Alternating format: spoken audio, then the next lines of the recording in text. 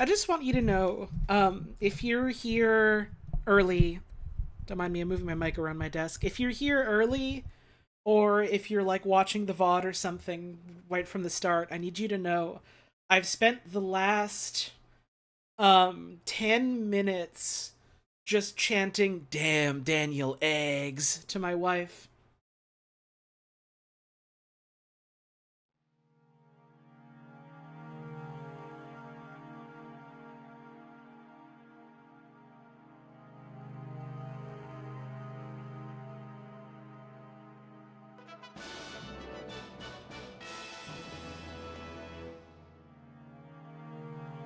Oh hell yeah, it's time to gamble.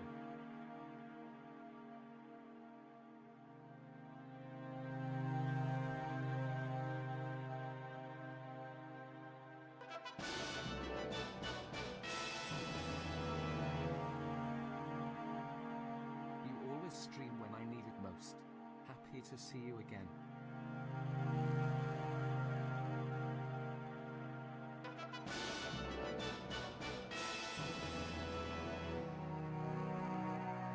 Yahoo.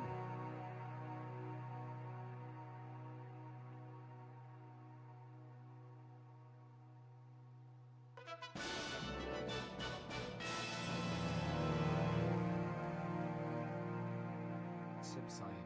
Oh? New avatar? Oh?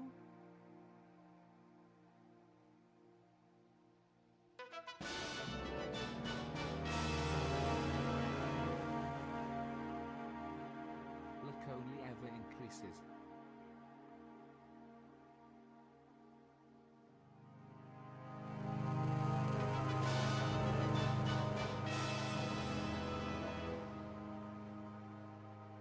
Wowie. Time to flip a coin.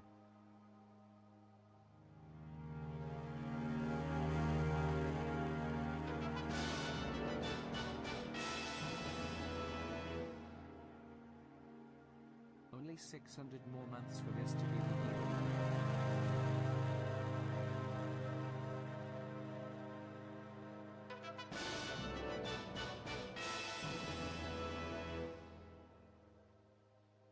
Oh hell yeah. It's hollow tone time, baby. Oh yeah.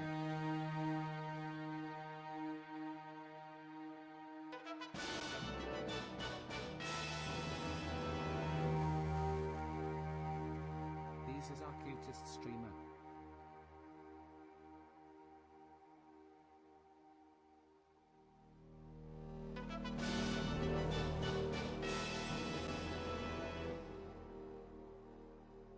Luck only increases. Holly always win.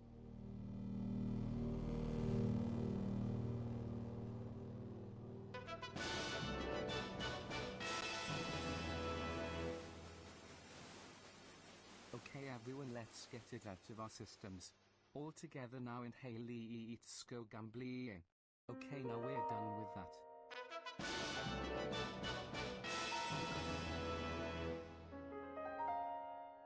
Dude, something important happened.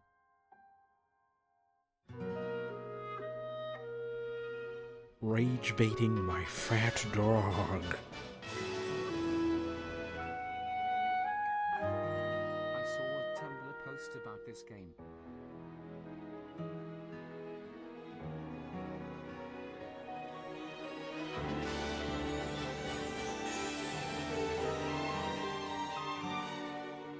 Rage baiting my fat dog.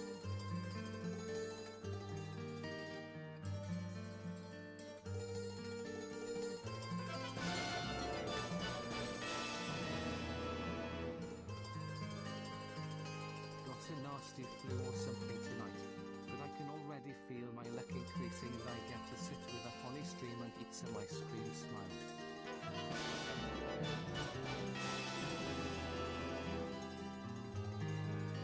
In like Mario, yeah. Oh yeah.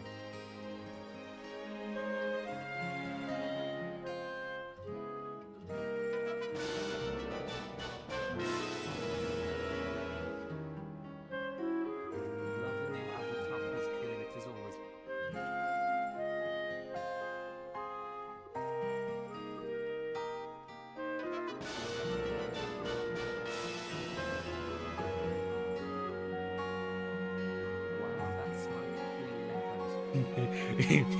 Rage baiting my fat dog. It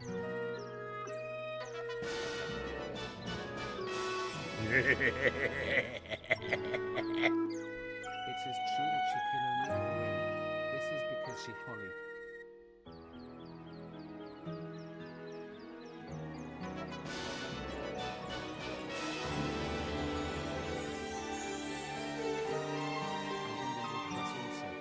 What? Why aren't my anxious and arriving? Huh?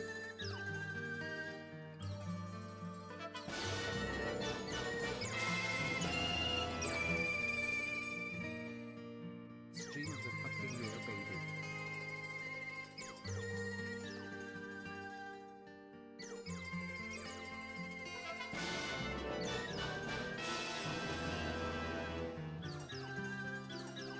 Rage baiting my flipped coin.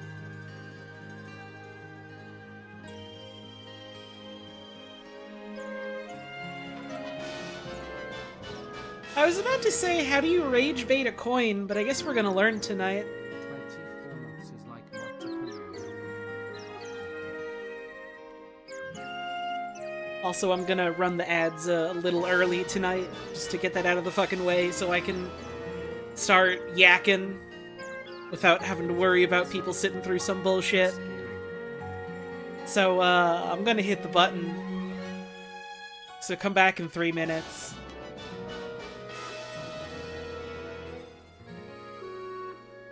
My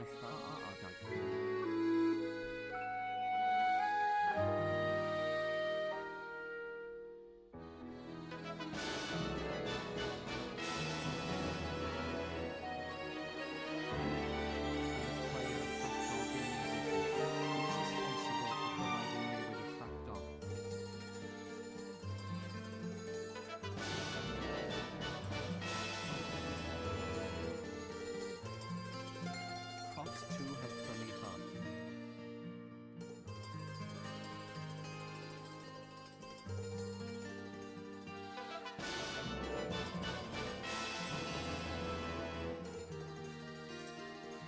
The fat dog is growing and changing. We should all be so lucky.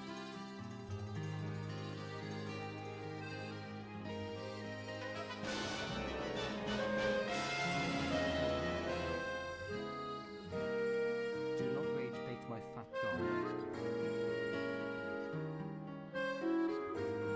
You're gonna hear the sound of me taking a screenshot because I really like that message. Yup. AGDQ is in my neck of the woods next year and I am unbelievably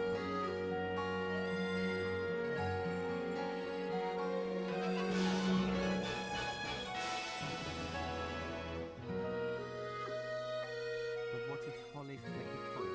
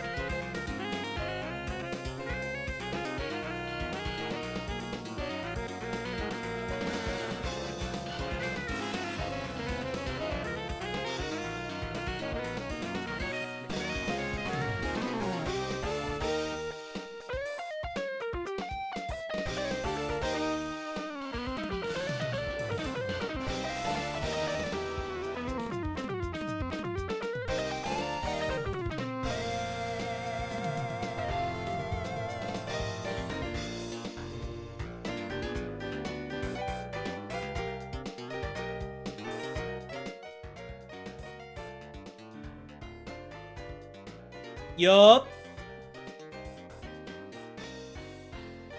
Yup. Yup. Yup. Do I have any Minnesota Fats Pool Legends tracks in the playlist? Now to be clear, do you mean actual Minnesota Fats Pool Legend, or do you mean, like... What's the fucking game that song was from? That was from SMT, right? I guess it doesn't matter, because the answer to both is no. Hi, everyone.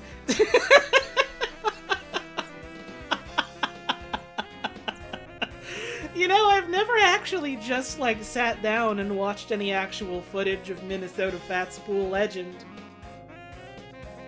Isn't Minnesota Fats Pool Legend also not real? No! It's a very real game, if I'm remembering right. You can get that shit on your fucking Sega, you can look at some FMV cutscenes. It's real as fuck. It might be too real. Oh god, it's like disgustingly real. Hi, hun. Hi! Who is on my stream tonight? Hi. That's me. Thank you for joining me. Thank you for having me. You had a long day, you had a big outing, and then the instant you come home, I'm fucking besieging you with questions about damn Daniel eggs.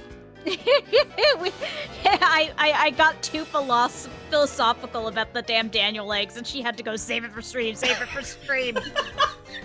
I mean, that's on me. I know how both of us are, and I asked you, what do you think quantifies it as a damn Daniel egg? I said some shit like, is it because of what lays it, or is it because of what it hatches into? And that got me thinking. You're new here? Hi, welcome to the stream. We don't usually talk about damn Daniel eggs.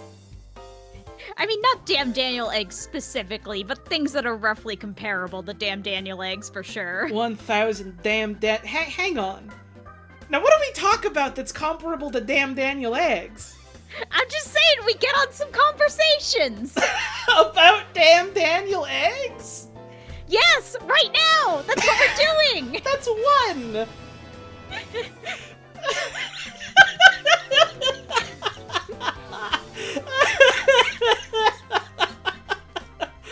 Oh, welcome everyone. It's the Hi. first stream of 2026. It was really nice of all the other streamers to wait till like the 11th of the fucking month to let me have this. Really appreciate it, guys. Means a whole lot. Alright, the rest of you, go wild, go hog with it. Feel free to go live right now. It's all good, I understand. No one else is streaming this year? Oh! Oh, it's the year of Hollow Tones! Oh, that's gonna be a problem, because I don't know how often I'm gonna be able to stream. Oh, Something has happened. This is the one stream of the year. Oh, okay. I hope you guys really, really enjoyed Damn Daniel Eggs, because it's gonna have to do a lot of heavy lifting this year. Andromeda 470, giving out 20 gift subs. Holy moly.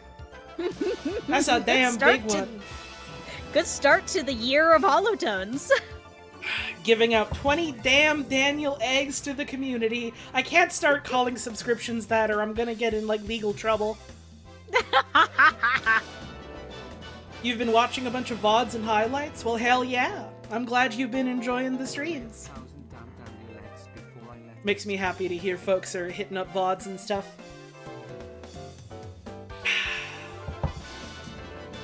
So GDQ just happened. It was a good GDQ this year. I guess first of all, if any of y'all were at GDQ, I hope you had a real good time. If any of y'all were at MagFest, I hope y'all had a real good time. If any of y'all were at a sports game recently, I hope you had a good time. I don't know why that's what I thought of immediately. Trog's run at GDQ was impressive, you joke, but multiple times someone named Trog was mentioned and I had to do a fucking double take. Like, wait, they don't mean my Trog. One of the last ones of the marathon, was it Was it Hollow Knight or the... It was one of the ones on the last day. And they did Silksong on the last day. Mm-hmm. I'm just saying, there was one on the last day where there was a Trog, and I also kept doing a double take. I was like, not that one. The wrong Not Trog. that one. That's a different Trog. They got multiple Trogs out here. It's actually concerning. Was it Wind Waker that had the Trog? It might have been. It might have been. I know it was one of the last few of the marathon. If you were hanging around for the community watch party that I did, it was cool to see folks there. I always have a good time putting those on. What were some of the fucking highlights? Because there was quite a lot. I can also just pull up the schedule. Yeah, let's do that. Let's do our rundown, and also we can make chat sit here while we talk about what ones we want to go back and watch that one or both of us missed. The Sunshine Run was like the first run of the marathon. That was fucking great. Oh, that was a good one. Great fucking start. They had a strong fucking first day. Yeah, like the first fucking like block of the marathon, just back to back. Bat to the Heavens, which is a game I knew nothing about other than like an artist I'm aware of made it. That game looks fucking sick, so that was cool. Really fun movement.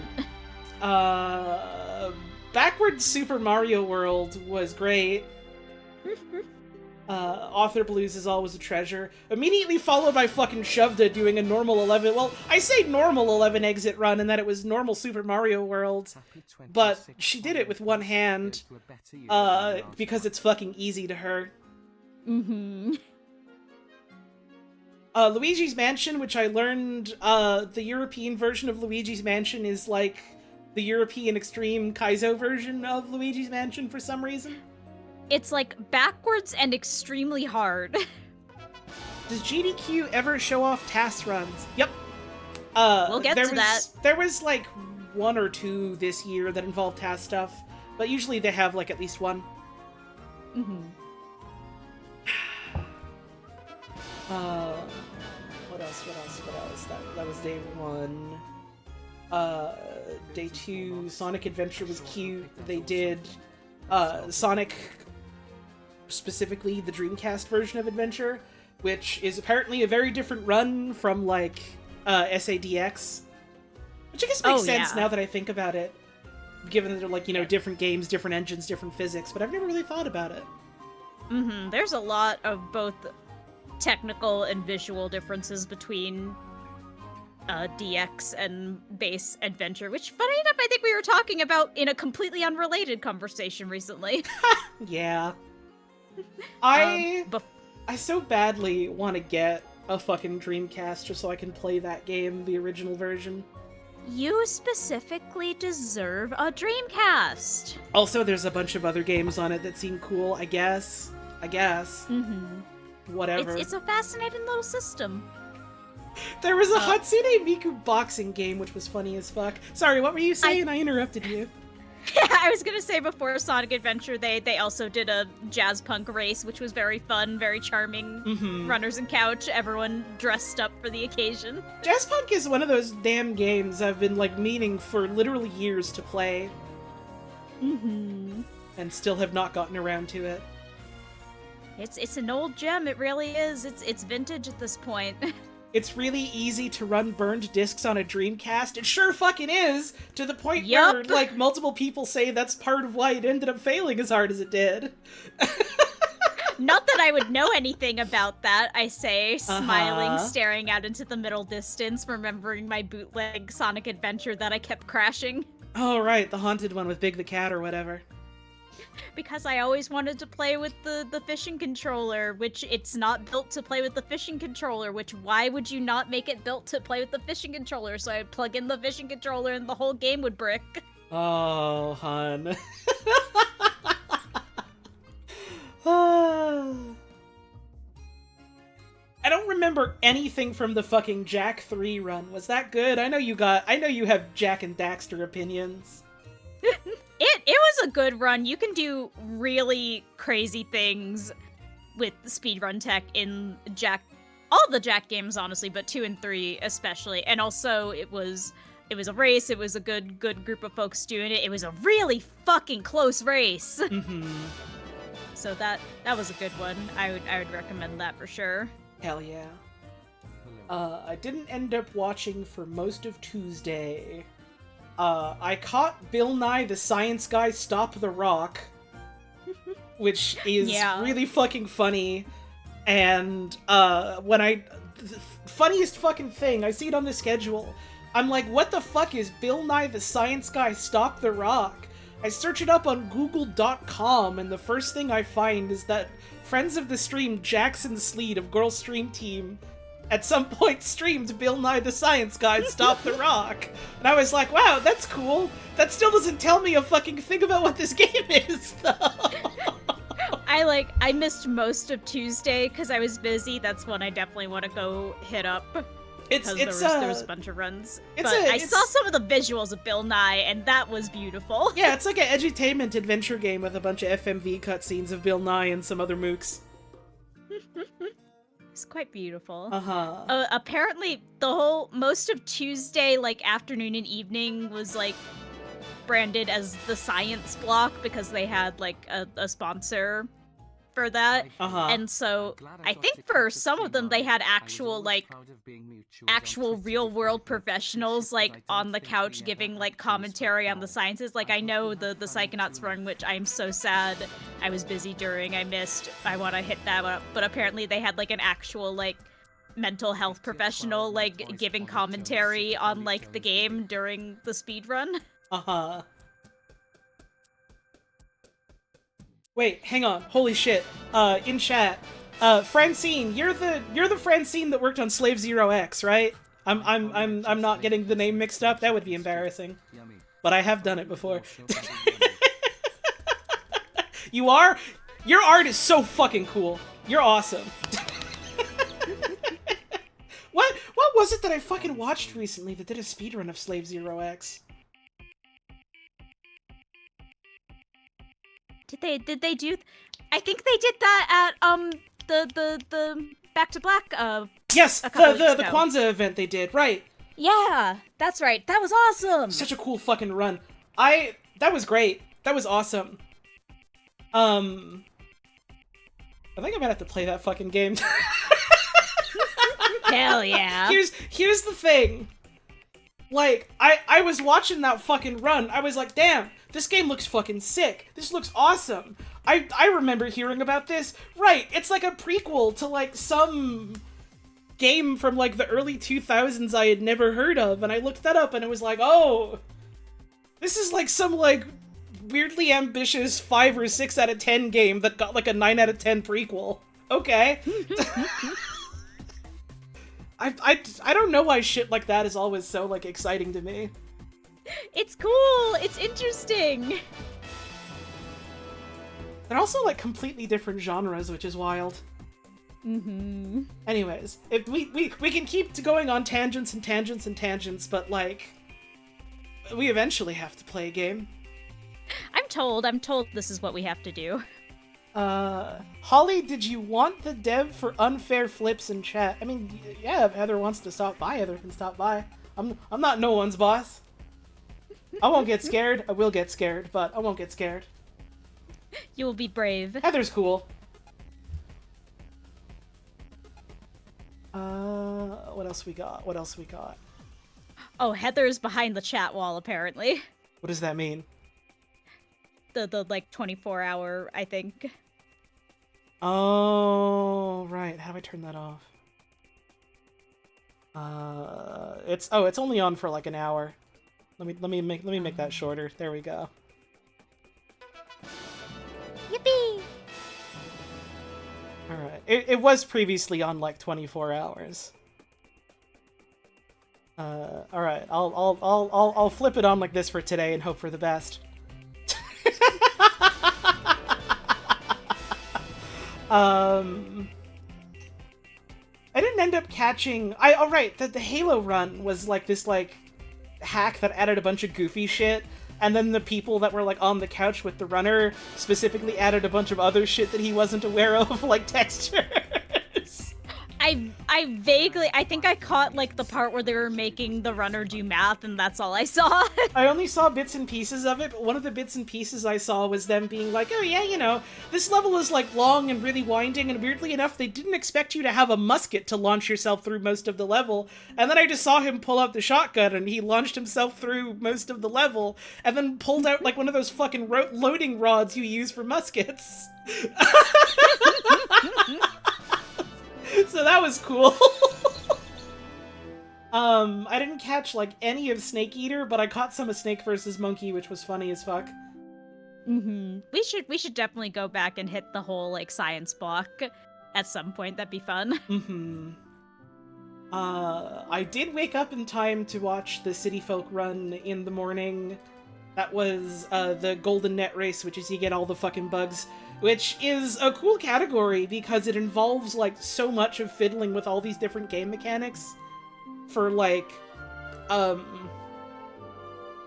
your town and, like, how, like, trees and shit are set up and what villagers you have and, like, doing online play for one portion. Oh, man.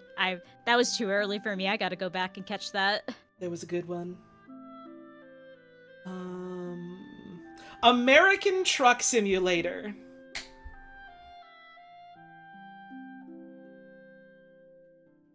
That one I have to go back and see. That was when I was working. You need to watch the American Truck Simulator run they did. You need to watch that entire run. Please watch the entire American Truck Simulator run they had at GDQ. Please. I don't know, now having seen the whole thing, if I would consider it the highlight of the run. It's easily top 3 runs of the marathon. Mm-hmm. Easily. I have seen one screenshot from what I assume is the end of the run circulating that makes me go, oh god, I need to see what happened to lead to this. Something amazing happens. Which is a thing you can say in complete earnest like 7 different times during that whole run. Something amazing keeps happening, and it's a different amazing thing every time. Richard Burns' rally made me realize rally car racing is fucking awesome. Oh, I want to see that. I want to see it. I think Val and I signed a blood pact about, like, doing some shit related to cars this year. So that'll be fun. You two need to teach me about cars! I will endeavor to do my best, hon, but if it's me doing the teaching, it's a bit of a losing battle. Listen, I'll take whatever I can get. Heart Gold Soul Silver was a fun run. Any percent Manipulis, the category is cool. Because it basically involves, like, you're not doing any of the, like, RNG manipulation setup, so it's a lot of, like, really good like battle planning and really fucking funny movement, because it's not a glitchless run, it's just a Manipulis run. So you're doing some of the wild shit that you could do on the DS Pokemon games to, like, phase through the world and, like, make the world become different. And, like, part of the strat of the whole run just involves getting a level 50 Magikarp and, like, waiting several minutes to catch a level 50 Magikarp. Then they showed off that they figured out fucking arbitrary code execution on Heart Gold Soul Silver, so that was fucking hype. I was gonna say. Yeah, the Ace stuff this year was really spectacular. Yup. That was fucking wild. They figured out you can use, like, malformed, like, mystery gift stuff as, like, your payload. Mm-hmm. And they just, like, they swapped the version's title screen and they modified the event Arceus thing to have like custom dialogue and a new trainer with like custom Pokemon sprites. It was real good. It was cool. Joker Shell OK was fucking great because they put Shoved on stage in front of anything and it's gonna be good. Like, the girl's just got it made. Anything she touches. Oh my god, for real. And just in general, like, the ROM hack Mario, like, showcases, like, just such a high level of skill, so fun to watch. Mario Kart 64 4-player versus mode match. That was fun. Also in the top 3 of the whole event IMO. That was just a really fucking good watch. That was some good fucking karting. That whole Wednesday was a good fucking day if you like racing games. I didn't catch it, but they also had an F-Zero GX block, which was apparently good. Yeah. I caught some of F-Zero, I think, like, in the background while I was working. That was... I mean, F-Zero is always fun to watch in general, but also as a speed game. I went to bed when DK64 was happening, so I didn't get to catch any of that. How was it? Well, it's DK64randomizer.com, so it was great. It was really good. I guess I'm not especially surprised to hear that. I would definitely rewatch that one with you if you would like. You just got here? Are we still playing coin flip game? Oh, we haven't even started yet. I'm just talking. I haven't streamed in like a month. I just want to talk a little bit first. And I'm also here. Hi, I love you. Hi, I love you. So what fucking happened in Awful Block, hun? Oh boy, what didn't happen? I don't know, I was asleep.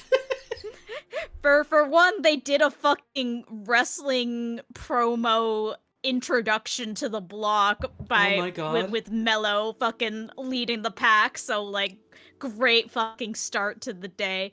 I'm like running through, I'm looking at the schedule so I can refresh my literal memory. Adventures of Yogi Bear.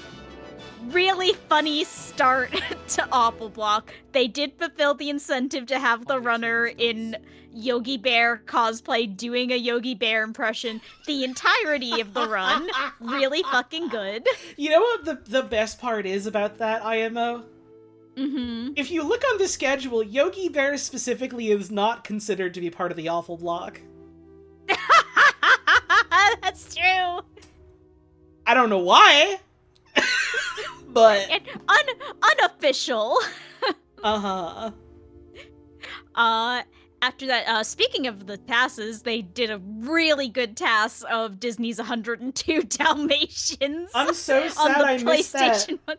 Because we should definitely. I like vaguely, sorry, I keep talking over you because there's like some fucking delay happening with the internet today. The fuck was either of us saying? Right. That fucking game I know like a little bit about, and it's so goddamn funny a video game. It is such a funny video game, and the tech that you can do in general, but especially the level of it that is possible in a TAS is just incredible. You can just like launch yourself into space and land at the end of the level. It's really funny. Awesome. That dog got air. Call that dog Laika. Speaking of dogs that got air, The Land Before Time returned to the Great Valley. I'm mad that I missed that run because I know that game. Oh, we definitely have to watch that one. That is chef kiss. That is what Awful Block is all about. I saw that on the schedule and I was like, that's the fucking game about making your damn dinosaur fly around. It's not fair that I have to miss it because it's at 3 a.m. It was really, really good. Disney Hero was a very charming one. It's a, how to put it? It's kind of like a puzzle platformer-ish game where the whole gimmick is that it's on the Switch too, so you've got the Joy-Cons, they've got the gyro sensors. To overcome certain obstacles, you need to transform your protagonist into the Dizzy Hero by making him dizzy by spinning the Joy-Con around as fast as you can. Awesome. So that was a really fun one, really fun couch. Mhm. Watch till the end if you're going back and watching that one, smiling so nicely. What did she mean by this? Don't worry about it. You'll see someday soon. Okay. Uh, I'll invalidate your aid, which is a game that I kind of know about, and I think I describe it as, like, my favorite game that I'm probably never going to play myself. All-timer, 100%. If you only watch one thing from Awful Block, watch that run. So good. Awesome. Really fucking good. Really, really fucking funny game. In the same way that, like, I think stuff in the vein of I Wanna Be the Guy can be pretty fucking funny, but I kind of don't want to play it myself.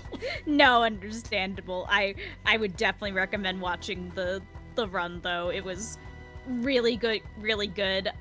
Another one, watch to the end. I cannot spoil how that run ends because it's so fucking funny, and I have to emphasize, not planned even a little bit. Well, that's good.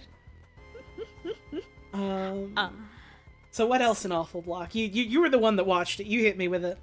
Yeah. Super Buff HD. Frankie described that as this should have been released while Metalocalypse was on the air, and he was completely right. Very funny, like, boomer shooter that has the, like, it has the smell of, like, an Adult Swim games release. Very, very fun little boomer shooter. Egg was fun, precision platformer type of game. Fun watching some, like, high level play movement. Corvame on the couch, so, like, I'll watch anything where Corvame's around. Yup. 12 Bananas, Appleman 2D. What more do you need?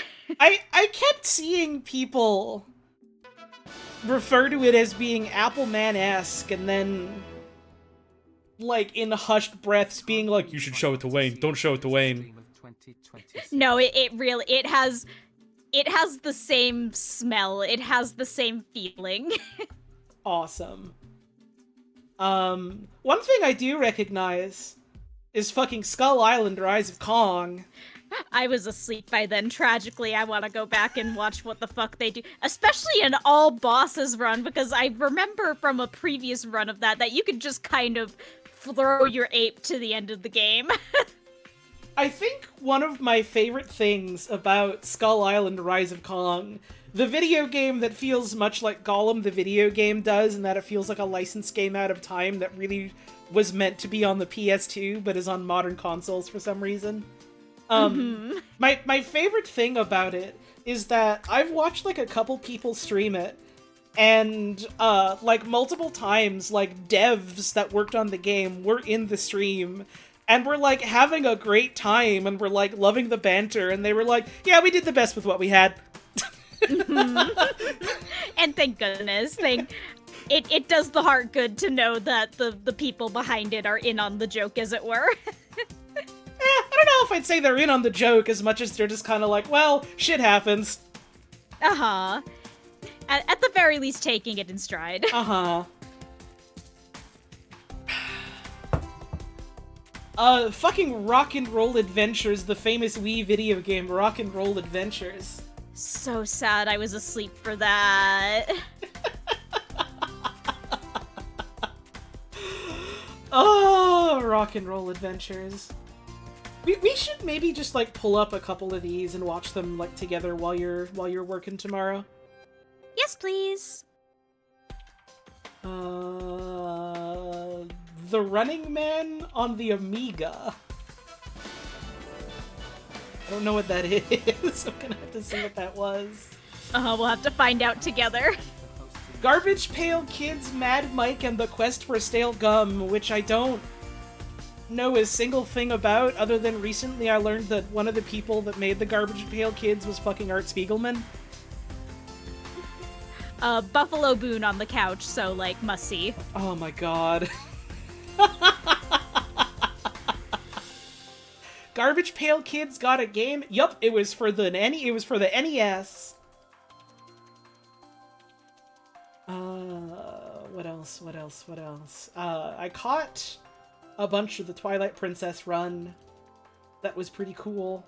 I missed whatever Wolf Link body horror cutscene was gonna be, because I got up to, like, get lunch or something, I think. Oh! Oh. So I think what that was is if you sequence break the game in certain ways, Right. you can have human Link in cutscenes where he's supposed to be Wolf Link, which means they just contort the human Link model to be in the rough shape and animations of the Wolf Link. Oh, that's kind of what I was hoping it would be. I want a human dog hero of time. It was horrifying. Would recommend. How wonderful. Splatoon any percent? Oh yeah. Oh yeah. Good race, close race. Like, I know there's so much to be said for, like, how high quality, like, Octo expansion was, and for, like, how much each successive game, like, really raises the bar in so many ways. But, like, there's just something so special about the first Splatoon. Reno B, thank you for the raid. Hey chat, y'all are already following Reno B, right? The title holder of the first drink of 2026? Yo! Go fucking give him a follow. Do that right now. Hang on, I can do a shout out command. Let me do that. That's a thing I can do. I always forget. Shouts the fuck out. This motherfucker might be playing the Ultima games at some point, and that's not a promise. I'm not gonna make a promise for someone else. But goddamn, if that happens, I will be there no matter what.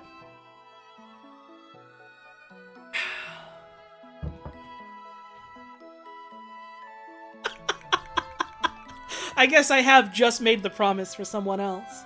If you want someone on your virtual couch to, like, be there for, like, moral support for Ultima, I'm down. I'll bear the burden. Anyways. Fucking Splatoon 1.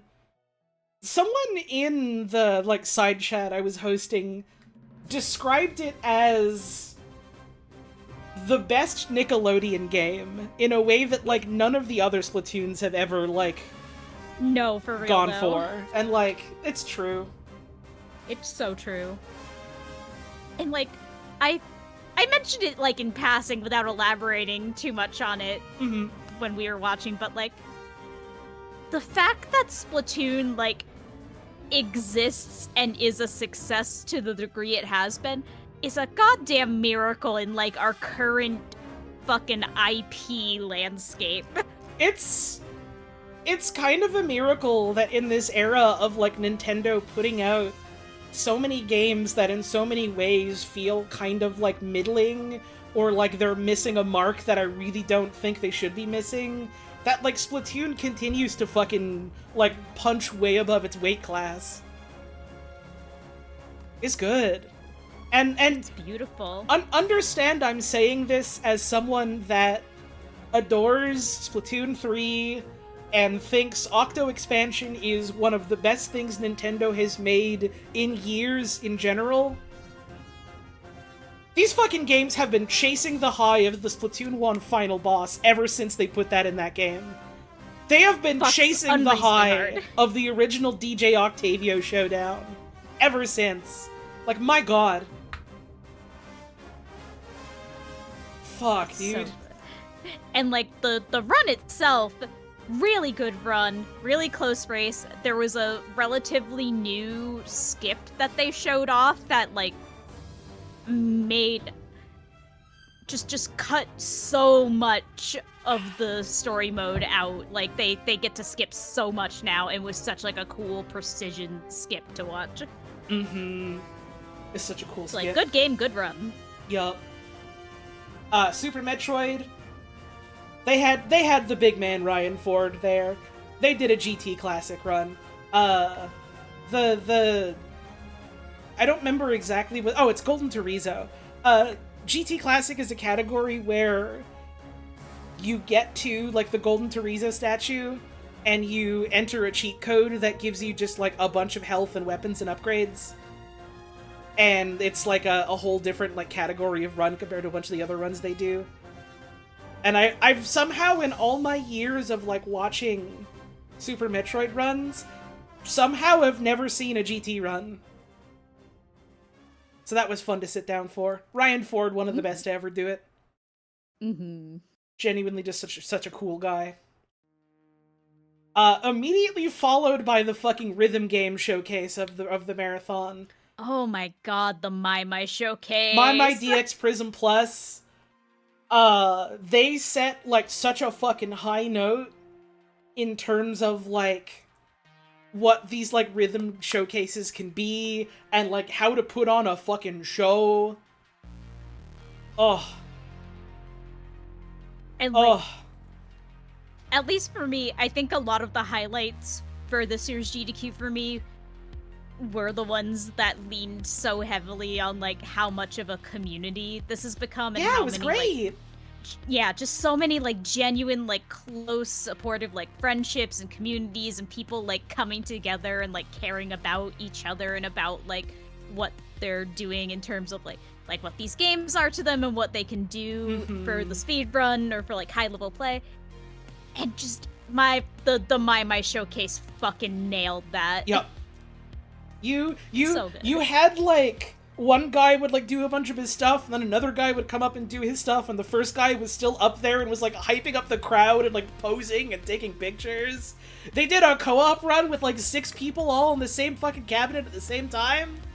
It was beautiful. Ugh. And apparently they said that during the finale and, like, wrap up, they're saying that afterwards, like right after that run, people were just, like, flocking to the arcade to, like, try out the My cabinet there, and, like, the runners and folks who were playing it were, like, showing first timers, like, how to play it and, like, hyping them up. Like, that's the good that's shit. what it's all about. Yeah. Oh, sorry, correction, it was 8 people, not 6 people. Yeah, 1 person for each button, yeah.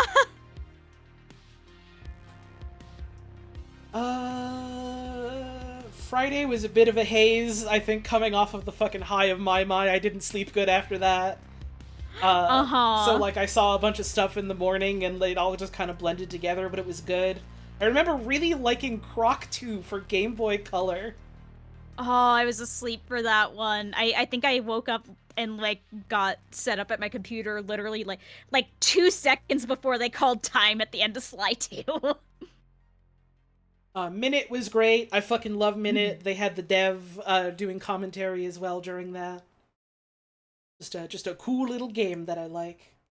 And the run for it was fun. They had Glitchcat doing a Kaizo hack of Mario 2, which was fun. It was a glitch hack that he made, which is funny. Yeah. So it's cool to see other, like, Mario ROM hacks, like, getting a chance to shine a little bit. Mario Galaxy, any % Luigi was good. I was up and down during that, but I caught some of it, and what I caught was a ton of fun. For clarity, US or JP Mario 2? US Mario 2, I think. Pretty sure. Right, because Mario USA is Doki Doki Literature Club, where you throw turnips and shit. So is that one. The Luigi Galaxy run is fucking wild, because you have, like, your 2 fucking Switch manettes together, and you're using them as, like, 2-player tech, where you're, like, holding them both at the same time as, like, the dual pointers to do the 2-player jumps.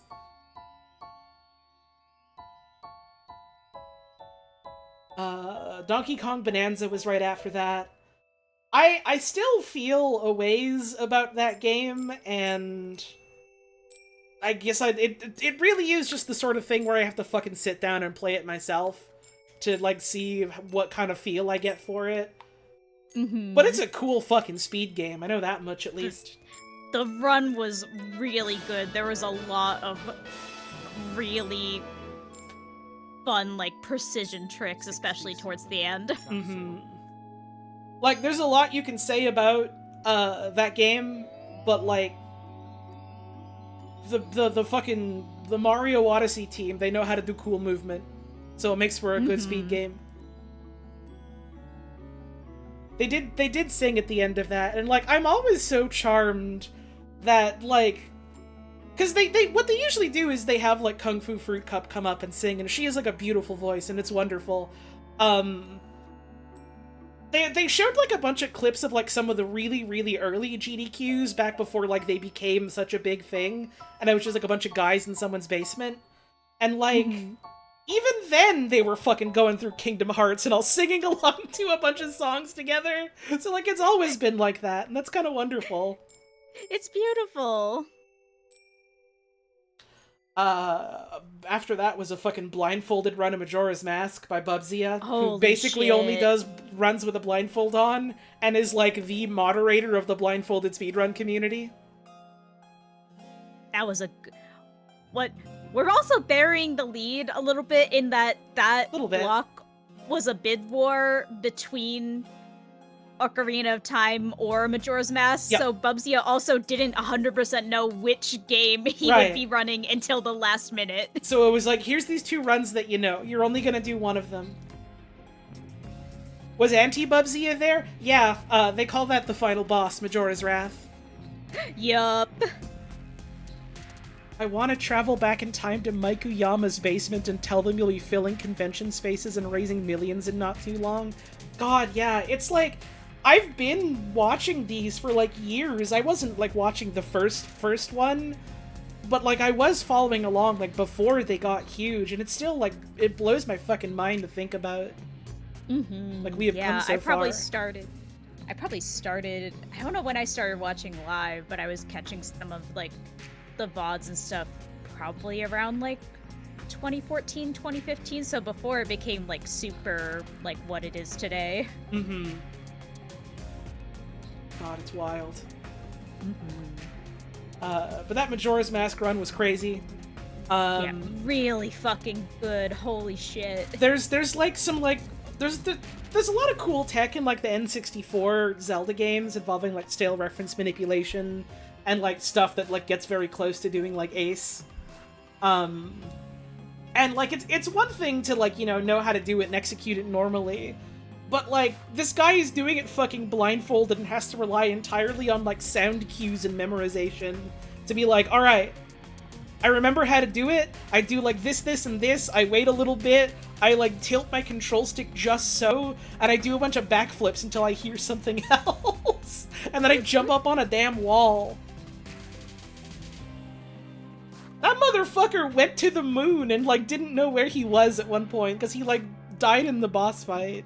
Then was back on the moon and was like, I don't know where I am, and just had to like run forward and hope for the best. Something so funny about like seeing Link just standing in this beautiful, peaceful field, dead silence in the crowd, and then Bubzia just scream, I don't know where I am!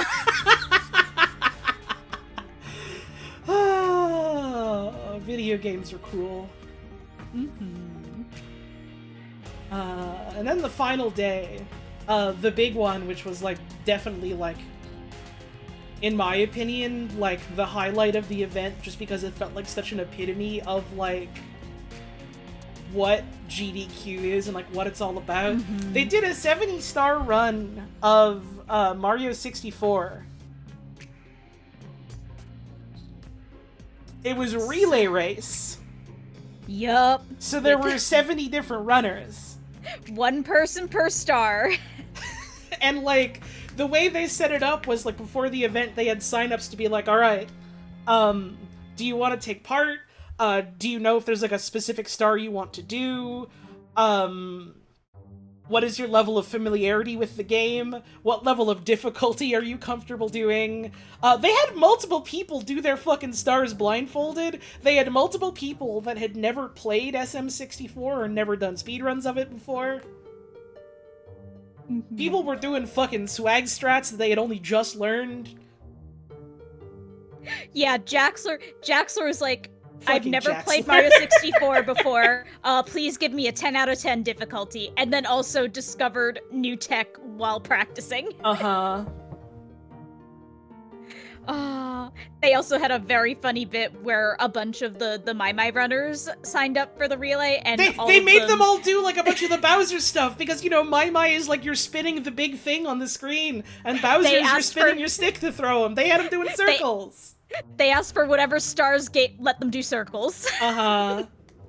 They had Adef show up to do like the last Bowser level because Adef is the one doing the finale of the run, and he picks up the controller and he's like, oh, it's so fucking sweaty and gross. 70 people handing that controller back and forth. Ugh. Like, no wonder some of them were wearing damn gloves. Mm-hmm. Yeah, they raised a bunch of money to do bonus stars, and the last one was fucking carpetless, which was crazy. They had Spike doing fucking carpetless in Rainbow Ride, and he had like never really fucking learned that, and he was like, I can't do it all the way, so I'm gonna do like most of it, and then we'll leave the last hard part for someone that can actually do it. Ugh.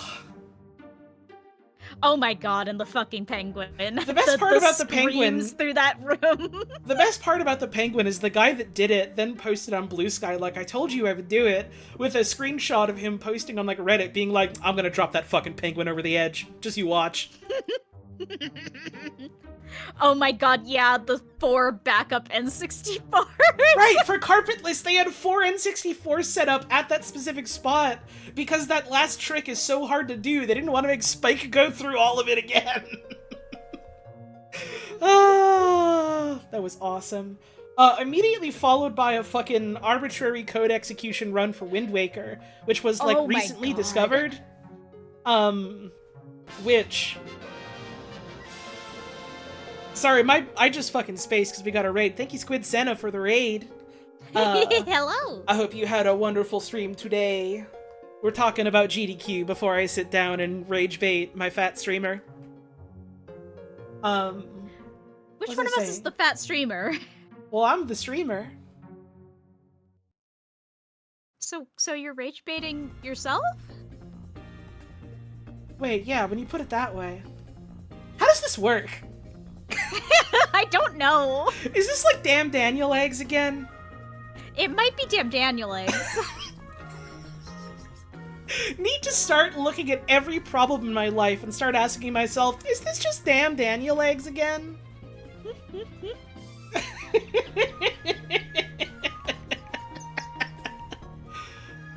What the fuck was I talking about? Wind Waker. They have an arbitrary code execution run. Which is like tech that was only discovered like maybe like a year ago max. Yeah, I was talking earlier. The fucking Mario Kart 64 run was like one of the top 5 of the whole marathon.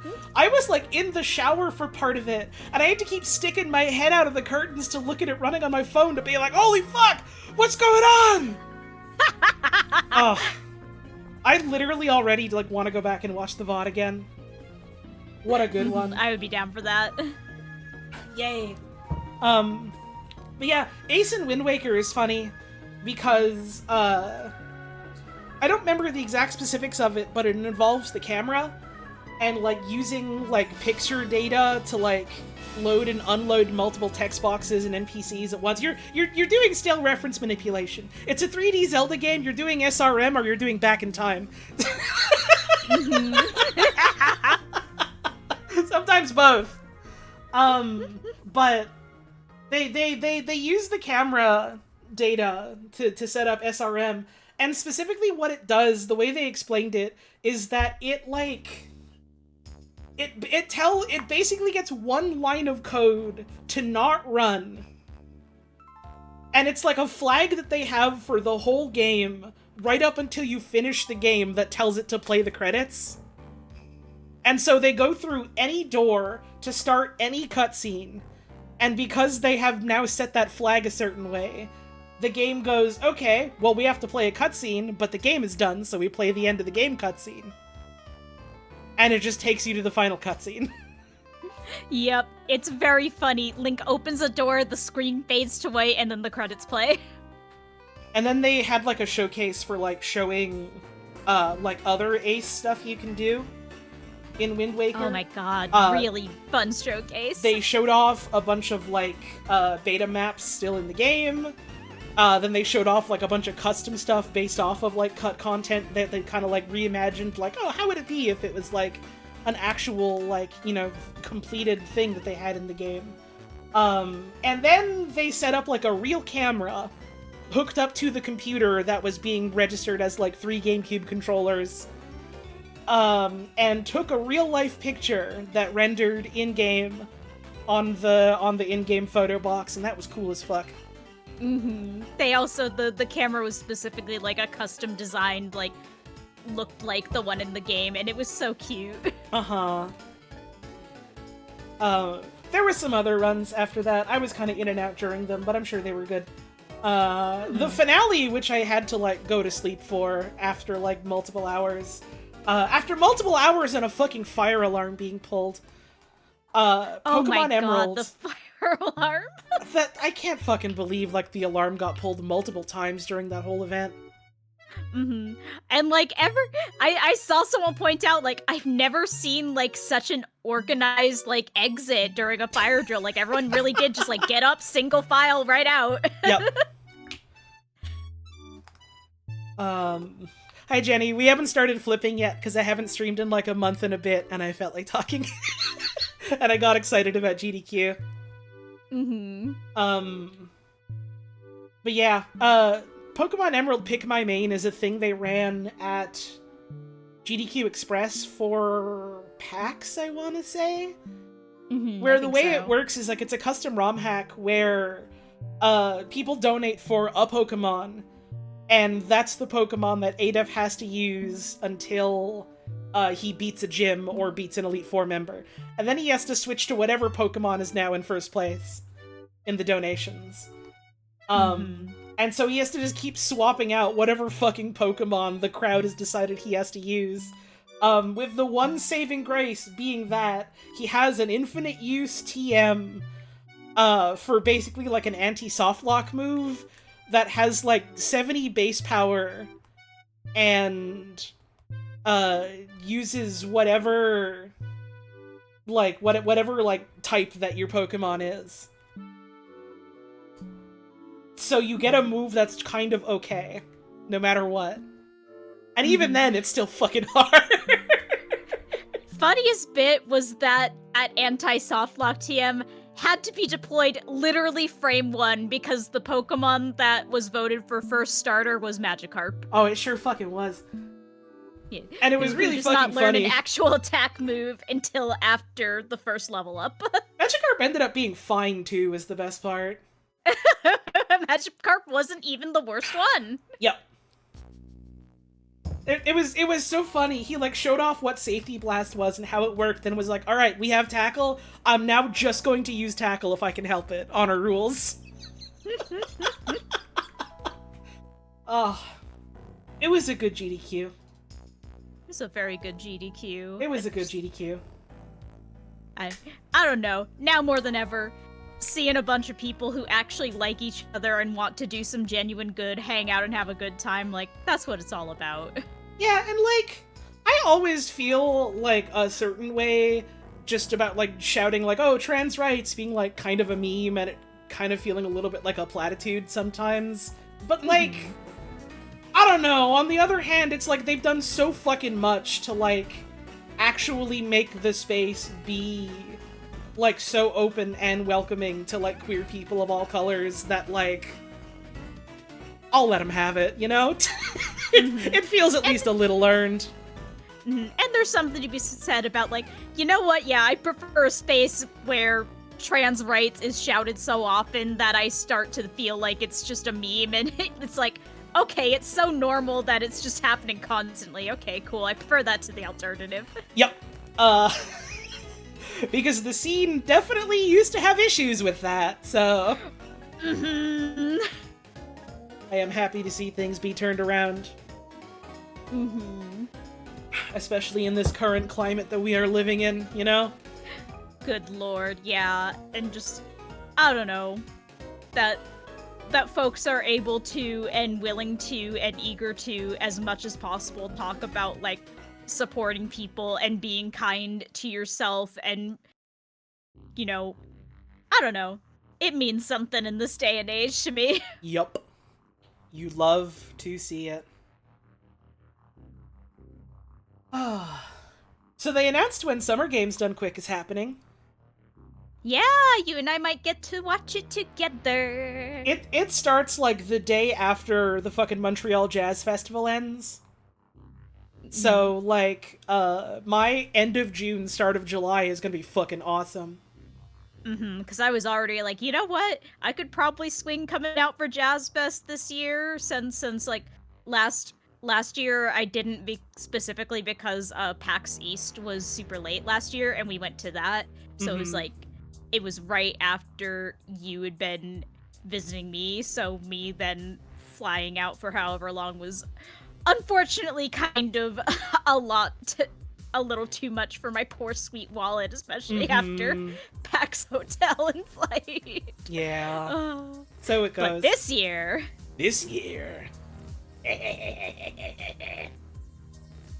Miss Jazz Fest, you want to go this year? Yeah, P, I like literally only got to go to the fest like one day last year, and I was like, oh fuck, I forgot how much I fucking love this shit. I gotta go more next year, so hit me up. We should say hi at some point.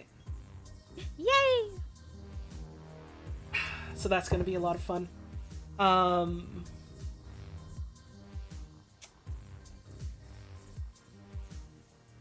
Oh my god, hun, we've been talking for like a fucking hour. Yeah, I had a feeling. Are y'all gonna be at PAX East this year? Probably not for me, no. Like, putting aside the fact that A, I haven't done a lot of work, so, you know, less money, and B, I'm still kind of like, you know, in, like, I need to focus on, like, feeling better mode and not, like, putting too much on myself. I don't really feel safe going to the States right now. Understandable. If I'm being honest. So there's a reason why I am planning more trips to Canada than the other way around right now. So this is gonna be the year that all my friends come up to Canada instead, and we go, like, I don't know, we go to Toronto or something and say hi there. You know? Yup. So yeah, no plans for me, at least, to do the American cons this year. We'll see, though. Probably not, is what I'll say. Maybe a miracle will happen, and that's all I'll say on a public Twitch chat. Maybe the world will become so sweet and beautiful and kind to people like me, and maybe also I'll find a really, really rich guy who feels bad for everything he's ever done, and he gives me, like, a life-changing amount of money. Like, both of those things happening at once. Statistically, there's pretty good odds of that, right? Seems that way.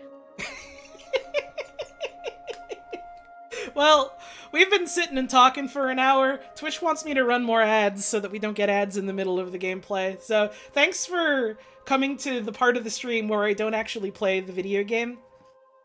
Genuinely, it makes me happy that people like sticking around for that, even if I'm just gabbing about whatever.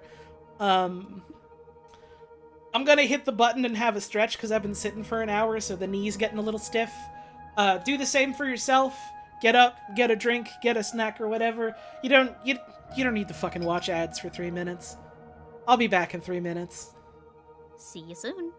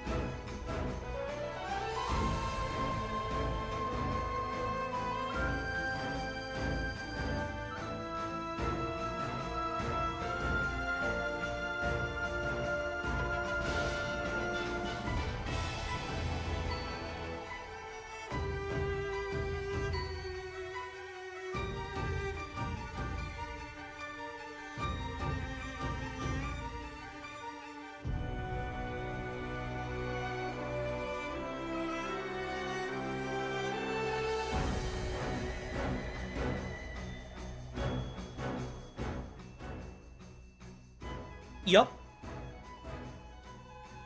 Yep. Hi. Let me get a damn blanket wrapped around me again.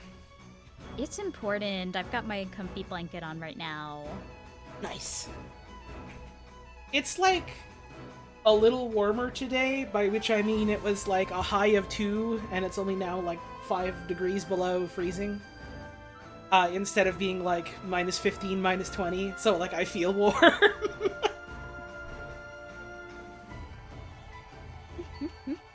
I guess that's not really that warm now that I think about it, but Listen, it's relative. it's my relative? No, difference. Are we talking like uncle or... No. I've had a problem recently where my friends will post pictures of cats and my immediate gut reaction is to reply to the picture and just go, how can we help this uncle? And I don't know why I started doing that, but now I can't stop. It is pretty funny is the problem. What can we do for this uncle? What can we do for this uncle? You fixate on images and phrases in a fascinating way. Oh, don't worry, I've noticed. There is self-awareness in there. You've been posting cats just for the reply? You stinker. It is working. It will continue to work. I know that much. In that same vein, my image of the day / week / whatever, however long, is rage baiting my fat dog, which is why it's on my stream. You love rage baiting your fat dog. I don't even have a dog. And yet you love rage baiting it. I just like the video. That dog is having so much fun not getting the treat and going, oh.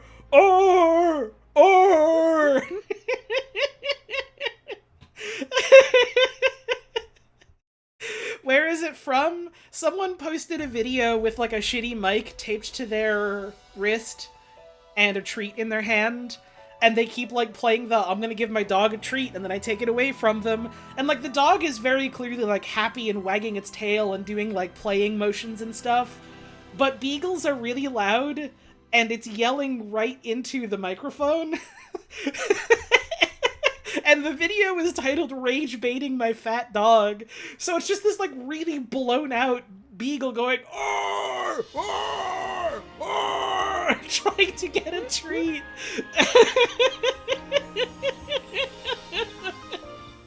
And then someone made this like parody album cover, and then Mike made a fucking mashup of one of the actual songs. On account of Mike is a genius. Ugh. If you find it, can you post it? Yeah, you have link privileges because you're a moderator. You can do whatever. I like that video. I like that dog. It's having fun. And in many cases, loud really does equal funny. It's true. Good example of it.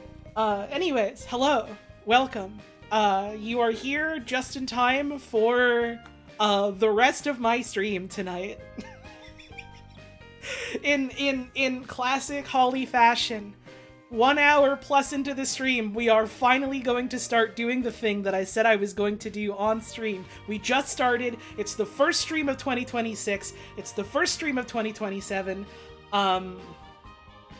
Thank you for... We had a lot of subscribers. I am probably going to shout them out later. Thank you to the handful of people that were quite generous with like tips and stuff since my last stream. We had $100 from Dr. Albert Wiley. Do not tell the Mega Men about this, but I appreciate it. $100 from AT. Thank you very much. $100 from Santa. $50 from an anonymous, very generous benefactor who said Happy New Year. Thank you for that. And we had $10 from Raspberry Jaslyn, who said, thanks for being cool and funny lady. Well, I do my best, I suppose. As much as anyone else out here is. Why funny? Why funny? I'm trying so hard not to get into another tangent. Do you want to talk about why funny? You can genuinely say no. No, I'm fine talking about why funny. So, I've been saying why funny for like probably close to 10 years now. Uh-huh. And I'm going to put a big asterisk on this because my memory is bad. I have a disorder that makes my memory bad. So it's possible I'm lying by accident. But to my memory, many years ago, I was wandering around Target with like my dad or whatever and like slightly depressed and like looking at the card display. And there was this stupid little like strawberry with like real falsy lashes sticking out. Smiling serenely with big eyes, and underneath was like the card category tag that said, "Why funny?" And the Why combination of those two things made me crack up so much that I took a picture of it and have been saying "why funny" ever since. And this only got worse when I did, in fact, I'm gesturing to the Holly on my screen right Hi. now, even though none of you can see it, when I actually got a wife who is really funny. So I've been saying "why funny" and showing Holly "why funny" for years, to the point that apparently she thought this was like a known meme that like people have been saying, and not a picture I took at Target and never posted anywhere. I didn't realize it was just your picture. It has the perfect format of being like a thing that would have been shared around like on Tumblr and shit. So I just assumed it was a meme that like had been passed around. And again, that's why I'm putting the asterisk, because I'm like, maybe I did actually save it and I just completely forgot. But no, I have the memory of like taking the picture and like I think I sent it to like Jay and maybe a couple of other like friends at the time or something. Uh-huh. Can I pull up Why Funny and show it on stream? Please. Maybe people can correct me and call me out for meme stealing. Why funny? Why funny? Why funny? Why funny? Why funny? Why funny? And so for like basically as long as we have been dating each other, we have been saying why funny to each other. Why funny? And I just and I just kind of assumed it was a thing that other people knew about. I just Why just funny? assumed. Why funny? Why funny? If I did accidentally steal Why Funny, please feel free to attribute it correctly. But if I am the originator of Why Funny, then like even better. Oh, you're definitely the originator of Why Funny. I can tell you that much with confidence. On account of you're my wife. Why Funny? Why funny? That might be an apple, actually. Yeah, that it might be like an apple. I do really like that message. I think that is an apple. Like, you're right. Like, you're onto something here. Welcome to the stream. Thank you very much for tuning in. It has been a hot minute. I won't say we're back yet, but we're here right now, and that's what matters, isn't it? Exactly. I did a bit of spring cleaning. I spruced up a little bit of the description on the Twitch page. I removed the links to Twitter because I have not logged into that site for coming on 2 to 3 years now and kept forgetting to like get rid of those damn links. The rules are basically the same, but I made them less wordy. Be nice and don't tell me what to do unless I'm asking for it. And we're all here to just try and have a good time. Things are tough right now, but in this space we will simply smile and clap, and then that'll help us to get through the rest of it. There's much pain in the world, but not in this room. Not in this apple.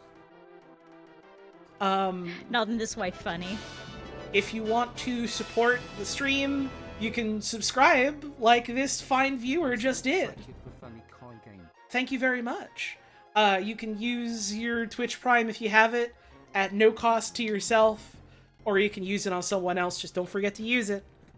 You can give out gift subs. You can tip directly through Streamlabs. That just goes to my PayPal. I get a bigger cut of the money that way.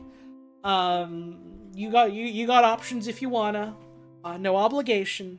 Never feel like you gotta. These are free streams I put on for anyone to come and watch. But it is because of the very generous support of viewers like you that I'm able to, do this as my job. So thank you all very much for the continued support. It really does mean so much to me. Check out the VODs channel if you like. There's at least a couple of good streams on there, I'd like to think. Correct. Oh yeah, I forgot. Oh yeah, I changed my avatar on here. I'm hoping this year to do a bit of sprucing up to stream visuals in general. Consider this a dry run of something or other, I suppose. My wife drew it. I should make you an icon that I didn't draw in 40 minutes as a warm-up in a hotel room. But it's cute! I like it! I mean, you can, I won't say no. Far be it from me to turn up my fucking nose and be like, oh, pshaw, I will never accept more wife from... More wife? Help me. I hope you accept more wife. I would like to be here for many, many years. I'd like that a lot. Let's live 1,000,000 years and eat stew about it. Yay! Wife funny forever. Why funny? But yeah, Puzz drew it. It's awesome. The Mo Wife Zone. I'm logging into that shit right now, every day of my goddamn life. But yeah, we're gonna play a video game today. We're gonna talk about a video game as we are wont to do. And then maybe by the end of it, if I'm still awake and not falling dead asleep, maybe we can talk a little bit about what we wanna do stream-wise this year. Mm-hmm. Could be fun. Yeah. Turn off the music. As much as I love the Pyre soundtrack. Let's tab on over to Steam. And I did remember to install the video game before going live. Yay! I did. Why is that on? Why are the talks? What? Why am I so big? What? When did this fucking happen? Help me! When did we get here? Why am I huge? Help! We're doing the Gandalf and Bilbo fucking tech. I'm way closer to the camera. I had to find what fucking source that was, because it wasn't the normal one. The last time I did a stream where I was in a Discord call with other people was when I was doing fucking Rap Rat. So it was using the fucking Rap Rat source that I made to have all my other fellow goons in call all active at the same time. And I just left that source up for months, and it never was a problem. Oh, and why would you think to check that? I don't know. Oh, awesome. Alright. Video game. Let me boot it up. Hopefully it's not super loud when I turn it on for the first time. I have faith in developer Heather Flowers, who is wise and strong and brave, and would not make a video game that would noise explode at me when I turn it on like 90% of other video games in the world. You guys heard about video games? No, what is that? Well, it's have you heard about games you play them? No? Okay, have you heard of fun? Have I heard of what? Fun, having it. Is that a sickness, or? Hopefully not. Cause I've had sickness before. Oh, that's too bad. I But hope not you in get a better. while. Oh, thank you. I hope so too. So this is Unfair Flips. Thank you again to developer Heather Flowers for giving me a key for this game. It was one that I was very, very excited about for a long time. And then I saw the release date and I was like, oh, fuck. It's coming out like a couple days after my birthday. That'll be fun. And then she reached out and was like, here's a copy of the game. And I was like, oh, fuck. I'm gonna cry now. And then I was like, this is gonna be great. I can't wait to stream it. And then my body shut down for a couple of months. As it is wont to do. These things happen. So we're here 4 or 5 months after release.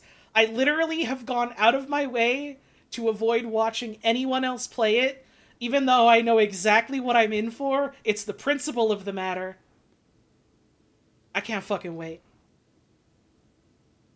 Why is the logo made out of arrows? Because it looks cool and it represents things flipping. So we have a coin. It's smiling. It's frowning. I got a heads. Ah, nuts. Wow. Hey, can I have a side stream, actually? Yeah, I gave you one. I didn't see it. Whoopsie. I have had that up for like a good 3 minutes now, hun. Discord isn't making noises to me today for some reason. That's scary. Why did they do that? I don't know. So here's the quick pitch for this game. You have a coin. The coin fucking sucks. The odds are stacked against you. You have to get 10 heads in a row.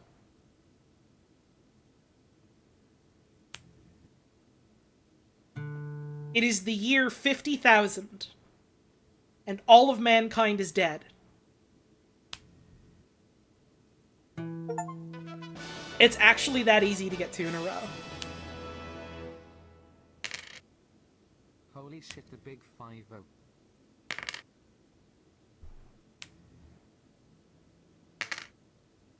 So you might be wondering, is that it? Kind of. But this is also an incremental game. So we got upgrades. Ah.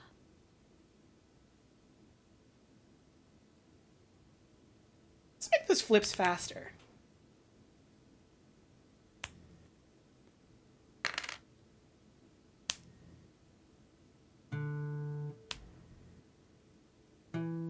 That's 2. Right, this game does have a special collaboration with acclaimed electronic musician Surashu, which I forgot about until just now. I was gonna say, it's a good noise. Oh, I don't think it's this noise. Oh. I don't know which noise it actually is. If people do know, you are free to go. It's that sound when it happens. I was assuming it was the guitar sting. Thank you, Meta Ounce, for the raid. Hope you had a wonderful stream today. You are here just in time to watch me flip a coin. It's the noise you get when you get 9 heads in a row and flip for a 10th time. Fuck yes. Ah. We'll definitely hear it. There's big desync with the game audio and video. What? Are you sure? Are you sure that's not on your end? Is anyone else noticing that? No, there isn't. All right. You gotta, like, refresh your stream, like, 10 times next time before you say that. You gotta do at least one refresh to make sure that doesn't fix it. You gotta turn it off and on again. I refuse to get one guide in 2026, as much as I appreciate your concern. Twitch just kind of does that sometimes. Oh, right, I can buy a damn upgrade. Let's go for that combo multiplier, since I seem to be getting a pretty good chance of getting multiple in a row. Wait, I can also just afford the chance up.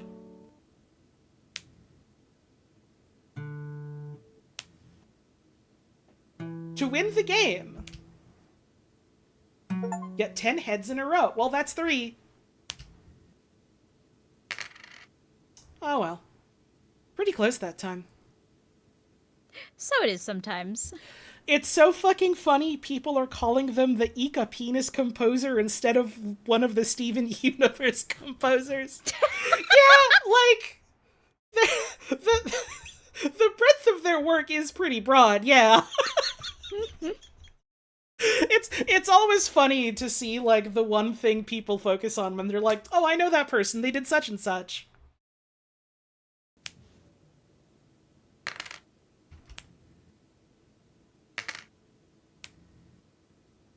This could happen immediately, or it could happen never. Many such cases of this.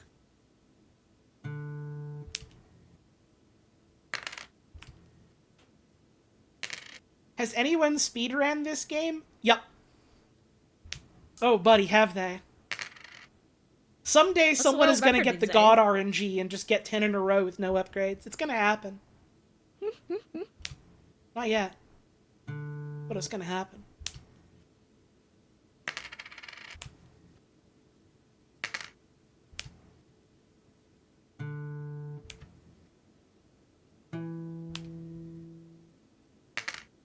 People have figured out RNG minute for this game. Let's go.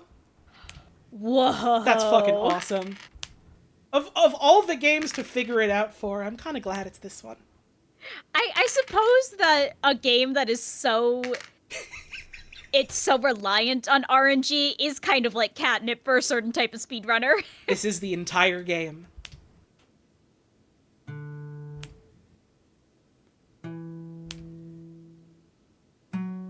Hey, 3 in a row, not so bad. I'm getting pretty good at this. There was a period where the winning strat was to have 50 copies of the game running at once. Oh, like when you're shiny hunting or when you're doing the dog race in Majora's Mask. Oh, that's quite beautiful. Or like when you're playing RuneScape or something. It's just like RuneScape. Literally, it is just like RuneScape. Like, this game boils a lot of it down to, like, just the bare minimum. All the fat has been trimmed. Rage baiting my not-so-fat coin. Where there's no mechanics other than rolling the chance. You hit the button, you hit the spacebar. That's what you do. It is removed all of the other, like, mechanical guff getting in the way of the treat at the end. And it all boils down to whether or not you get good luck on a roll or not. Like, I've been really excited to, like, play this game and talk about this game. Just because, like, I think there's a lot of interesting stuff that can be said about, like, the way we think about chance and probability and luck and things like that. And the way we relate to it in general, but also the way we relate to it, like, in stuff like a video game. And I think this is, like, a really, really perfect sort of, like, framework for that, and, like, having that conversation, even if it's just you, like, sitting down, flipping a coin, and going, man, fuck off, you know? How's the coin doing? Oh, you know I'm buying upgrades. Yup. This is a little bit of a goofy comparison, but it's fresh on my mind because of GDQ. It does make me feel like, at least for myself, the way that I can trick myself playing Pokemon, it's like, yeah, this move hits 50% of the time, which is basically every time. See, Pokemon is another good example of that. Both in the context of, like, you know, move, like, hit chance, which is, you know, the RPG classic, but also, like, you know, like, shiny hunting and, like, the odds of that sort of thing. Where did you hear about this game? I have been following Heather Flowers on socials for years, and saw this game got announced, and I went, oh, fuck. This is it. Let's go.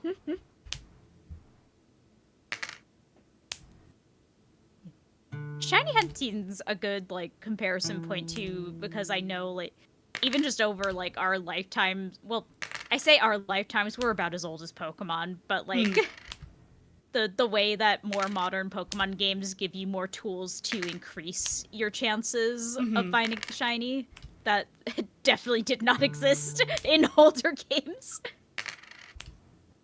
For sure.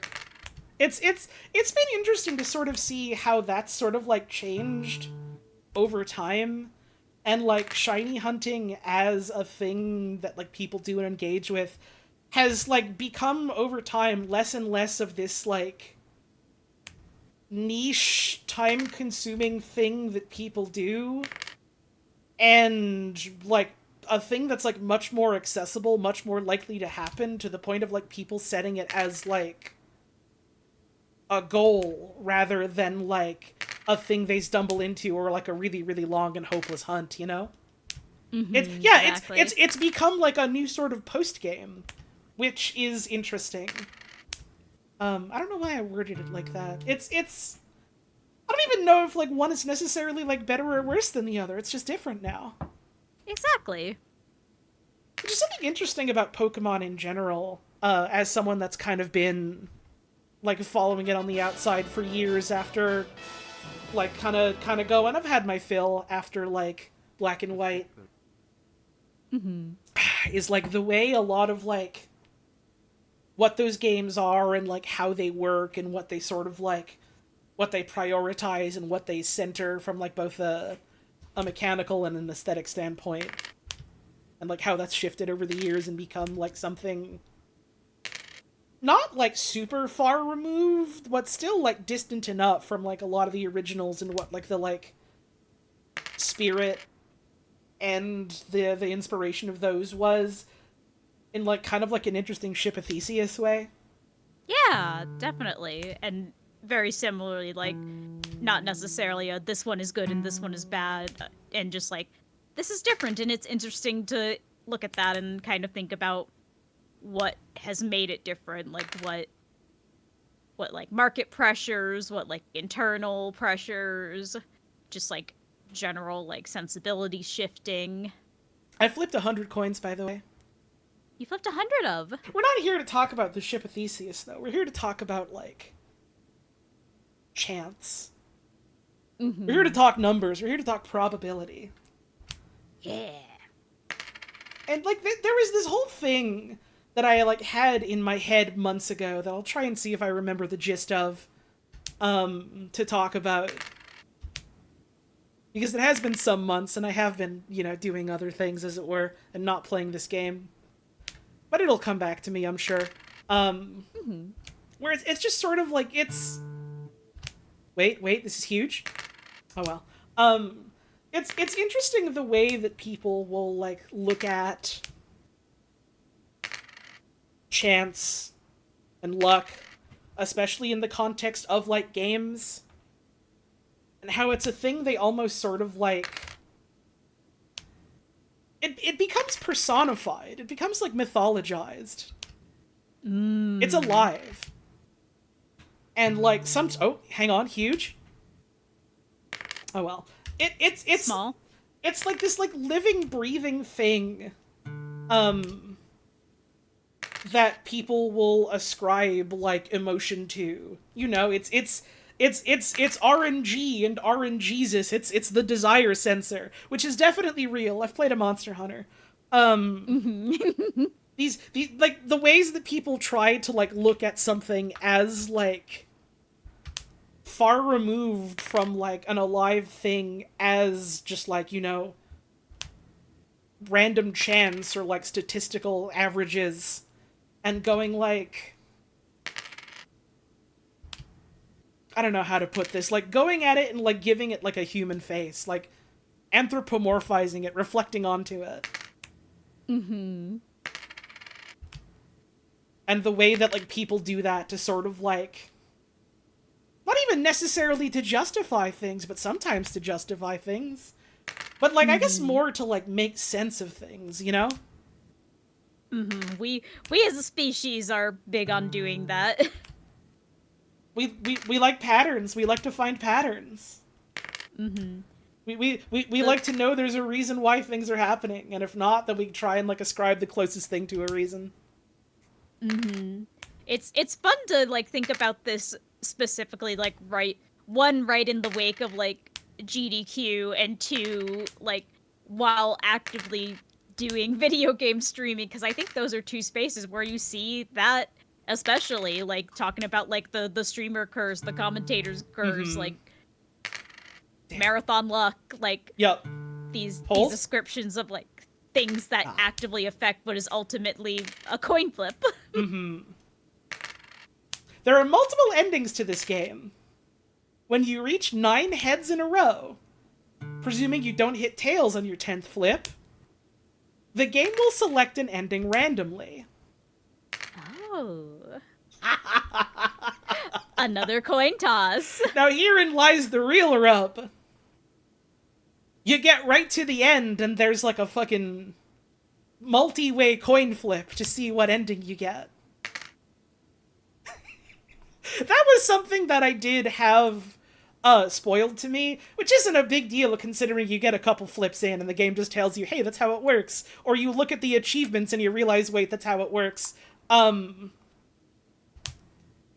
man, that's fucking awesome.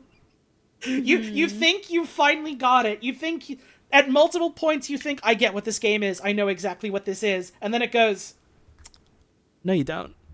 In such a small way that completely flips everything in your head mentally. Of those endings, you have a 10% chance of the coins actually landing heads. Awesome.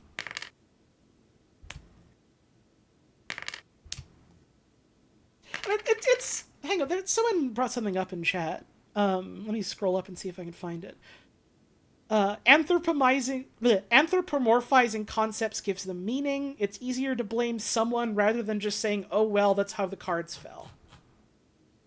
That's definitely a part of it, yeah.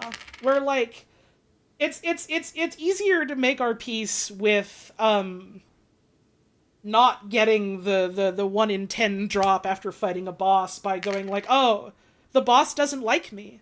It's being really mean to me. Rather than just going, well, you know, that's just like how a number rolled that way, and I'm not getting it. We want the treat at the end.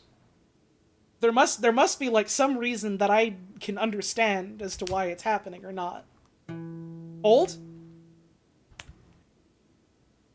This is huge. What happens next could change the world. This is it. So as I was saying... Wait!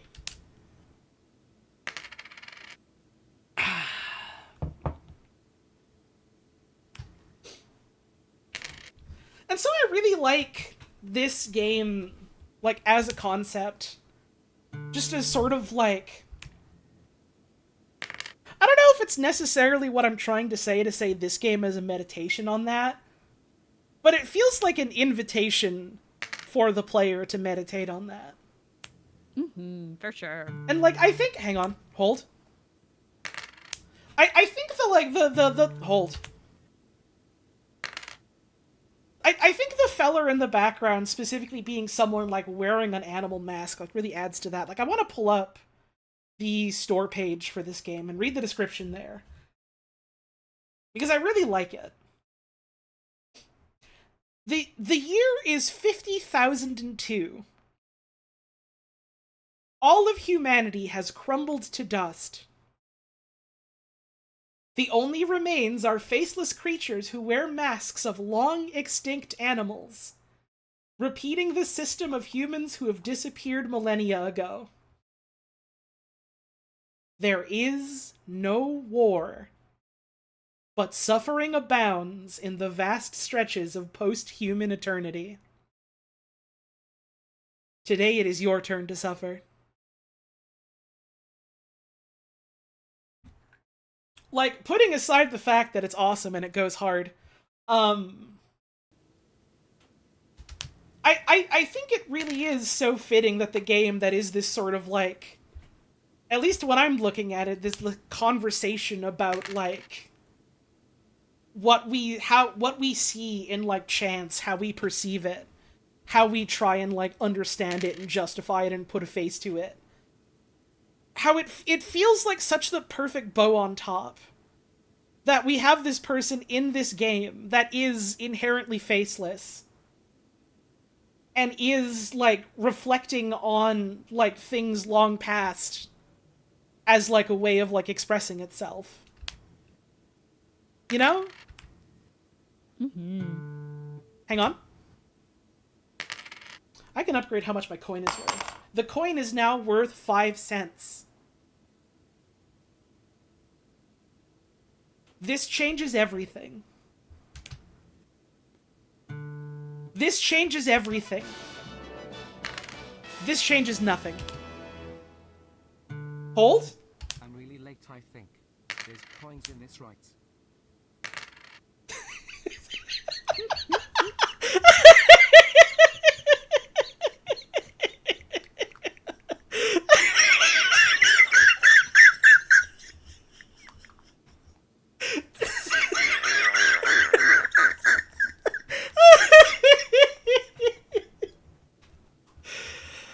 Oh. Oh, what a good... What a good... What a good. What a fucking good. What a good. Don't know how closely this is tied to Snake Farm and Fish Fear Me, but if you like the vibes, you should really play the other Get Rich and Die Trying games. I've been meaning to play them for some time now. Have not gotten around to it. Hold on, that's 2. I've been meaning to check them out for, like, a bit now. Like many games, for better or for worse. Haven't gotten around to it yet. I've been, like, a little bit checked out of, like, the sphere of, like, games as a space, just because I've been kind of out of it in general. Hang on, that's 3. This is huge. Holly and other stream voice, what was your favorite GDQ run this past week? You're gonna want to hit up the VOD and rewind and watch the first hour. Literally spent an entire hour going through the entire schedule and going, oh yeah, that one was good. You're trying to beam the mandate of heaven through the screen. I've always kind of hoped for a game like this. Because I know, like, there was something kind of similar with, like, Peak, where the devs, like, found a way to, like, be able to, like, connect to other people's sessions and talk through the Bing Bong plush. Which is really fucking funny. I've always kind of hoped that, like, someone would make a game kind of like this with a way to do that. It would have to be an online game, otherwise that's, like, some spyware concerns. But, I always kind of hope a game like this will come out and a dev will be able to find someone streaming and find a way to, like, you know, connect to their instance of the game and, like, fiddle with the numbers like that and just be like, no, your odds are 0 now, but the game's not going to tell you that.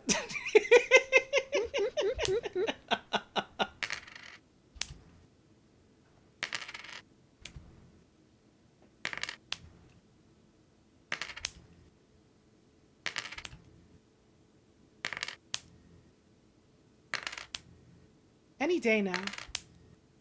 Any day now.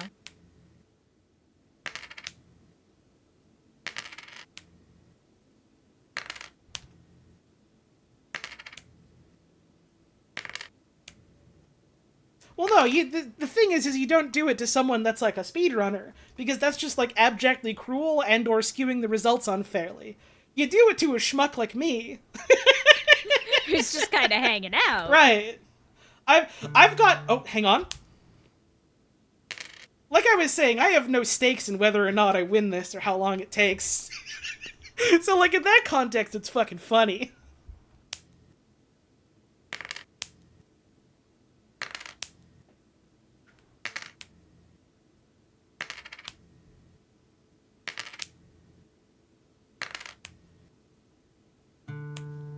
Okay. Well, we got a little bit of money at least. The number is going up. And I think that's, like, the sort of thing about these kinds of games not like this one specifically, but like, you know, games where like a core tenet of it is to some degree like dealing with RNG, dealing with the game like giving you like the chance of getting a thing at the end or not, like shit like Monster Hunter, shit like RuneScape, other sort of like grind games like that where you're doing something over and over again for like lowish odds of like getting what you want out of it. Which I'm realizing as you specifically talk about this, a lot of the games you specifically play and enjoy seem to be built on this kind of structure. You understand now why I've specifically been so excited about this game and like what it means. Yes? Yup. The things begin to click into place. Yup. Oh, I don't fuck with no Uma Musume. I don't care how cute the horses are or how many people are playing it. I don't play That's gacha just games. gambling. I'm talking about RuneScape. I don't want to play none of that when real money is involved other than buying the video game. Drinking water. This is fine. I should go for one upgrade.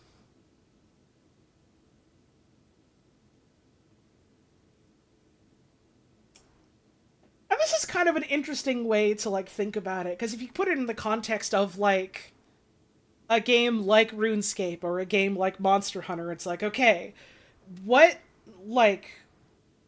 vector of playing the game do I like change or improve in some way to like minimize the time I spend getting to the role at the end? What gear do I upgrade? What strategies do I employ? Things like that, etc., etc. And how it really is just like boiled down to its essence here in like you just have incremental game upgrades. Are you gonna flip your shit faster, or are you gonna like get something a little more often? Let's get something a little more often.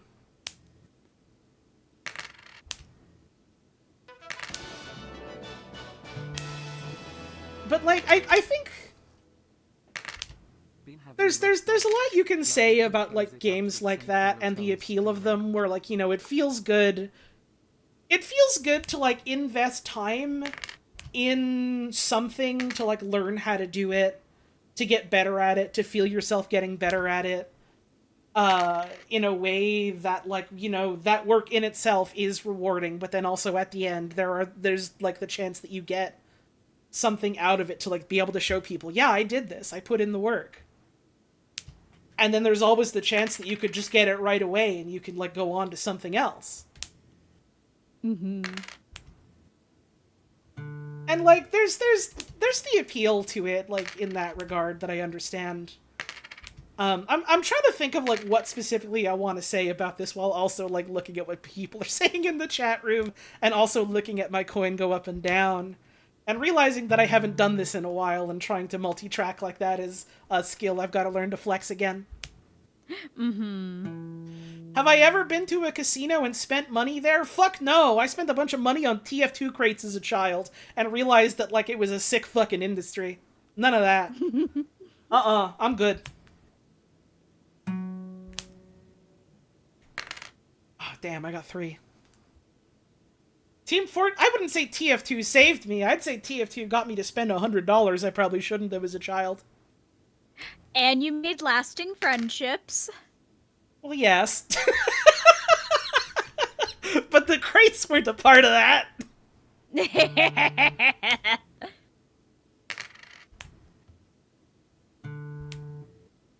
The hell was I trying to say? Hang on, I'm getting a big flip here.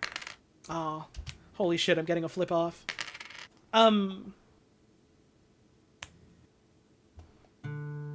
Trying to like get myself mentally back on track so I can go back to what I was saying, but now I just keep thinking about Erarg trying to open up crates to get like a hat and just getting stupid fucking bonk cola, bonk energy drink. The legend of Erarg Bonk will go down in history forever. He got multiple in a row, I want to say.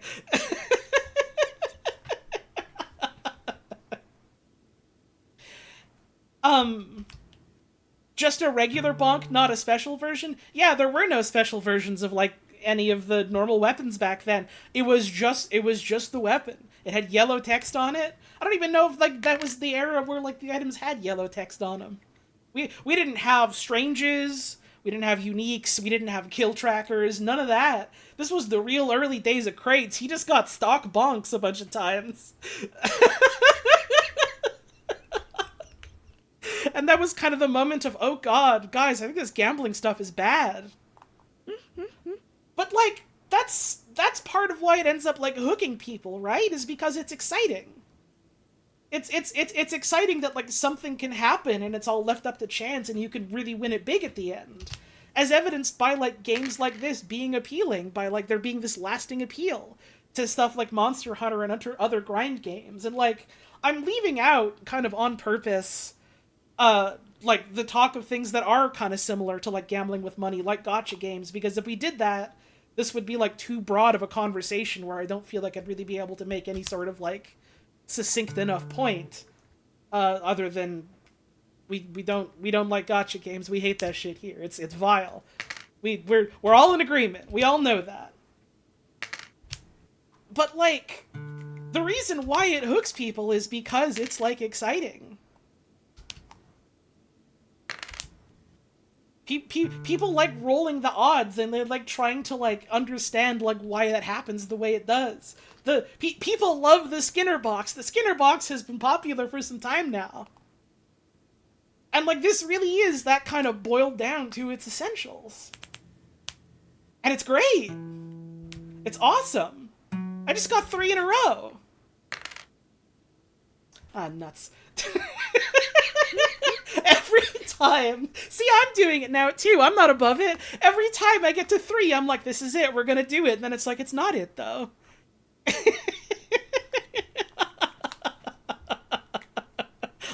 I'm having this like awesome not awesome.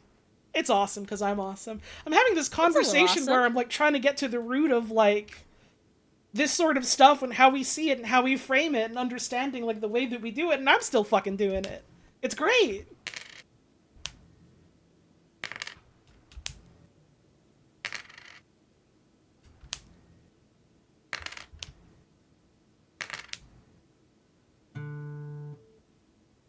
As a gacha player, I say gamblers aren't suckers. They're unfortunately wrapped up in systems designed to take advantage of them, and almost 99% of the time it has consequences. Yeah, they're victims. Mm-hmm. They're victims to like systems that are preying on them. But again, I don't want to go too deep into that. I feel like we all feel the way we do about it, and I'm in agreement. But like, that's a different conversation. We're here to talk about coins. this is the fucking tangent stream, and if we go on tangents, then I'm gonna have tangents about tangents. And I keep trying to go back to something I want to talk about, and then like 10 other things that are interesting come up.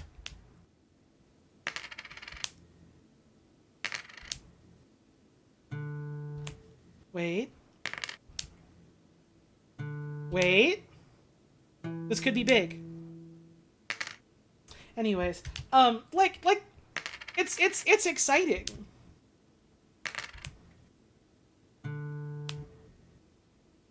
And so that's like part of why people do play these games, aside from like, well, you know, it's rewarding in and of itself to like get good at something and have something to show for it.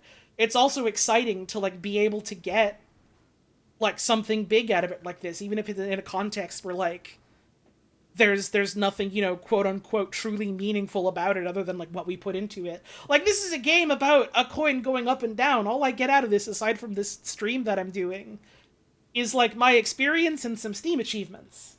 I'm gonna hit it big. It's that easy. It's actually that easy. All you have to do is get the upgrade and you're gonna win. Trust. Anyways,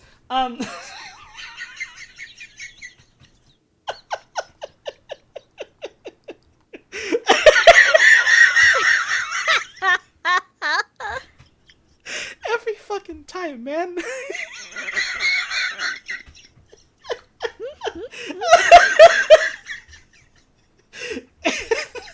This game is so fucking funny. This game is so fucking funny. And like, I was making the joke at the start of stream, and other people were making the joke of like, oh man, this game's gonna get you so mad. This game's gonna have you pissed. I have like reached this complete zen state when it comes to the grind game, the probability-based game, that sort of thing. Where, like, people have a lot of, like, theories about, like, how it works and why it's doing the way they do. Like, oh, actually everything is just like a 50% chance and I keep getting unlucky because it either happens or it doesn't. Oh, like, I'm specifically not getting it because I want the thing too much, and, like, it is alive and it knows what I want, and it's trying to teach me a lesson to just, like, learn to enjoy the ride, and once I stop having desire for it, I'll be able to get it. As you can see there, by me getting 2 and being able to get a 10-cent coin out of it. And, like, it's always really interesting to see the way that people will basically reflect themselves in it, rather than, like, you know, reading some truth out of it. Because, again, it is just completely random. With, like, the odds skewed in some way or another, and there are things we can do to increase the odds, or sometimes, at least, or there are things we can do to, like, increase the number of times we're, like, taking those rolls. And I kind of realized that, and it was like, oh. So the way this works is you can just keep doing it. You can just keep doing it. And eventually it's going to happen. Your quote-unquote luck is just going to keep raising until eventually you hit the threshold where you just get it. Luck only ever increases. Luck literally only increases. And I think that's why I've taken so well to, like, a lot of games like that. Because, like, you can just keep doing it, and you'll eventually get what you want out of it. And if not, well, you got something else out of it with your time, and you can go back and try it eventually. It just keeps going up. It doesn't go down. It only ever goes up. You see?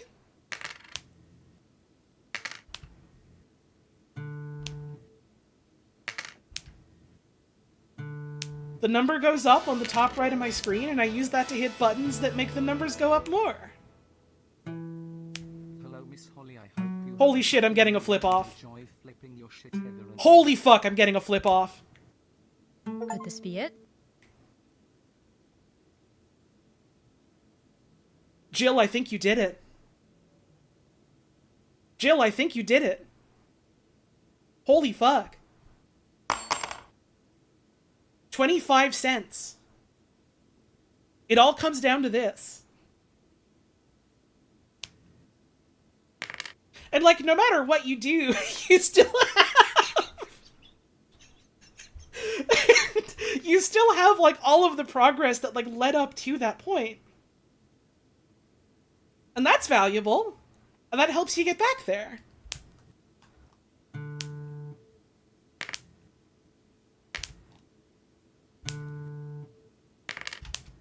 I thought I could hold down the button.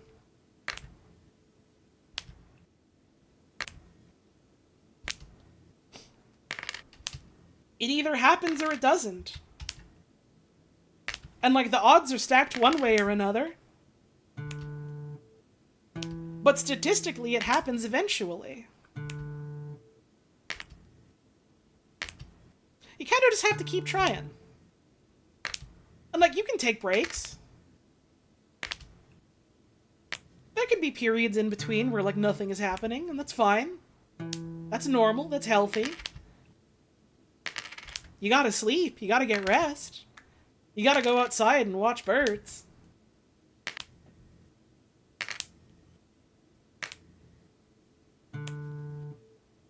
You seen any good birds today? I saw some little fucking guy.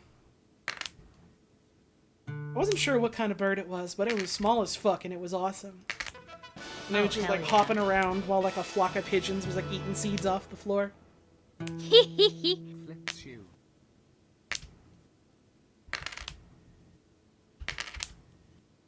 And I think that's just kind of like a good mentality to take into like a bunch of things. Keep trying stuff. Something will happen. What you want to happen will happen eventually, and if it doesn't, then, you know, you can take stock of what you've done, and that's something else you've achieved, you know? You can always either keep trying or don't. And again, that's not like the fucking answer to the question of like what is chance, what is luck? Because it is entirely about like what you see in it. Luck is objectively not a thing. Chance objectively is just like something might happen, it might not. Skewed in one way or another.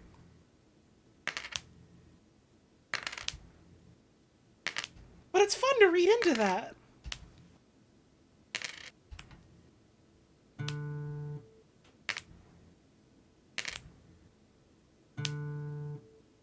It's like entirely an internalized thing. Or like externalized in like, you know, cultural norms and understandings. It's awesome. Did you know? 90% of coin flippers stop flipping before the coin flippers finished flipping. Flip. Is that true? I was like holding down the button earlier and it wasn't working, so maybe you're onto something. Maybe I should have flipped after it was done flipping. Coin flips are a great comedy piece for people to play off of because they're maximally unexpected results. It's great. I also think that like probability in like the context of video games is like really fucking funny a lot of the time. It is. Wait, I can hit buttons and get an upgrade. It's slapstick comedy. As evidenced by the fact that I'm like fucking sitting here like this is it, I'm gonna get it. And like Bugs Bunny hit me with like a Looney Tunes pie to the face.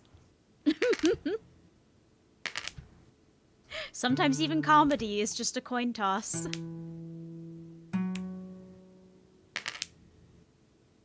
The unexpected is exciting, it's funny, and the lead up to that makes it funny.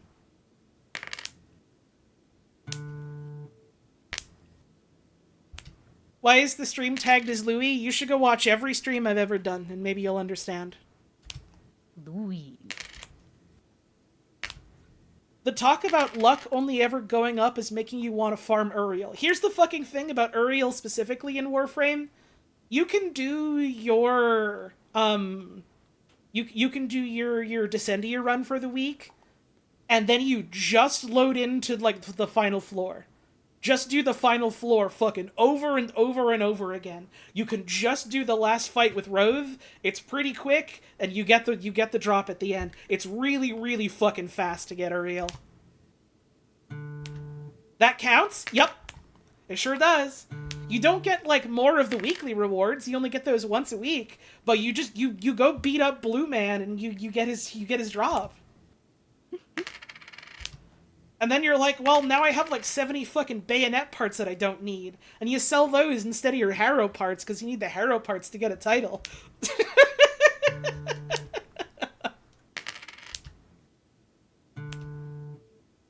It also counts for the KIM progress. It's awesome.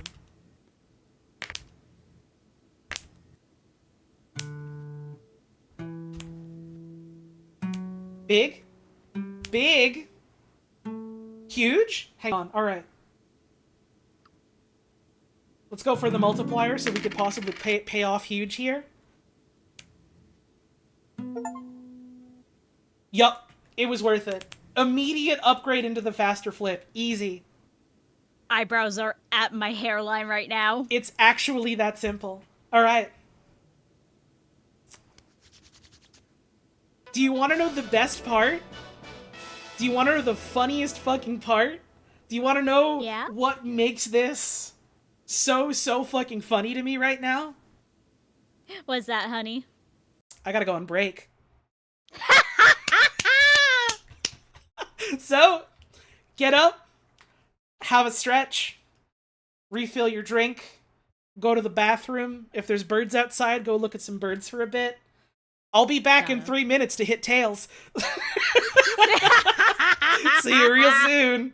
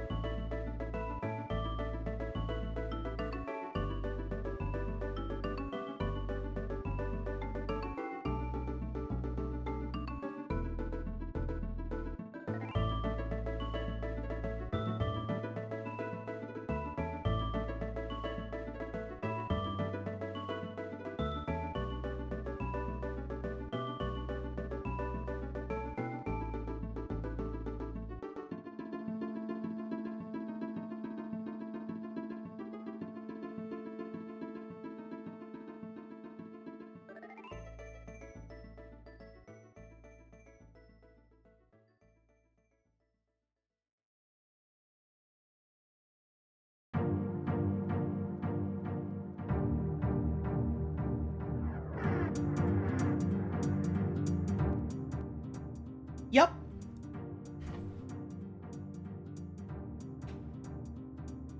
All right. Moment of truth. We all know what this is gonna be. But we gotta hit the button anyways. No fucking way. What? Holy shit, dude. No, no, no. No, no, no, okay. No, no. No, because that's even funnier. No. Oh god, now hope is alive in my heart. No. Alright. Let's up our chance. Let's upgrade the worth. We now have a $1 coin. I just hit the Juckport 1 trillion. No. I'm gonna be sick.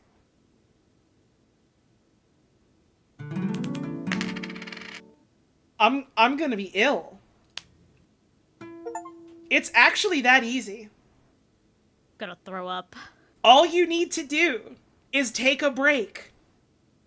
If you're bashing your head against the fucking wall and you're like not able to get like any sort of progress you want out of it, all you need to do is take a break. Go do something else for a while. It's healthy. It's good for you. You'll recharge. You'll get what you need out of doing other things. And then you'll come back refreshed and you'll find, wow, this is nowhere near as hard as it felt the last time I was doing this. Or maybe you'll think this still feels hard, but I feel like I'm ready to do this now.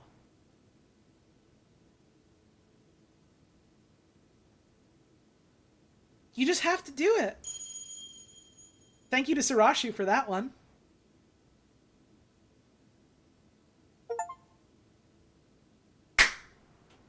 I don't think it's coming back.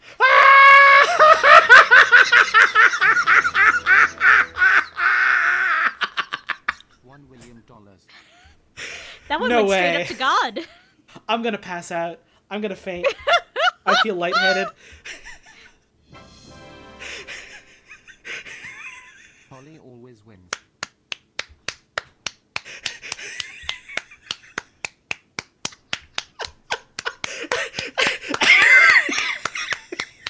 I was gonna say something else.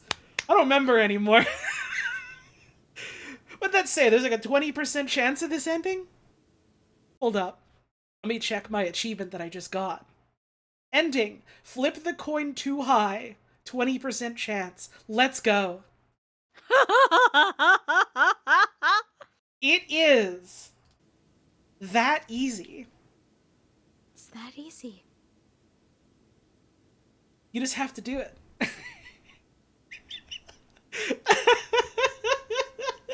I love that they're just fucking staring at you. Like, why did you do that? Man, you serious? I guess I got a little too literal there when I was talking about luck increasing, huh? It only goes up. Yeah. It went up as fuck. Maybe it should fucking go down, actually. Okay. Damn. That's why when you have a thesis, you bring it toward a crowd, and then you either defend it or you realize it's becoming something else. That's synthesis, baby.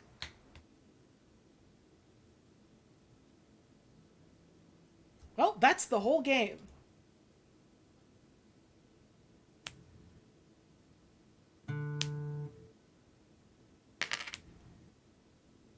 Another.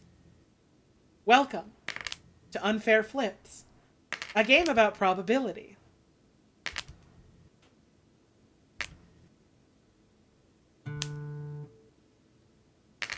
We all knew this was coming.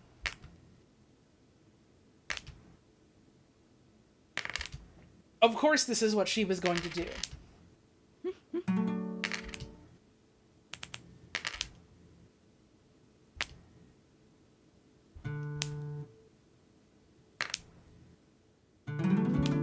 To win the game, get 10 heads in a row. Stay blessed. Thank you for the tips. I'll do shoutouts in a bit. This could happen immediately, or it could happen never.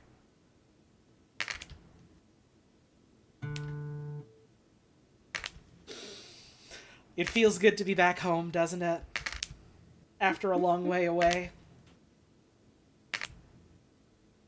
To be back in that space that truly is yours. Thoughts on Q Up? I think it's really fucking funny, and I think it's a really good case study in how, like, framing is so important in, like, a lot of, like, games. How you present something, how it's, like, incorporated into, like, the presentation, how it is the presentation. How you make it a part of the experience. How you try and communicate things.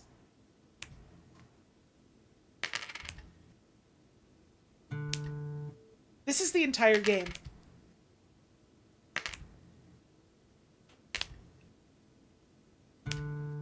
Say it with me, folks. The entire game. Oh yeah. Lean back. Kick your fucking feet up. Get comfy. This is it.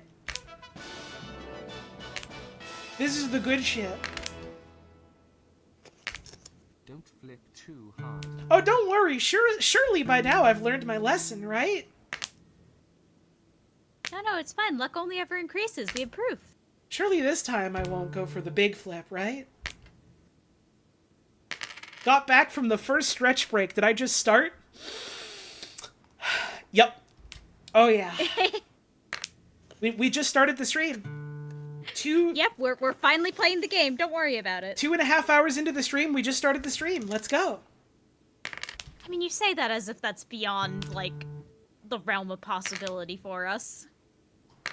People have asked for a coin before for merch. I would buy that. Oh shit! We hit New Game Plus. We got music now. Yo. Let's go. Damn, I didn't know this game got an official Donkey Kong crossover. That's great. Wait. Damn, Nintendo for real, actually.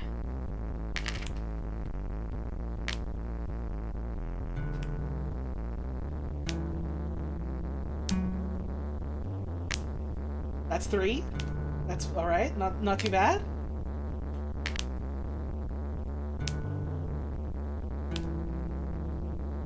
I think queue up is great also in the context of like, oh, thank you for hanging out, Heather. I really, really, really like your awful dog shit coin that sucks. It's beautiful. Thank you for bringing it into the world. I have been so genuinely excited to be able to show this off. I'm glad. It is exactly what I hoped it was going to be, and I am glad for every time that it does it to me.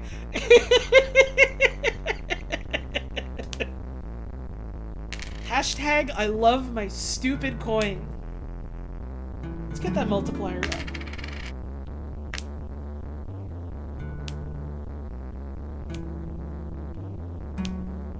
This is my 100th flip. We hit 4 that time. Nice, nice. Gameplay's great on Steam Deck. Let's go.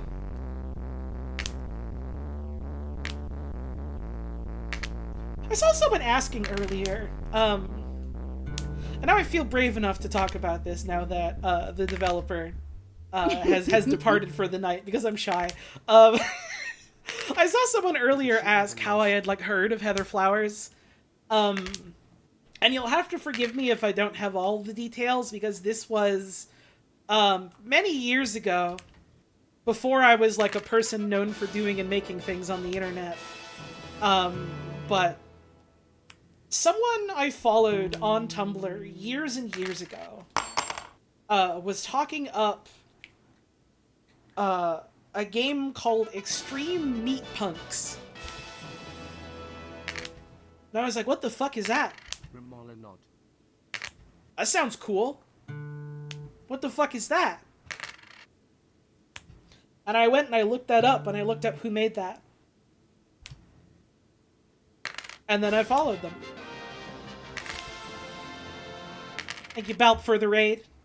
You got here just in time. We're flipping our damn coin. Yup, it's a coin toss, yup. We beat the game once, so I went right back into it. Because what else are we supposed to do with a Sunday night? Flip our fucking coin, I guess. Yup. That has a foul mouthfeel to it. Like, yep, Sunday night, cracking open a beer, turning on my computer, and I'm just flipping my coin, yep. Just flipping and flipping on my silver coin. Till my whole shit smells like pennies, yep. That's bad. That's a bad one. What's wrong? A lot of it. What's the issue? We just got heads. Is there a problem? No problem ever. Not even Hooray! once. There are multiple endings to this game, you know? Yeah, we got to see them all.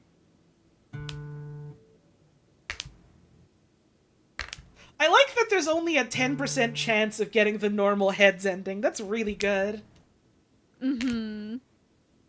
Isn't it sad no pennies for 2026 exist? You motherfuckers in the United States think the whole world revolves around you. Canada has not had pennies for several years now. It's your turn to catch up. Live in my world. For some time now.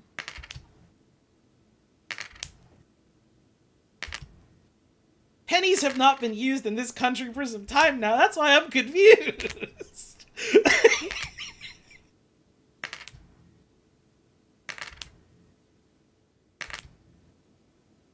We melted down our pennies and made a new prime minister out of them. We should have made a different one. We shouldn't have used all the yucky pennies.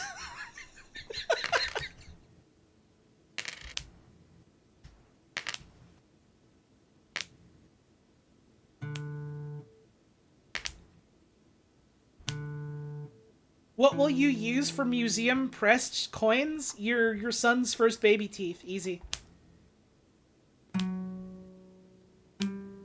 4? Oh, not too bad, not too bad. I think the right call is the value up, because that just makes so many things so exponentially faster.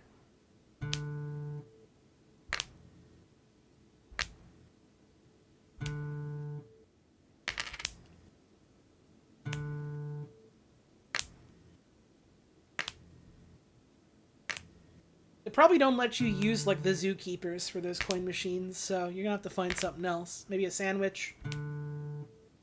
An invasive species of bug.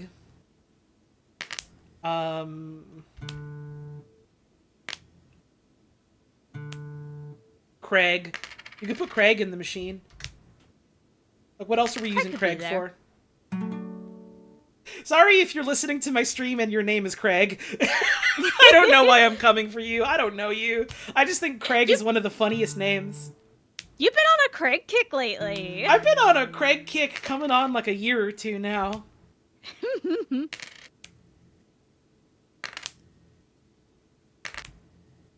don't even know anyone named Craig. Cuttlefish. We're not on a first name basis, hun. I suppose that's true. It's at times like this where I wish I had a face cam, because you said that as soon as the coin hit the table. And I just tilted my head like, what? Remembered who you were talking about and then went, what? I don't know him that well.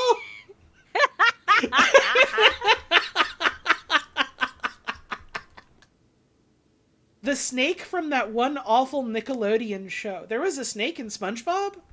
That's my joke for the day. A joke, by the way, is when you say something that isn't true.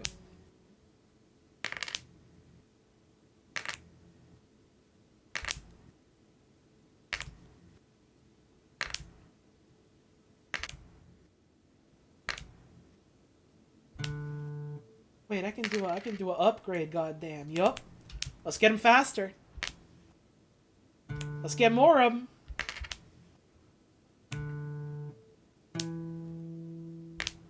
Not bad, not bad. Hold up. I really fucking like this message from Essie less than 3. I've said it before, but I have an uncle named Craig. I used to steal eggs from his chicken coop as a kid. That's really awesome. Thank you for telling me. I'm so charmed by this being this, like... this random anecdote from someone I don't know. Well, don't know personally. I've seen you in my chat before. I know of you. Being like, I've talked about this before, and it's for stealing Craig's damn eggs. Stealing Craig's damn Daniel eggs.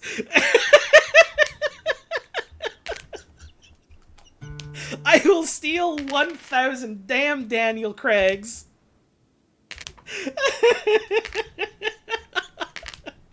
Craig's eggs. Streaming really is so beautiful. You get to connect and learn about people from around the world.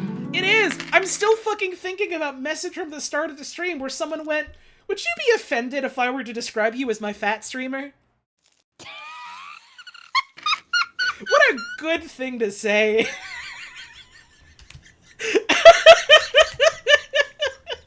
Like, there was context for it, don't worry. But, like, the way it was worded was just like, that's really good. I'm gonna remember that forever, I hope. In 2026, I hope that I will make work good enough that you truly will consider me your fat streamer. Can I call you my fat controller? Help! Yeah, that one seems a little more intimate. There was nothing intimate about what that man was doing to Thomas the Tank Engine and friends. That was strictly professional. And he can control any fats, including olive oil. Wow. I don't usually like gassing myself up all that much because I try and stay humble, even if I think I'm pretty good at a lot of things. But you are. Genuinely, that is like one of the funniest fucking things I think I ever said. And it was literally just like in a fucking group chat with some friends as I took a picture of Sir Topham Hatt, the fat controller from Thomas the Tank Engine and Friends. And I put a fucking meme caption on it, so it just said, "Oh yes, I am the fat controller, and I can control all sorts of fats like olive oils and lards." And that was it. And it's maybe one of the funniest things I think I've ever said. I have that image somewhere. My favorite X-Men villain?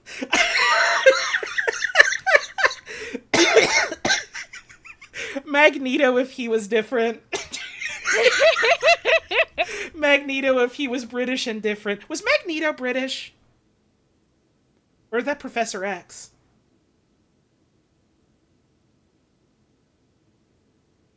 Hold up. I don't remember. I was sent the picture. I can just put it up on stream. Hang on. Oh, right! Part of the fucking joke of it was that it was originally just a picture that I... One of my favorite things is taking a picture and just, like, putting a caption over the caption that's already there.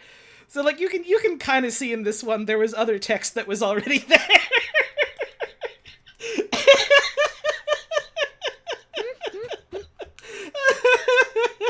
Really good. Yes, even olive oil.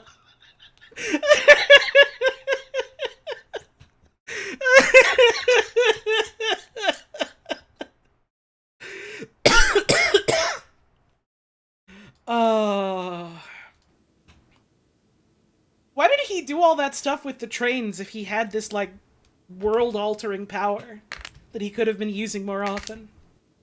Guy's gotta have a hobby. Guy's gotta have a hobby. He's just a humble guy, you know, when you put it that way.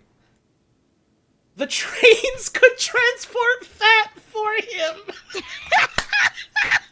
Wait! You're onto something, Evan. You're onto something!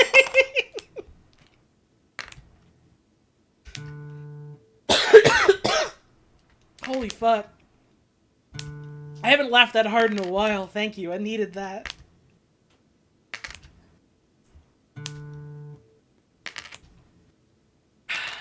Wouldn't people be scared of him because he could basically blood bend? That's what Magneto does, isn't it? That's what the fat controller does in Thomas the Tank Engine. He was always doing that when people were causing trouble for the trains.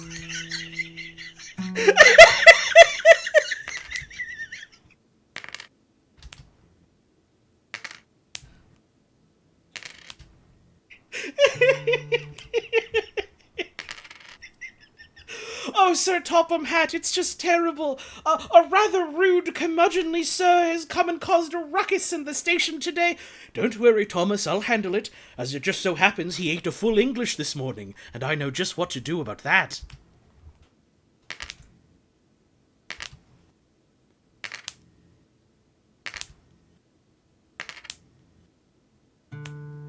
Hey, I got a heads.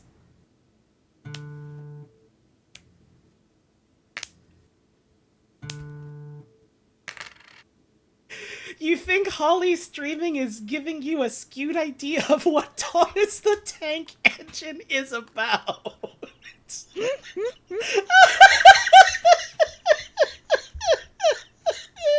And don't get me started on Theodore Tugboat. Oh, he's a tugboat and a friendly tugboat too. He likes to do the things that friendly tugboats do.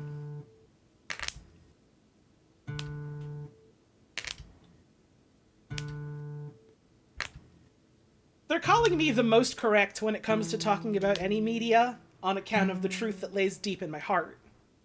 Exactly. And what it portends for the world around us.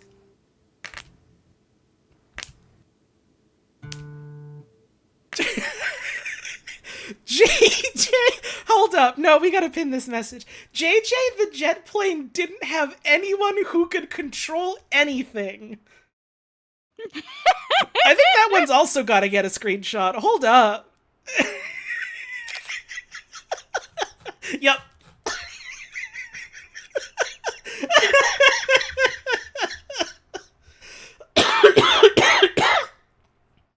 Good lord. First stream back in a month and I'm gonna die.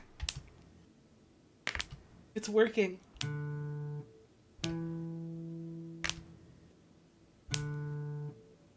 Are there even flight controllers in JJ the jet plane?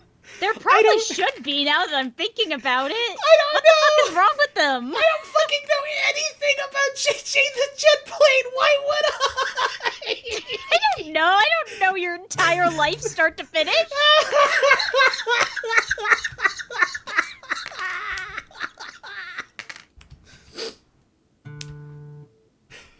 Fuck.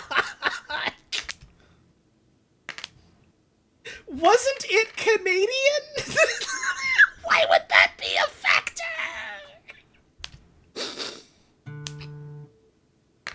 I haven't seen every individual piece of Canadian art and literature.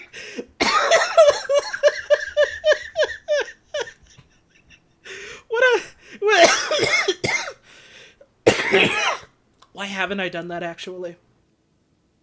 Yeah, I was gonna say, why not? It's because I'm a bad person, isn't it? No. Well, it must be. No. What other reason would there be? Girl, the time. 9:37 Eastern. Why? Oh shit, already? Yeah. That means you gotta feed Damn, your cat this nice soon. climb. Oh, I fed her during the break. That's why I was like coming back. Kiki. Like all Canadians, Holly can recite the script of Strange Brew from memory. I don't know what Strange Brew is. I have never seen this fucking movie. Oh, it's fucking Bob and Doug McKenzie. I know them, though.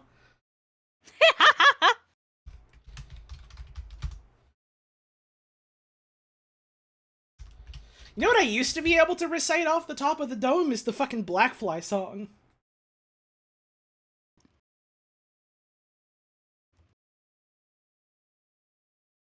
A song about dying of bug bites in North Ontario.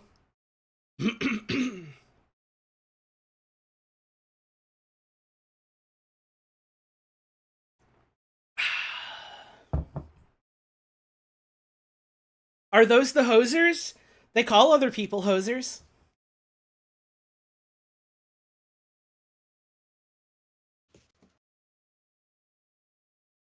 Sorry, I'm just looking at, I'm just looking at the Wikipedia article for Strange Brew and trying to remember the lyrics to Blackfly.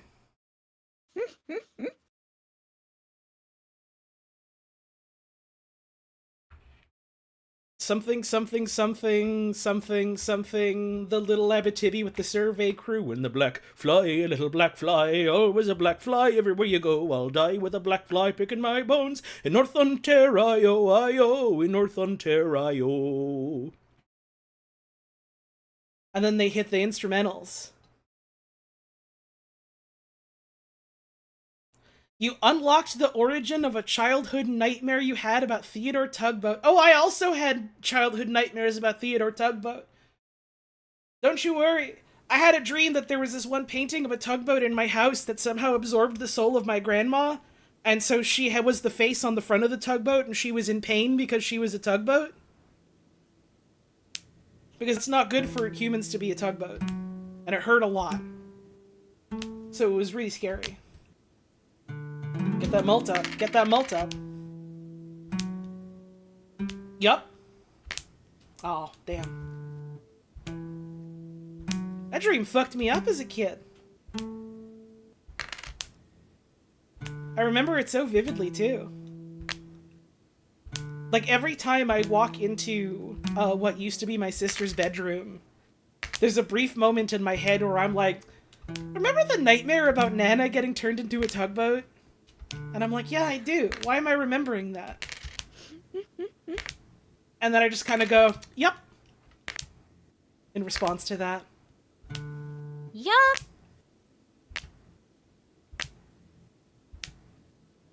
Damn, next time I do fucking karaoke, I should pull up Blackfly and sing along to that. That'd be awesome. You should. I don't know a lot of, like, songs with lyrics to the point where I'd be able to recite them in karaoke. It's like a couple of dad rock songs, just the two of us, The Sprawl by Arcade Fire, and probably Blackfly if I had the lyrics on screen. Which I mean, would, most because... karaoke places, yeah. Yeah.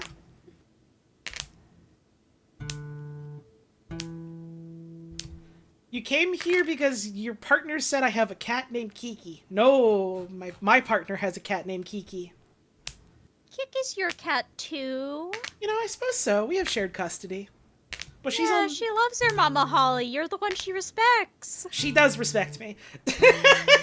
That's true. Not me. No, but she loves you. She does. She loves me very much, and she does not respect me even a little. I mean, she loves me too, but...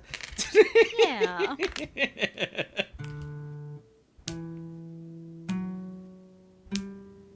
Is Kiki pointier than the cat named Booba? My friend has a cat named Bobo, which is pretty close, and yes. She is pointier than Boba. I was gonna say, she's not especially pointy. She's gangly. But she's still... an extremely gangly cat. She's like awkward teenage leggy, but she's still pretty like soft and grounded. Mm-hmm. Awkward teenage leggy, except she's like minimum 4 or 5 years old at this point. Tell me what you would name your cat if you had one. Oh, fuck. Belle.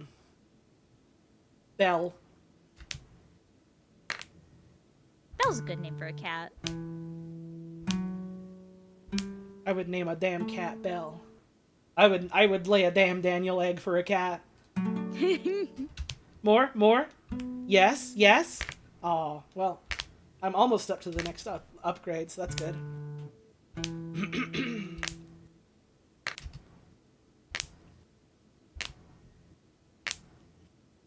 Next cat you ever get is gonna be named Ravioli. That's a good name for a cat. Oh, that's a good cat name. That's a strong one. This is my 500th flip. Damn. We're kind of deep on this one. Mm-hmm. I do miss having a cat. You keep hearing about damn Daniel eggs and feel as though you miss some context. Here's the entire context. I saw a post on Tumblr the other day of a guy holding a sign. He was shirtless and he was holding a sign to his chest that just said, "I will lay 1,000 damn Daniel eggs," and he had like kind of a sad, pitiful look on his face. It's a really good post. Like maybe one of the best in recent memory.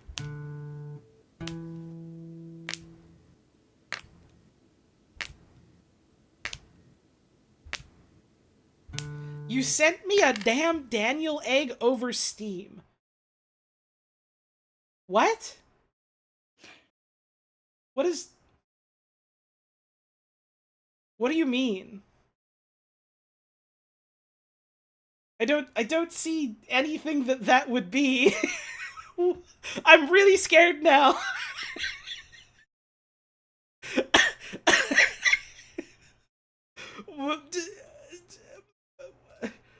Huh?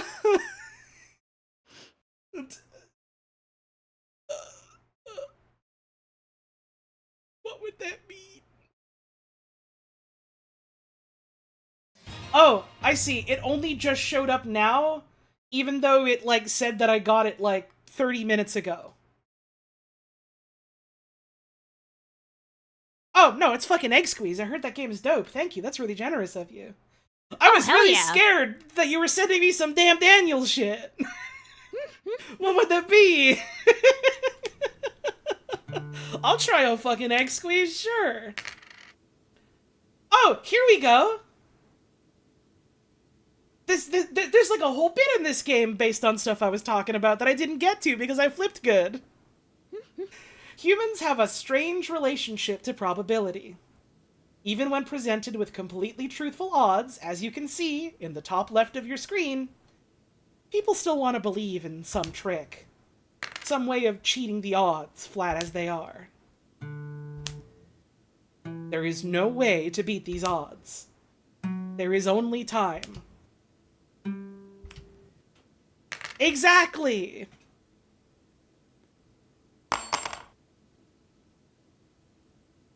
You can just keep putting in time.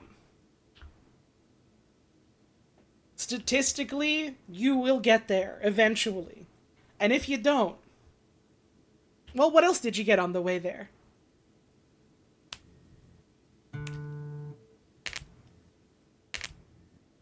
It only went up.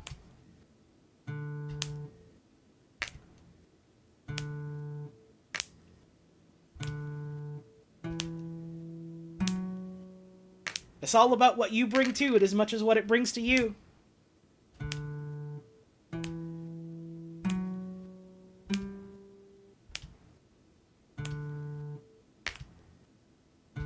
We're putting the mask on it, but what kind of mask are you wearing when you talk to it? You know? I just need $40 more and I can upgrade my damn Daniel egg.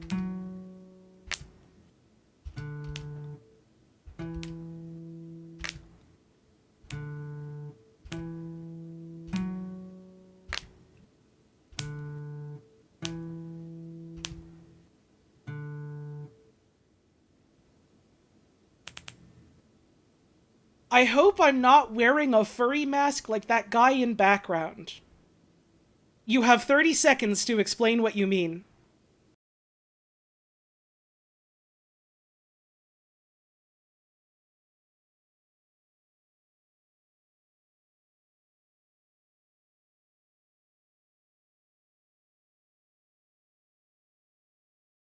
The clock is ticking.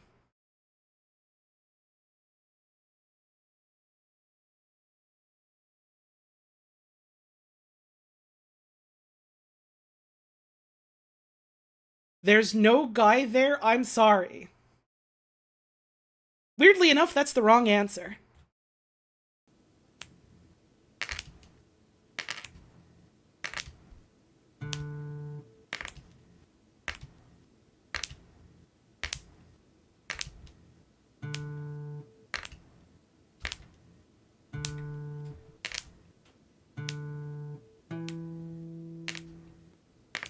This shit flips so fast now.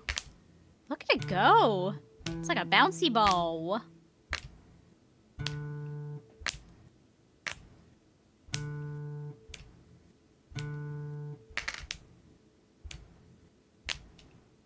Any day now. Could the fat controller control damn Daniel eggs? Well, herein lies the question. What's the fat content of a damn Daniel egg? I was literally about to ask the exact same thing. Will you marry me? I love you, hon. That was the plan. Yay! I like that. I went through the entire, like, first chunk of the game talking through, like, the interesting points about, like, the game and, like, what it's saying to me and what I'm saying to it. And now it's just devolved into this. It's kind of wonderful, actually. Alright, here we go. Moment of truth. It is the final flip, once again. What do we get? Tails.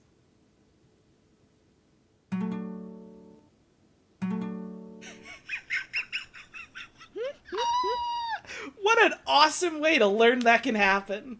Holy fuck. I mean, they did say there was only a 10% chance of getting heads. See, I thought that meant there was a 10% chance of getting an ending that was heads. Ain't that just a damn Daniel?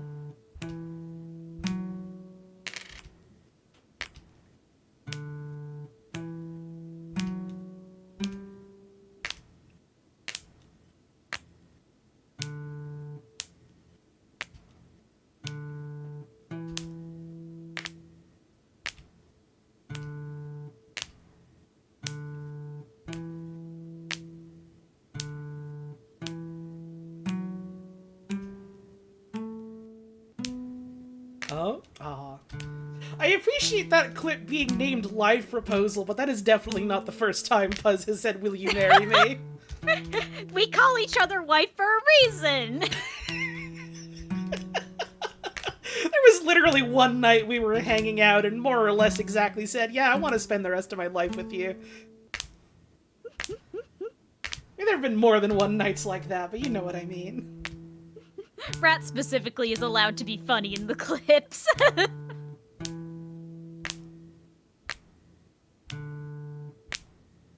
You know who I'd be scared of? The piss controller. They call that, the toilet, I think, and there's nothing to be afraid of. It's quite safe. I promise you. Any day now. Oh? Oh? Oh?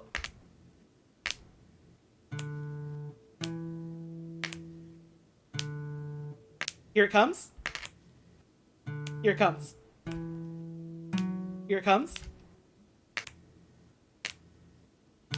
Oh, here we go.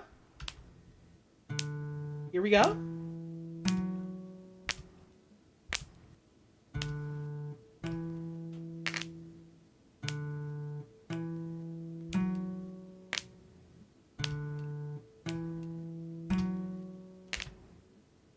I think you guys in chat trying to invent a new controller are kind of missing the real appeal, which is that the fat controller is just named that. That's just actually what he's called in Thomas the Tank Engine.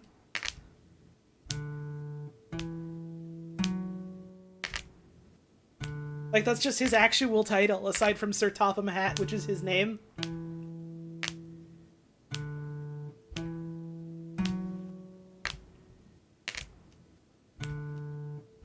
We don't got, like, other beloved children's shows calling things like the pee controller or the butthole controller. It's different.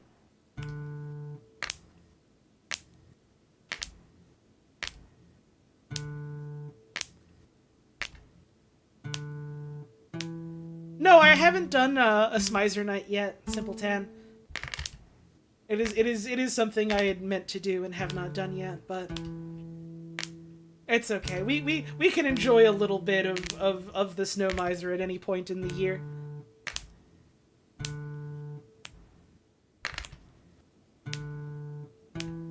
What about the small conductor from the Thomas movie? His job is to make sure that anything small gets to where it has to go. That's his power. Shit, he's controlling my entire fucking life! Well, he's not controlling you, he's just making sure you get there. Well, it's not going very well all the time, I gotta be real! Well, he's got a lot he's dealing with. You gotta cut him some slack. I suppose so, we all deserve some grace in this world. You know how it is, there's budget cuts, they're only getting, like, so much money and so much manpower in these, like, public sectors. Oh my god, yeah, and it's like every day you gotta gamble on like, well, is it gonna be funded now? Is it gonna be back in the courts? That's kind of what we're doing right now, isn't it? A little bit. He's a psychopomp for ants! Okay, that's a good one. I like that one. That's good. Dude, I fucking hate it. There's like a colony of mice living right outside my house, and they keep trying to get inside to stay warm for the winter, but they keep dropping dead on the floor, and needless to say, the small conductor keeps showing up.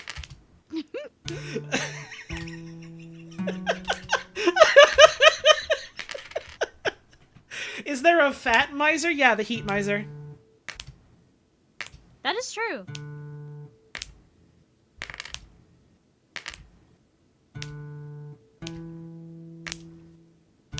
Piss miser? Also the heat miser.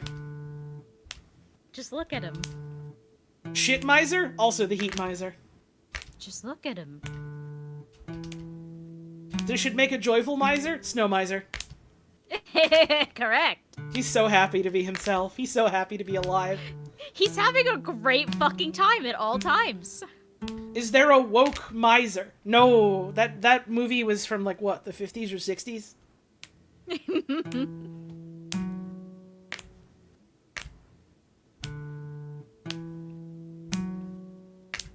I should stress, it's from the 50s or 60s, and also he is white.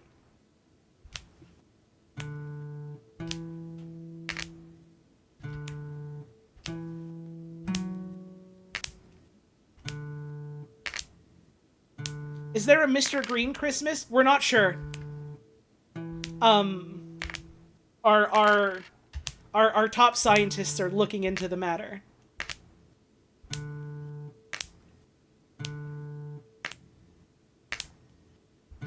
We just don't know. The data's not there yet.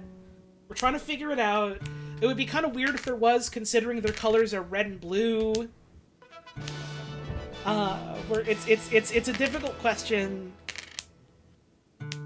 Is Heat Miser a libertarian? The greatest threat in the history of forums. Shaking my damn head. People don't even know the Rankin Bass lore. You motherfuckers better not start asking if he's a libertarian or not.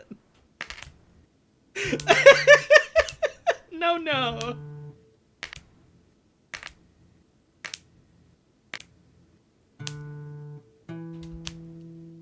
You gotta at least watch the one where Rudolph saves the baby New Year and is traveling around with like a caveman and a knight on a whale. What's the one with the woman that they gave boobs so big they had to put extra wires on her puppet? Oh, that's the 4th of July one. That's the 4th of July one. That's the one where Frosty the Snowman dies, yes? Yeah, him and his wife and children. Oh yeah, even the fucking kids die too. Good for them. It's equality. That one you should definitely watch. That one's wild. This is my 1000th flip. Wow. God dang. We're really in deep now, which means I should never give up and just keep doing this for hours. Yup, let's get on that sunk cost fallacy! Give it up for the sunk cost fallacy! I don't know, the costs were pretty cheap. They didn't sink that low. Girl, the time. I guess a coin is a little more yonic than phallic, isn't it? Damn, I gotta think about that one. I guess everyone's gotta think about that one. It is possible, although unlikely, that this game will never end. There are no safeguards in place to prevent such a thing. This is an exercise in raw probability. 20% is unfailingly 20%. 30% is unfailingly 30%. 100% is unfailingly 100%. Though you cannot ever reach 100%. That would defeat the purpose.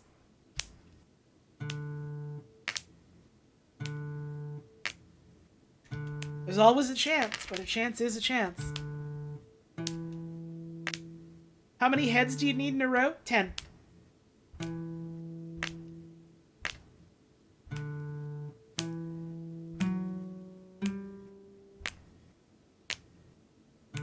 What if the coin lands vertically? That's probably an ending, honestly.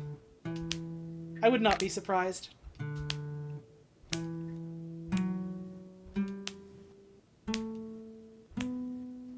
Alright? Aw. So close. By which I mean I got 6. Oh? Oh? This is it. This one's for all the damn Daniel eggs.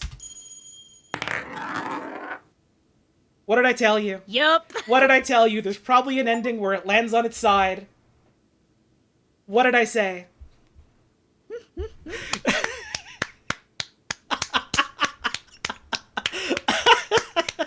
Her prophetic wisdom will be a problem in the year to come.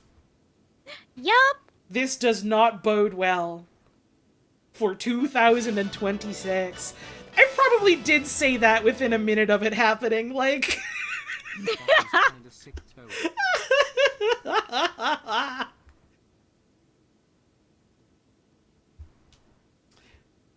Well, what do you say? Again? I mean, we haven't seen all the endings yet. There's no fucking way I'm getting all the endings tonight. What if you're simply lucky? I won't be.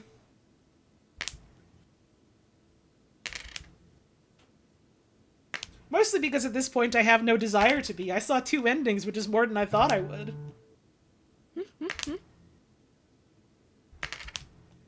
So I probably won't put in the time to get all of them tonight.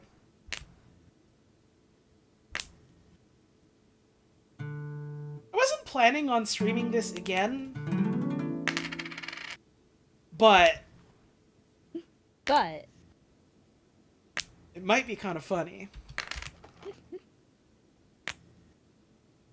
And it's a good game for meditative discussion.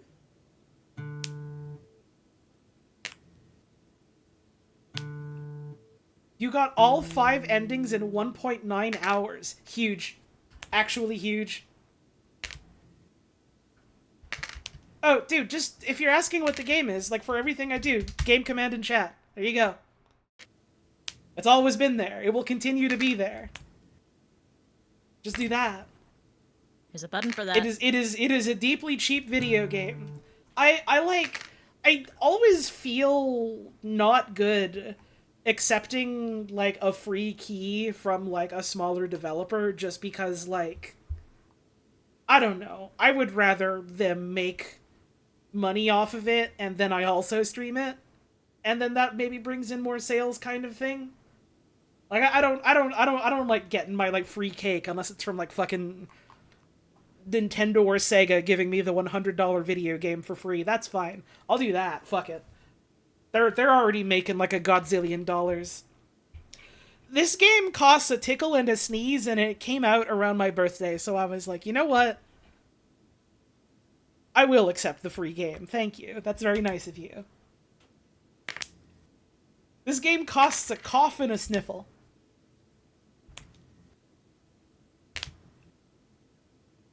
This game costs 2 damn Daniel eggs American.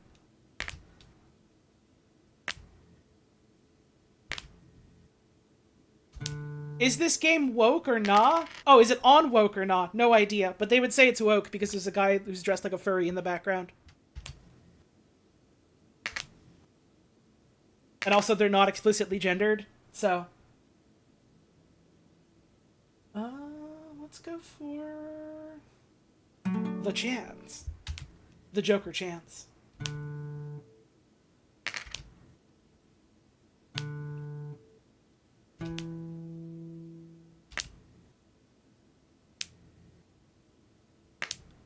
And the coin is small! True! I forgot the meta is small and gay. Like me! Like you.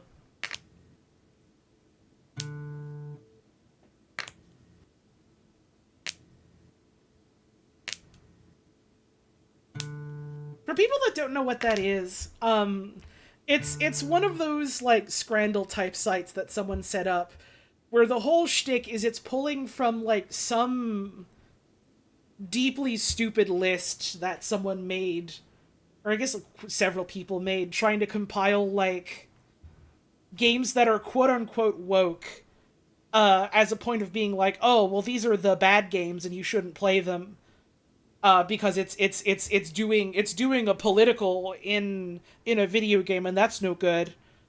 And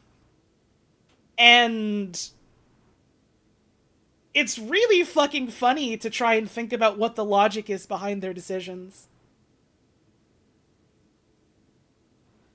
And oftentimes, sometimes the decision will be, well, it's woke, but we like this one, so it's not woke. It's a beautiful glimpse into, like, the weird, stupid, like, mental cartwheels that people will do over shit like this.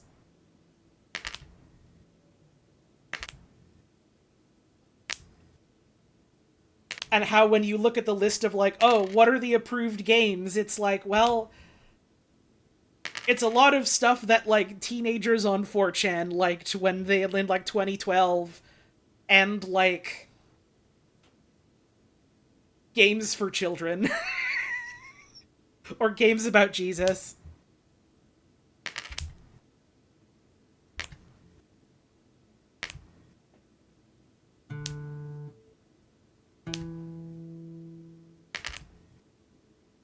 They think Bayonetta is not woke. Yeah, I understand the logic for that. It's because there's a sexy woman in it, and because someone made a video critiquing her design once.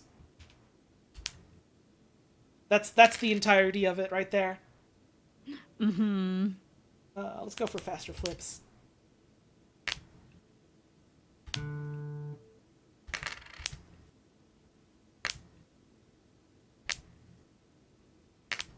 None of the logic is going to actually hold up. Yup.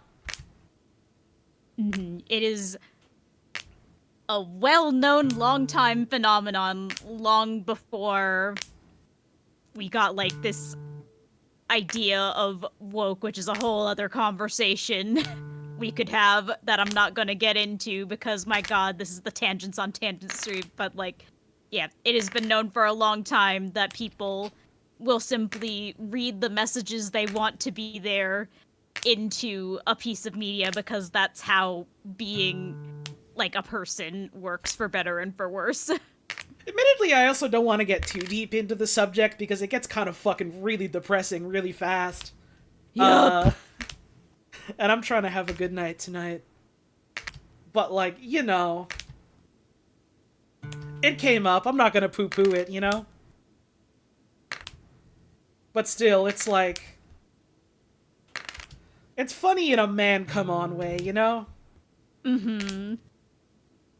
Sometimes you have to laugh so you don't scream. Uh-huh.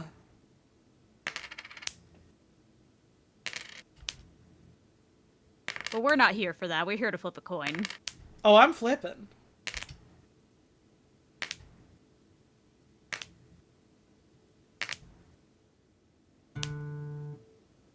Let's get that vault up. Yup.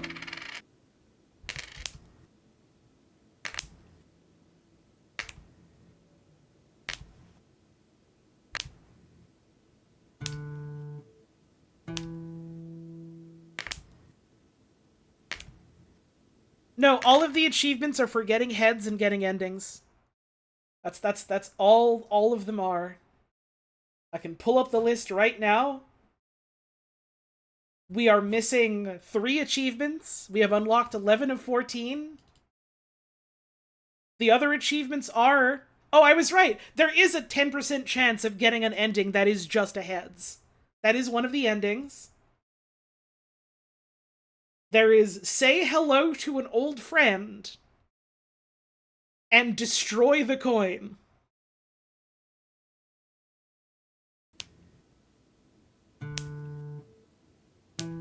There's a chance.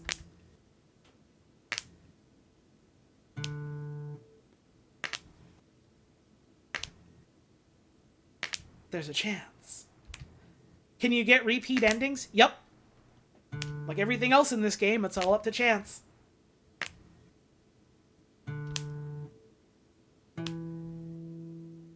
It tells you the odds of getting every ending in the achievement descriptions. destroying the coin is a 30% chance. Statistically, the most likely ending, and we haven't hit it.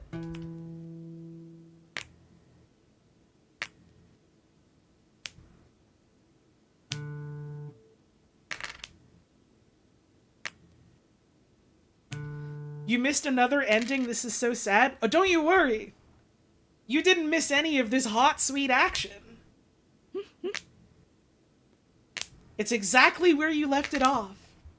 You're getting all the meat of this game. Because it's just flipping a coin. Wait, I can upgrade the value of my coin. Let's go.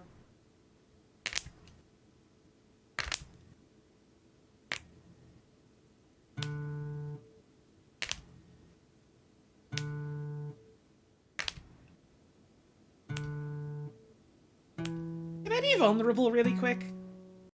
Always, my darling. I'm very happy that a lot of people, like, tuned in tonight. But I'm also a little puzzled because it's just flipping the coin over and over again.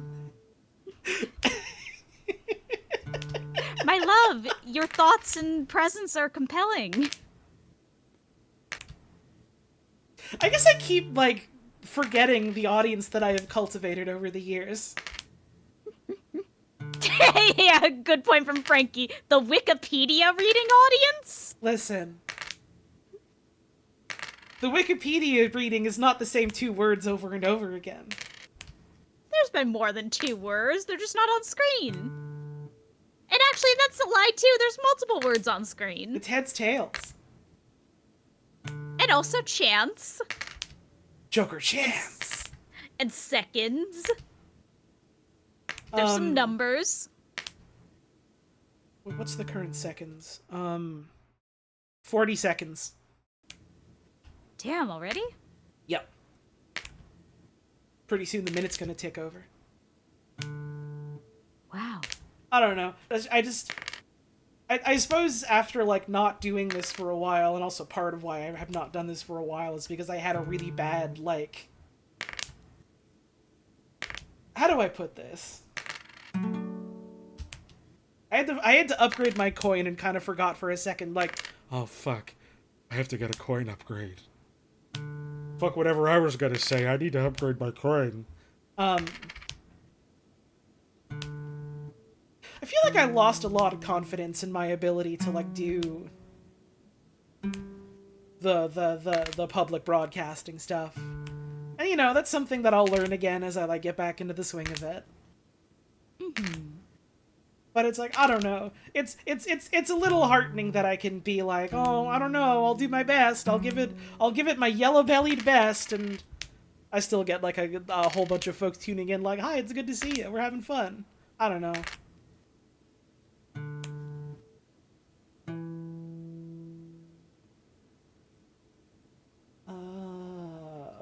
Coin worth. The coin has become smaller, but is good. I wish I could put it more eloquently than me stumbling over my words like this, but I don't know. I'm glad folks enjoy what I do here, even as sparse as it's been lately. Thanks for stopping on by. Faster. Faster as fuck.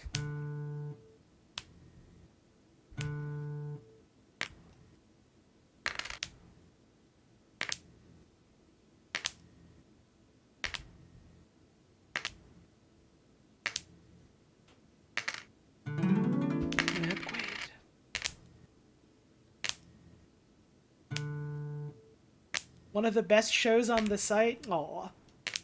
You flatter me. I heart my fat streamer. That's going to be the running joke of 26, I hope. See, this is why we need to work on, like, for lack of a better word, the redesign. We need to lean into the fat streamer. Uh-huh. I'm cute. You're cute! People think I'm pretty. And you are! Uh-huh. I have no bias in this discussion. Oh, is that so? I'm right. I mean, you are, but that's not the point. I'm right.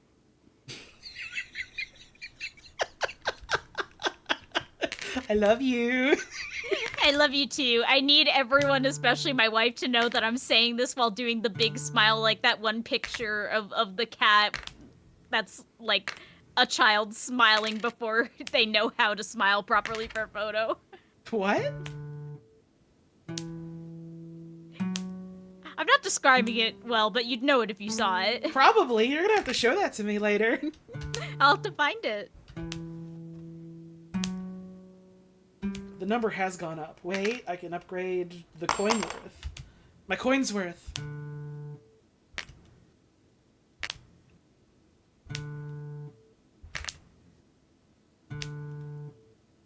It was awesome seeing you gain the confidence to appear for the charity stream. That was honestly kind of a big moment for me, showing up on the Wayne and Scorpy stream. It was the sort of thing where for years I was like, I'm never going to be able to do something like that, and that's okay. But you did it, and it was wonderful. Mm-hmm. And it was a lot of fun. Mm-hmm. I guess I'm already being fucking vulnerable here, fucking whatever. That stream happened and I looked at like social media and people like immediately were drawing pictures that looked more like me and I cried a lot. Mm-hmm.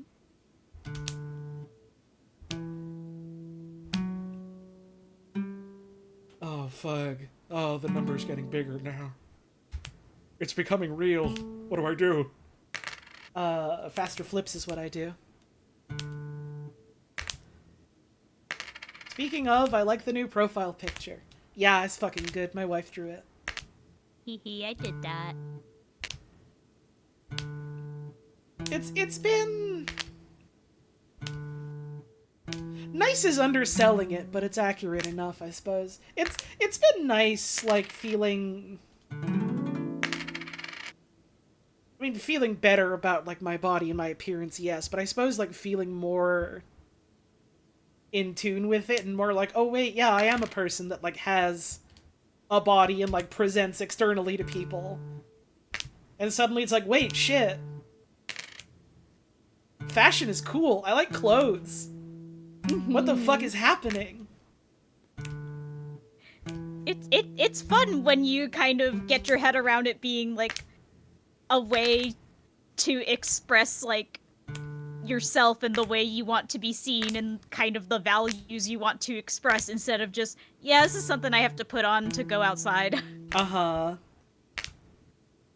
It's like the avatar I've been using for years for my stream stuff has kind of just been like, yeah, you know, this is like some clothes that I have already and like it's drawn to be a little cutesy because Duke's art is fucking cute and we love it. But it was just kind of like, I don't know, just kind of like envisioning myself as more than just what I already was kind of hard, I guess. Yeah. And then someday it was just kind of like, wait,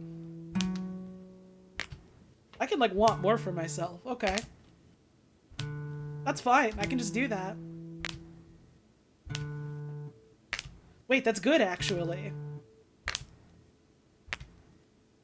And so it's been fun, like, playing with, like, accessories and my hair and shit. Yeah, and I'm real proud of you for doing it. I wish clothes were less expensive. Oh, yup, me too. I have, like, so many fucking outfits I want to try. I want to get a bunch of damn jackets. I want to get a bunch of damn Daniel eggs. Some damn Daniel eggs. It's break time. You gotta...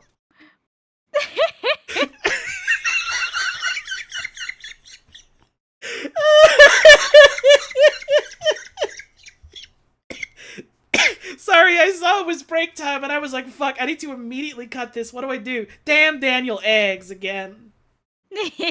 Damn Daniel eggs are always here for us. I will flip 1,000 damn Daniel eggs.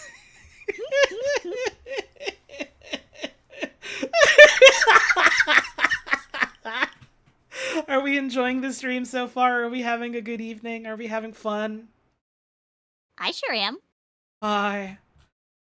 I think I saw Marcy in chat earlier, unless I was seeing things wrong. Hi, Marcy, if you are here. Hi, no one if you're not, I guess.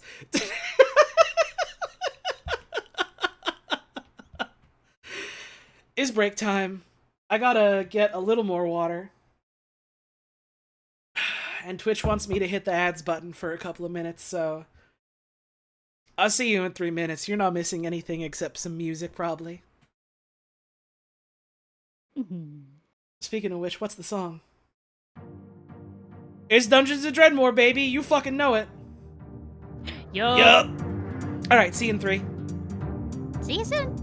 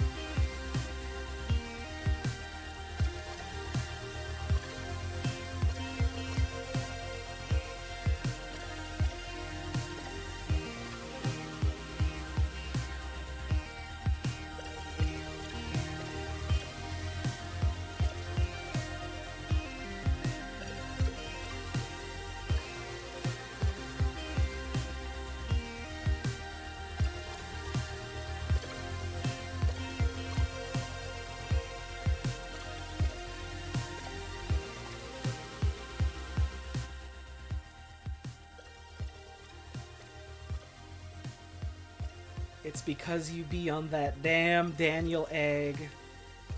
The damn Daniel egg. Damn Daniel egg.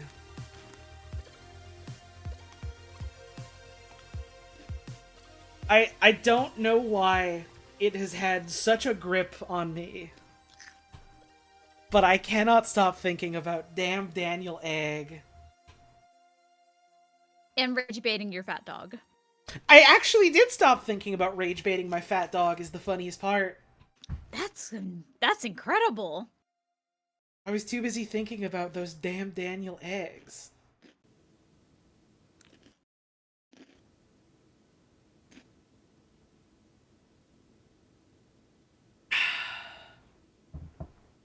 Can I think about the fat dog going, oh, real quick? Sure.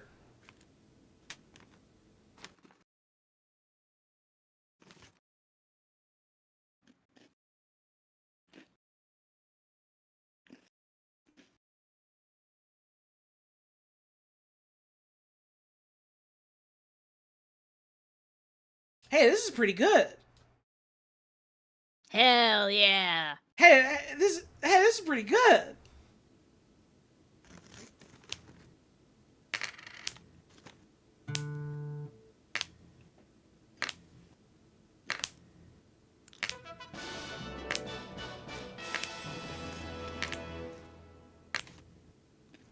Summon Ubo. Oh, whoops.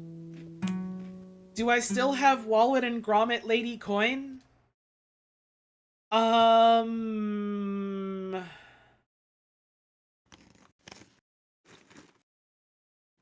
Yes, but is it still an OBS source? No.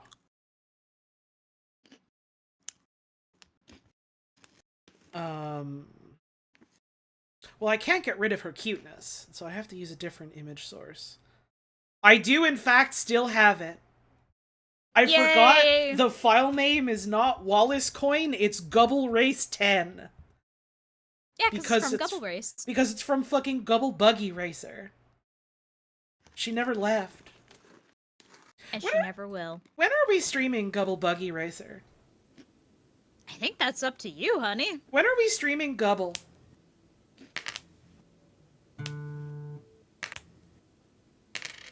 When are we streaming Gubble? Whenever you want, I guess. When are we streaming Jack and Daxter? I'll get to it. Okay. That's the one I don't have control over. Yum. Much like Gubble, I also don't have control over.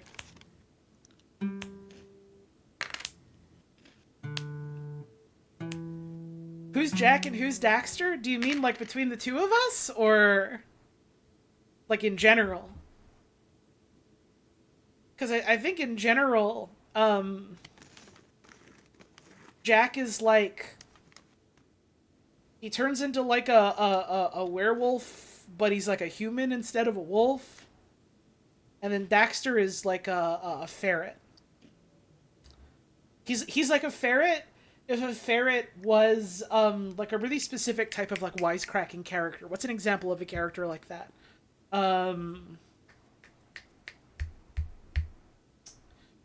Who's a character that cracks wise that we all know? Who's like a sidekick specifically, and not like a. Yeah, he's like a Timon from Pumbaa. Yeah. Except a pervert. Yeah, like Timon from Pumbaa. Suppose so. Also very funny that that's the example you went with, because you'll never believe what role Daxter's VA played on Broadway. Mr. Mephistopheles from Cats? I mean, maybe. I don't actually know. You're right, I'm never gonna guess this shit. It's too hard. I was desperately trying to think of like anything that's ever been on Broadway, and I was like, do I know any characters from Cats? I know Cats. I don't know any characters from Repo. I don't know no damn Wicked. This shit is too hard. I did 500 flips. And that was easier.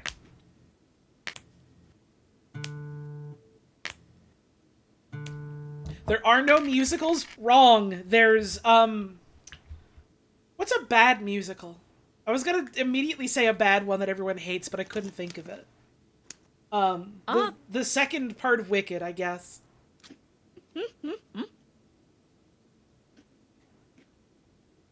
Oh yeah, Spider-Man After Dark. That one killed people. What? You don't know about Spider-Man After Dark? No? Famously troubled musical production where multiple people were injured and or died during the attempt to bring it to production. Lots of wire stunts, yep.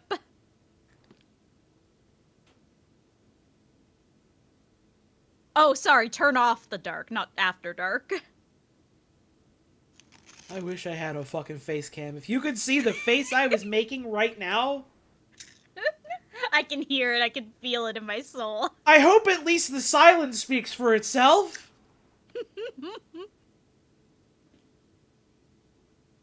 What? He flew out over the audience and the wires broke and he fell and broke an audience member's legs.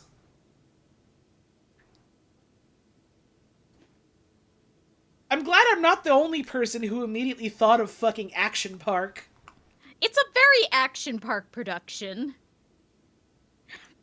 Even the audience gets hurt. Here I was trying to think of a bad fucking musical when the Pokemon one we watched was right there.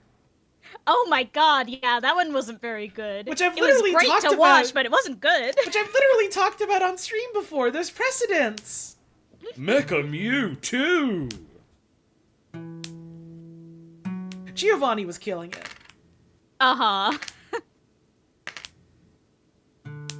Ash, I will save you. I have learned a valuable lesson about love and friendship today. I'm going to pick up Giovanni and become a suicide bomber. No, don't do it to me, Mecha Mew 2! And the best part is he, like, gets out of the grip and runs away, so it's unclear if he dies or not.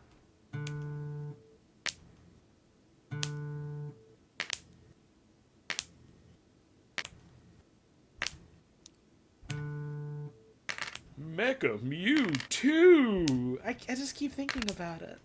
It's Mecha Mewtwo is now my own personal Damn Daniel Eggs, which is funny because Damn Daniel Eggs was my own personal Damn Daniel Eggs.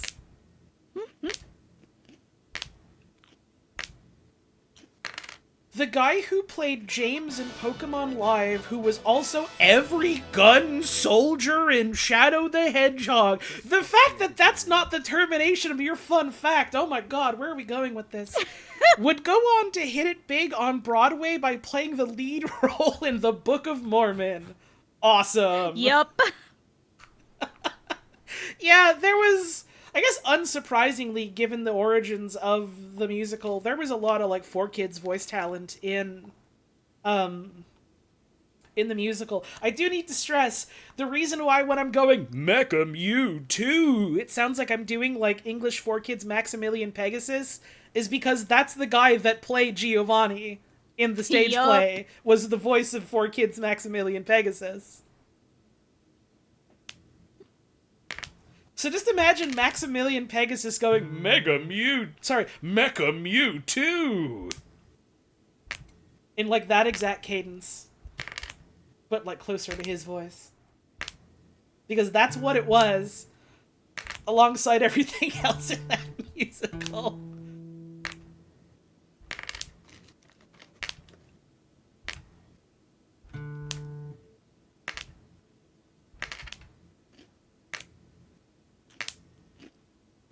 I guess I could have also said Hamilton.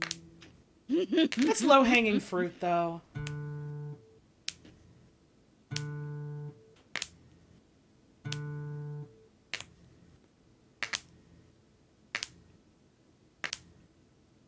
That's low flipping coin, though. Wait. That's pretty high flipping coin. That's a 3. Mm-hmm.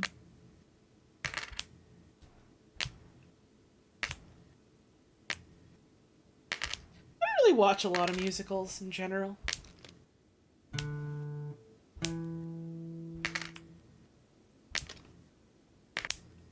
Imagine Dragons exists because of Spider-Man Turn Off the Dark? What? What? Uh, uh,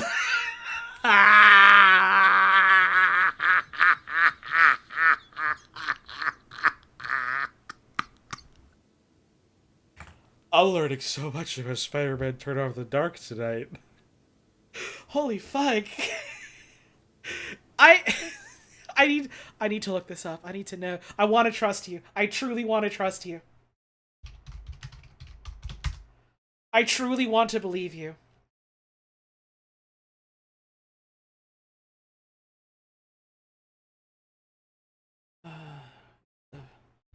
Control F. There's nothing for Spider-Man.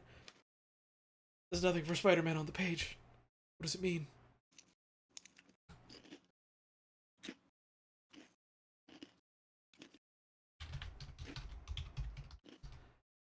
Uh, uh, Radioactive, the song. Control F. Spider-Man, there's nothing. It's been expunged from Wikipedia. What does it mean? What could it mean?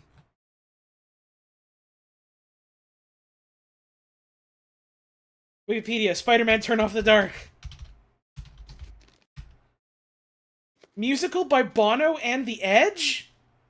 Yup.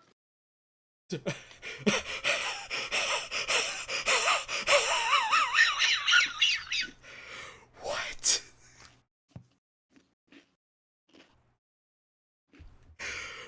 What do you mean?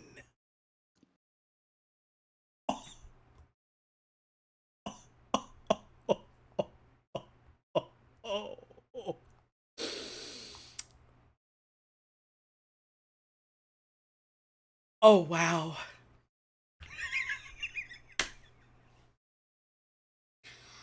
You know, I almost didn't stream today. I was like, I'm feeling like a little headachy, kind of a little foggy. Maybe I don't have it in me tonight. Then I ate a salad and some other food and pushed through, and then I was like, I think I'm up for it. I'm really glad I did.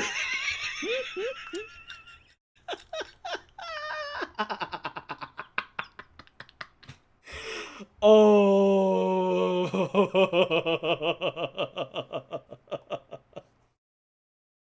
The damn Daniel guys submitted their work to a producer for it. They were told their stuff was too good and they should keep it, so they made Radioactive. Damn. Control F. Imagine. It's been expunged from Wikipedia. Control F.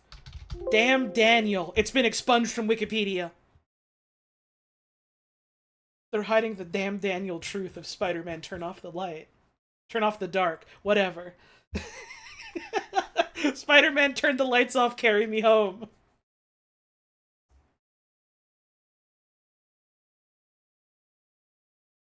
Spider-Man got false lights for the sun. It's an artificial nocturne.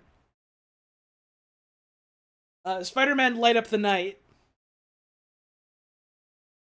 Spider-Man, darker, darker, yet darker. Spider-Man dark and darker.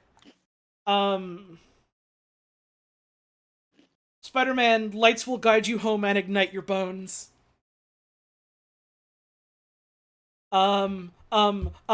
Fuck. What else? What else? Help me. Honey, help me. What else? Apparently, this fucking musical was so notorious they had a skit making fun of it on Sesame Street. Spider-Man Darkest Dungeon. Yeah, that one works.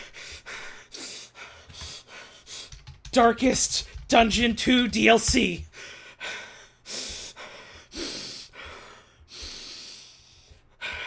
Spider-Man Darkest Dungeon 2, The Binding Blade.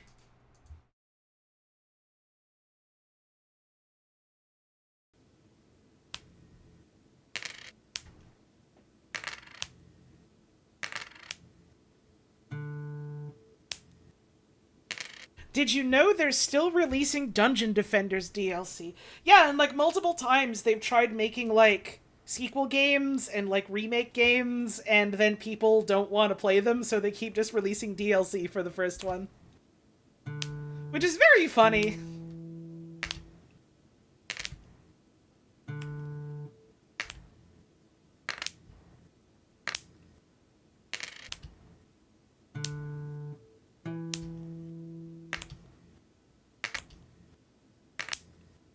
Dungeon Defenders is the barnacle on the side of the Steam store. And it cannot be scraped off. Apparently, Radioactive was in part inspired by the writer's struggles with Mormonism. Now, when you say struggles with Mormonism, what do you mean? Because I feel like there's multiple ways that could be taken.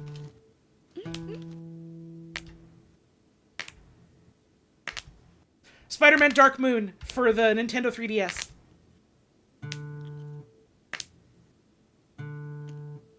Bit by a mutant can of soda!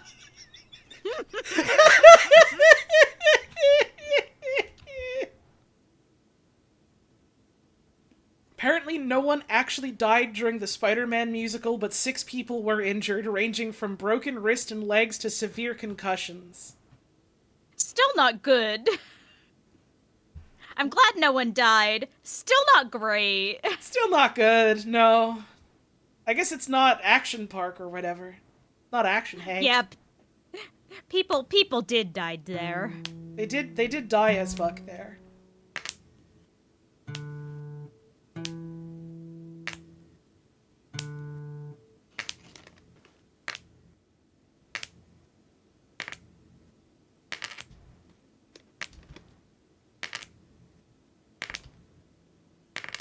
Spider-Man stunt guys kept falling over because of their insane wirework shit. Spider-Man Fallen London. Oh god. Spider-Man Fallen Down reprise that plays at the end before you fight Azrael.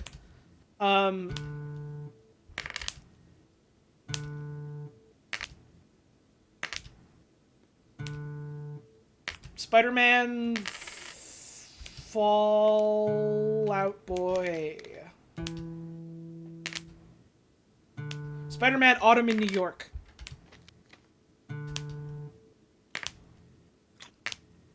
Spider-Man Fallen Order.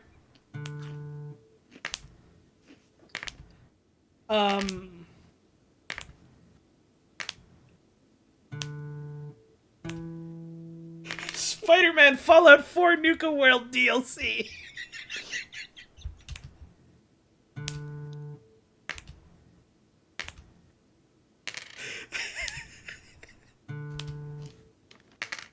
The astute viewer among the audience will wonder, where is she going with this? The astute viewer will then realize moments later, not even she knows where the car is headed. Even in the driver's seat, she is merely the passenger. What's the Minecraft Viva La Vida parody? What's that called? Fallen Kingdom? Spider-Man Fallen Kingdom.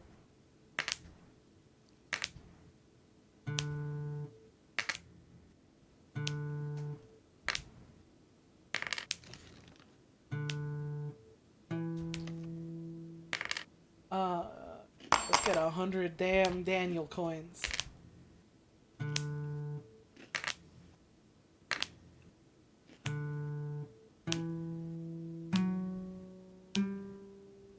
Okay, we get a 4 for that one. Nothing wrong with a 4. Spider-Man Dark Angel.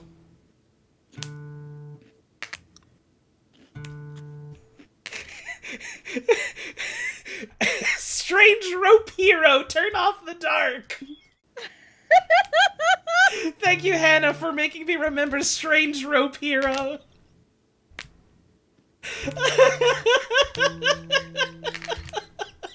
When are they bringing Strange Rope Hero back?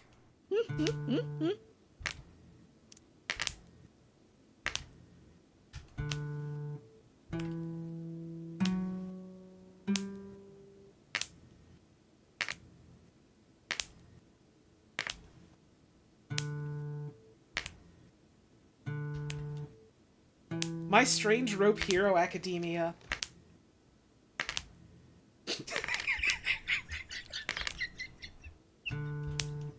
having fun, honey? I don't know how to answer that. That's the best part.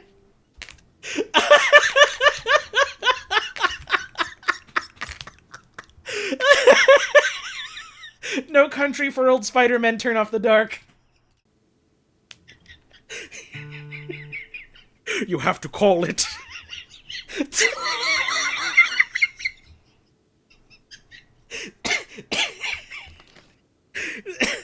This is your lucky musical.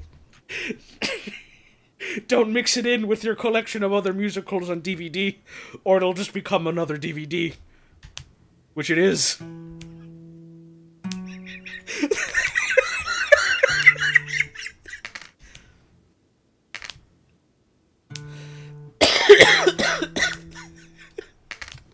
I still need to watch that fucking movie.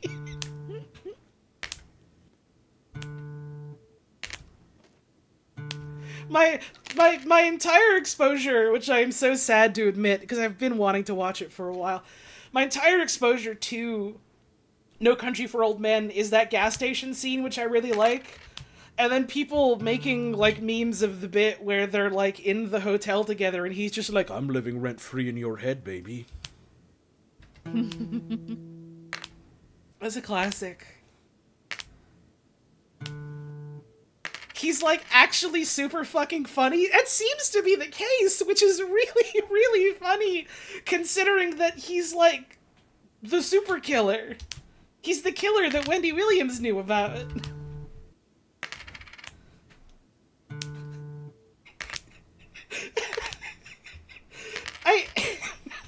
That, and I also know about, people, like, what I have to assume is complete seriousness, because I want joy to take root in my heart, doing power scaling shit for No Country for Old Men characters, where they're like, alright, who's stronger? Anton Chigurh, or, like, the one waitress lady at that one establishment that he goes to?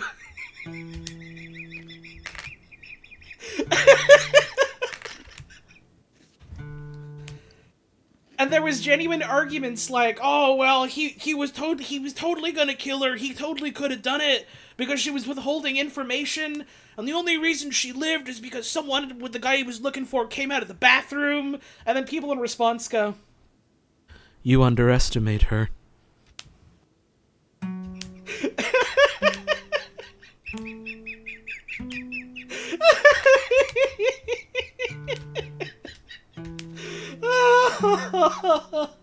My amount of money I have has gone up so high I have forgotten to hit the buttons because I was thinking about No Country for Old Spider-Men, Turn Off the Dark.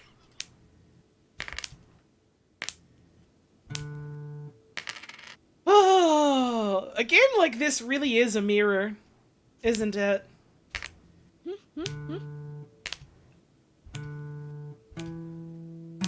Like any video game, any work of art is about what you bring to it as much as what it brings to you. But, like,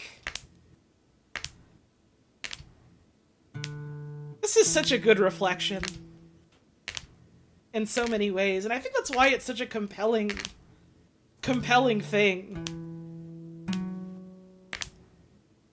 that has driven me to fits of thinking about Spider-Man Turn Off the Dark.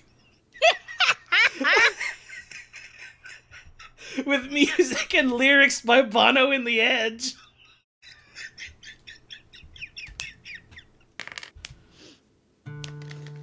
George Bailey versus Charles Foster Kane. I don't remember who George Bailey is, but, like, Kane kinda clears. George Bailey is the main character of It's a Wonderful Life. Kane clears by the sole power of he has money. George Bailey famously don't got that. Charles Foster Kane used a lot of his power in the movie. You know what, though? George Bailey has a family and like, happiness in the end, so really, who's to say? He did and kind he of... has an angelic stand. He did kind of die alone and pitiless, didn't he? He died all alone and no one knew what it meant when his last words was poop balls, lol. You know? On account of the movie was also they didn't know what lol meant yet. True. It took years and years of, like, recontextualization for people to understand, like, the ending of the movie. And it only really started to make sense when, like, YouTube came out so people could upload ending explained video. Mm-hmm. No lol for old men.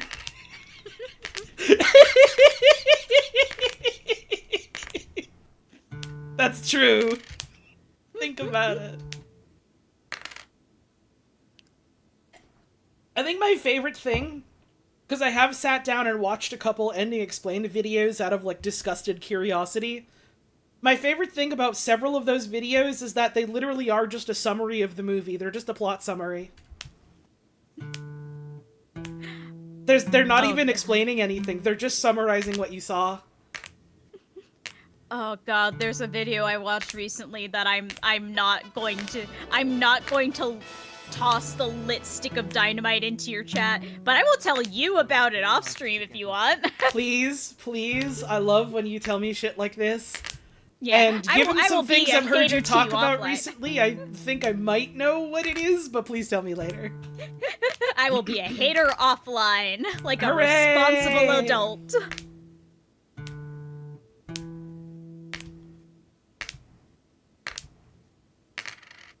It's a good analysis, it's a summary. I think one of my favorite things about the wave of, like, bad YouTube video essayists that kind of got run aground specifically because of plagiarism accusations.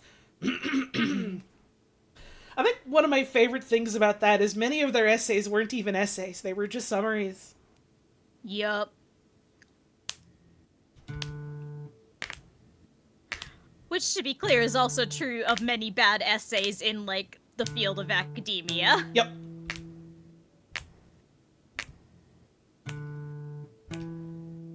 People have been forgetting what an essay is since essays were invented. Mm-hmm. And, like, a summary of something is literally fine. You just have to acknowledge it's a summary. Uh-huh. A summary has value. There's a reason we have them. But it's not an essay.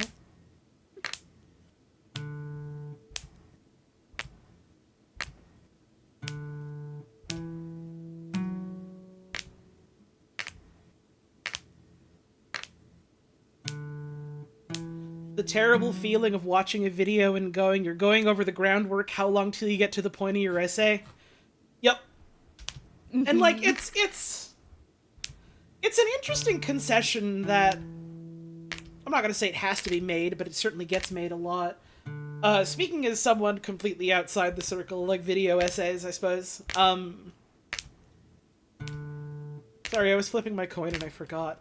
No, this happens. It's that's my 1,000th flip. It's interesting how, like, a lot of these, like, want to, like, talk about a topic and, like, their thoughts on the topic, but, like, feel the need to, like, contextualize it for a lot of people to understand what the topic is so they can understand the thoughts on it. Like, you know, assuming that the audience is not familiar with the topic at hand, sort of thing. And so they have to go over, like, what it is and put it into that framework so that, like, any of the other discussion makes sense. And then it sounds like a lot of them do just do that first bit and then not enough of the second bit. Mm-hmm. So I'm assuming from the ways others have described it, I have not done much video essay watching myself just because I find it easier to digest an essay if I'm reading it. And, like, it sounds like it's a difficult problem to have to figure out. Like, I'm not saying that to poo-poo it, like, oh, and it's bad, it's a problem with the fort. I don't give a shit. It's fine. But it's a problem that people sound like they are trying to, like, work with in some way or another. Like, yeah, there you go. Someone in chat saying they're making a fucking facade video essay. Is anyone gonna watch a video essay on facade if they don't know anything about facade? if you'll forgive me for like butting into your project and your issue, I would question if that's like the right way to frame it.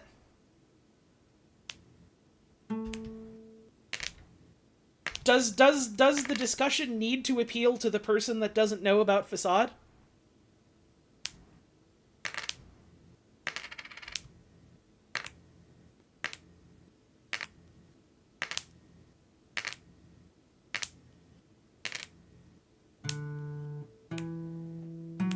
I suppose you can also try and have some trust that the person that will engage with it will want to do some of the basic 101 stuff about the topic themselves.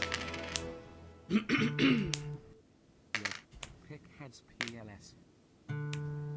And then maybe they'll go back and they'll listen to the essay again, and it'll help them put more things into context.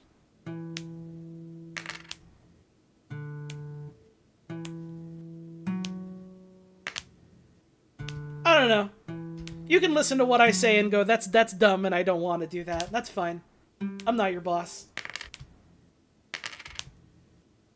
It's just something I think about when I'm, like, trying to think about how I want to talk about, like, stuff I'm engaged with, is I'm just kind of coming from the perspective of, like, well, I suppose I'm not really fussed about how many people are going to, like, look at this. And I'm more interested in the people that have, like, the grand work experience that I already have than, like, engaging with the thoughts on it sort of thing. Mm-hmm. And also, again, I don't do video essays, so, like, it's real easy for me to sit here and be like, well, have you considered this? When I have, like, no real horse in this race. I got no bird on this feeder.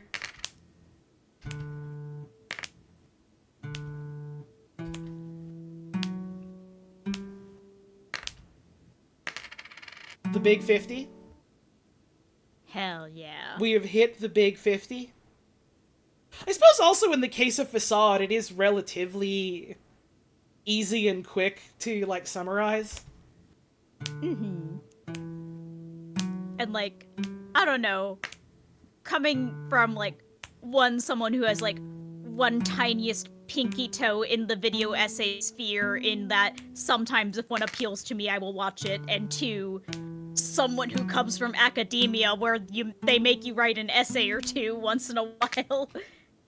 I think it's fine and even normal to, like, decide what audience you're planning to target and, like, create from there. Like, it's fine if you decide you're going to write with the assumption that whoever is watching it has this background context, and it's also fine to go, well, I want to target someone who's never heard of this before, and, like, start the discussion from there. Like, both of those are fine ways to approach it. You just gotta decide how you're approaching it and proceed accordingly.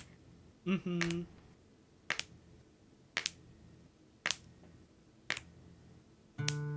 I'm glad you have more perspective on, like, essay stuff than I do, because mine is mostly, I did them in high school and college, and I liked it. Mm-hmm.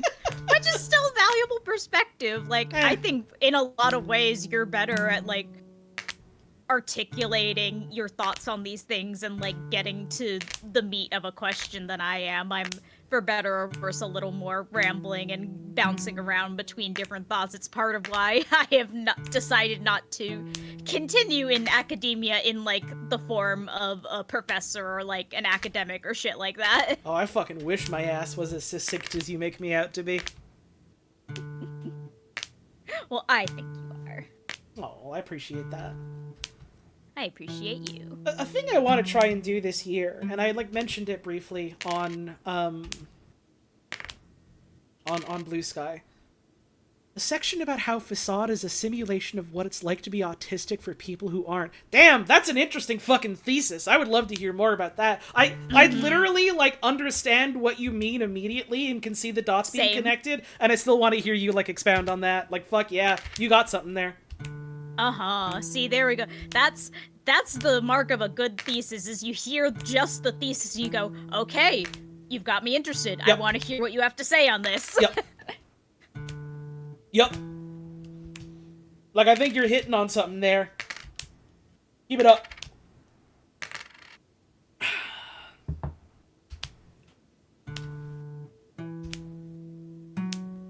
the fuck was I saying? I got so excited about someone's cool idea, I forgot what I was gonna... Right. Yeah.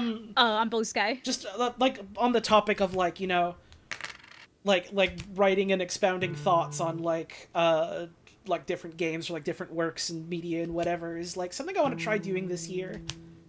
Because, like, I found myself looking back on last year, and, like, this is in part because last year was the fucking way that it was for me, but, like, I'm looking back on it and I'm like, I can't really remember, like, a single thing that I, like, played or read or watched, even though I know there's, like, evidence out there of me having, like, played and watched, etc., all these things. But I don't really remember, like, what any of my particular thoughts were about them, and that made me really sad. And this is a thing that I always want to do and always, like, tell myself, I should do this, I can try doing this, is, like, I want to better, like, compile the art that I do engage with and, like, try to practice, like, writing a little bit about them. Even if it does just end up being a bit like, I watched this, wasn't big on it, it was cool. It's a fun thing to do for its own sake. I've always liked trying to, like, think about stuff that way. I would hesitate to, like, call myself, like, a fucking critic in the sort of, like, spaces that I occupy, but it's fun to do. It's fun to talk about and think about. So I want to, like, do that more. And I was like, oh, I opened up, like, a backlog. I can, like, use it for that. And then kind of didn't because it was stuff that I was either like, well, I haven't finished it yet, so I don't want to say much. Or, like, oh, I played it on stream, so that, like, stands on its own. Or, like, oh, well, it's, like, an MMO long-running thing that you don't really finish. So, like, how would I have, like, a sort of, like, terminating thought, as it were, for it? Not that you need, like, a terminating thought for something, but, like... I was like, what could I say about it, and how could I, like, put it together if it's, like, an ongoing thing I'm still engaging with? Mm-hmm. And then, like, wasn't even thinking about, like, doing similar for, like, books or movies or whatever. And so, like, I want to do that.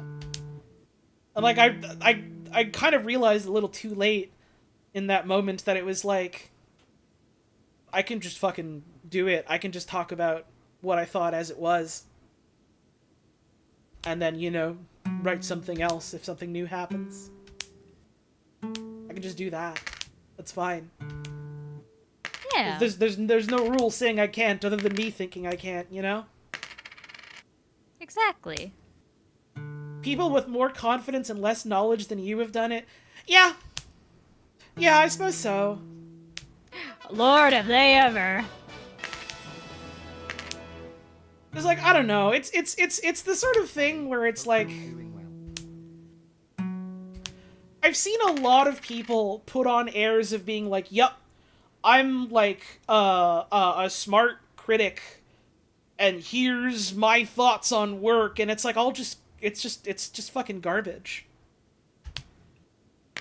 That, like, I don't want to be like that in the same breath as, like, here's all these people whose, like, work and thoughts I really look up to and admire, like, in the space of games, talking about, like, what games are and what they can be and how they are, where, like, I don't have the kind of, like, educational foundation that they do, and so, like, I can't really, like, do anything ever quite like what they do, and so I don't want to, like, disrespect the name sort of thing. Which, as I'm thinking about it right now, is a little silly. I can just do it, you know? Mm-hmm. Sometimes a lot of getting something done is looking at the rules you have and figuring out how many of them are ones you made up for yourself that no one else knows about. Uh-huh. Hi, Brady. I'm flipping my damn coin. I'm flipping my damn coin till the whole fucking room stinks like pennies.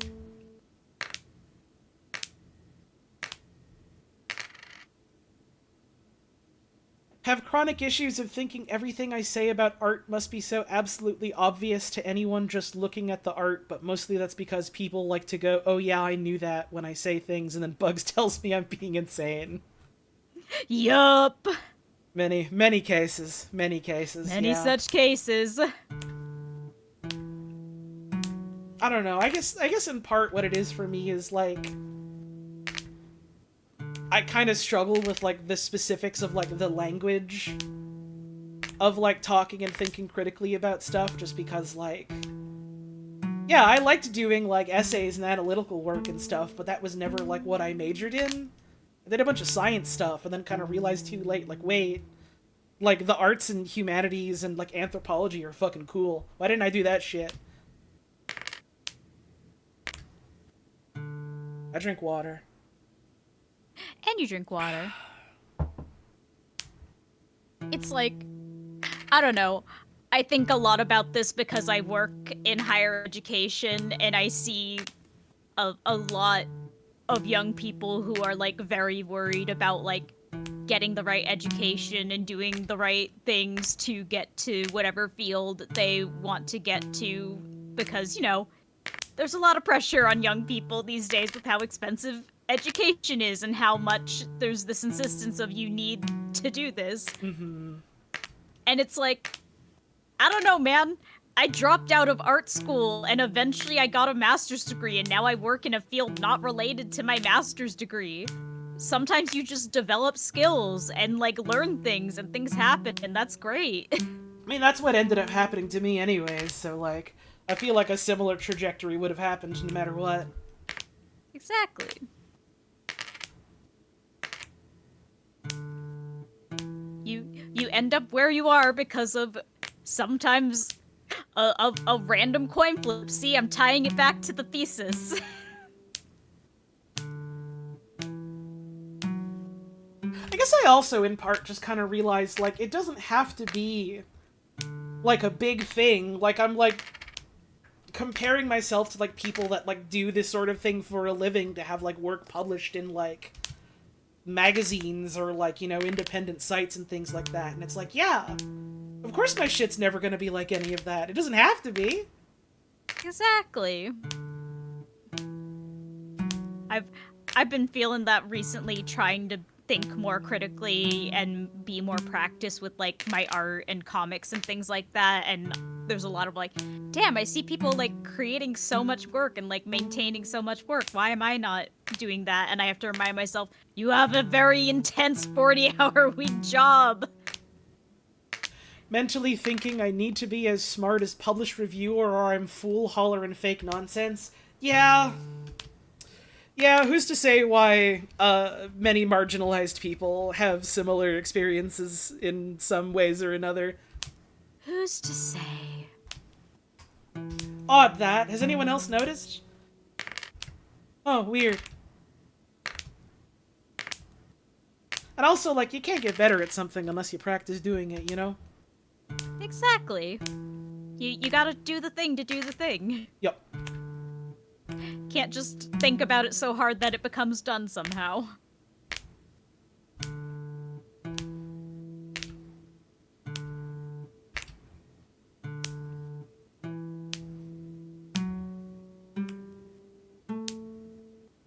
I think years and years ago at some point I had the thought to myself that was like, I want to be an important person that has like important thoughts and says important things. And like, I'm kind of glad that I realized that's stupid. Mm-hmm.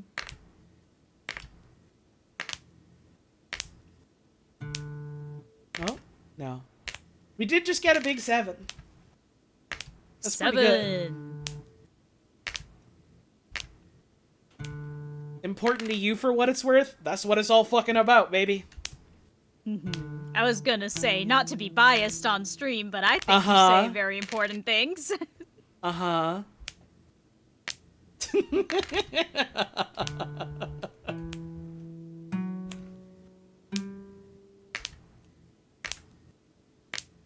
think maybe to some degree I course corrected too hard. Now I'm just like, oh, I'm just small potatoes. I'm just damn Daniel eggs. And I have to shake you by the shoulders. You and like 20 other friends. And we will continue to do this. Oh, I'm sure.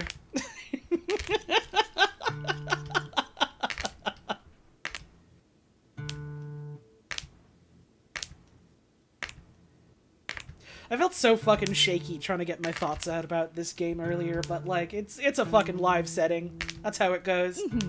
Also, I haven't done this in a while. Yeah, you're shaking the rust off, you're flipping it off the dome. Holly, you are fat potatoes. You are fat potatoes. Yup, that's my fat streamer. With all the dressings.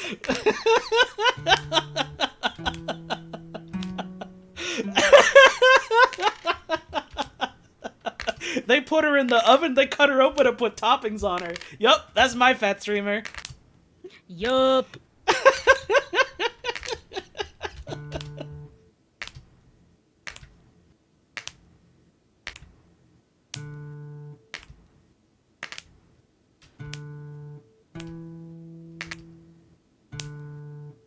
Any second now. Any second now.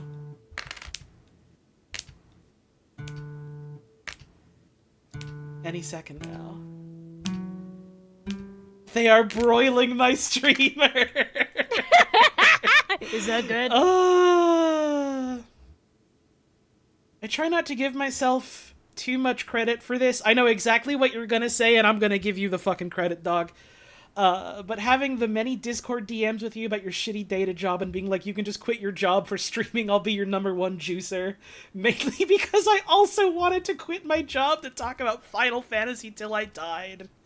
No, like, genuinely, though, like, Brady was such a huge part of, like, what pushed me to, like, going, maybe I can do this shit.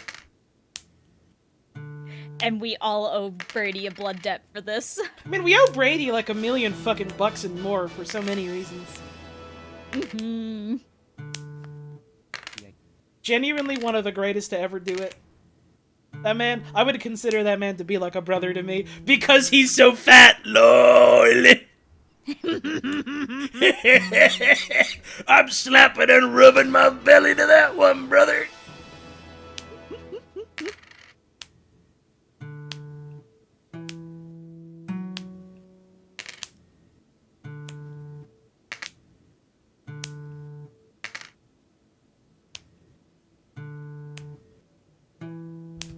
I don't know, it's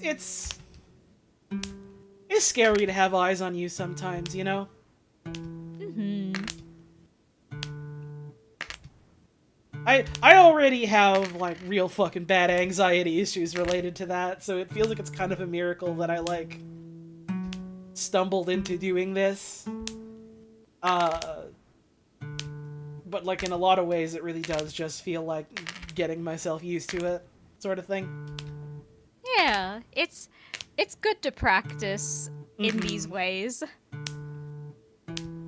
Like, I think a lot about how one of the reasons I started streaming was genuinely because I was playing through Ace Attorney, like, just, like, screen sharing it to Jay and another friend, and we were all just voice acting all the characters, and I was like, this is great. And it, like, it made me more confident in speaking, it made me more confident in, like, being funny in front of people, and then I was like, you know what?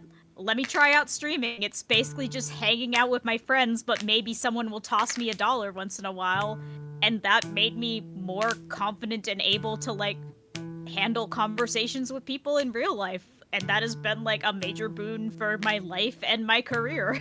Yup. I have, like...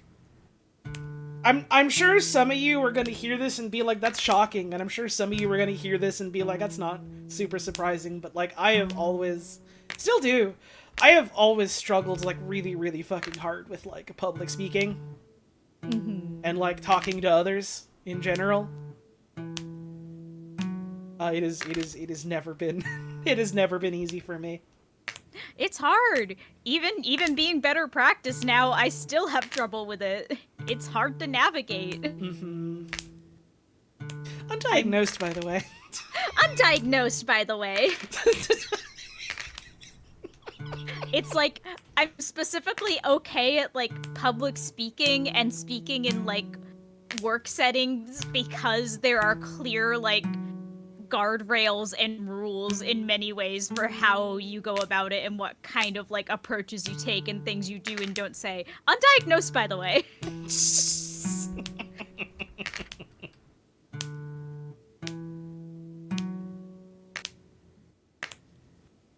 Any second now.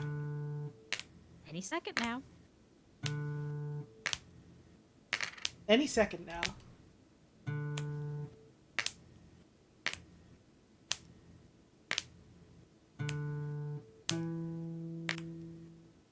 Oh, Frankie, many such cases, at least in the groups I roll with, which is probably also saying something. You can't make the funny undiagnosed joke, and it's the only drawback of having a diagnosis. I mean, you could always say how many years you went undiagnosed. That's still pretty funny. Yup. Like, your ass can be like, undiagnosed for 20 years, by the way. And that's pretty damn funny. I guess if you were diagnosed early, well, then you get to wear it as like a badge of honor. Like, ha, Yeah. You chumps. You only just got diagnosed. I've been here for years. Yeah, like, diagnosed instantly, by the way, is also, it's the equal and opposite joke. Oh, Frankie. That'll do it.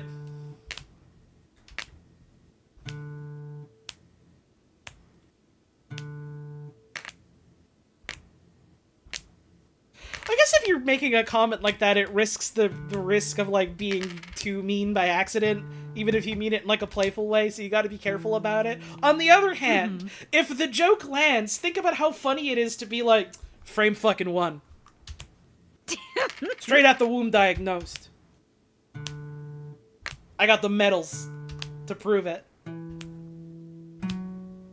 They gave me the Purple Heart of autism.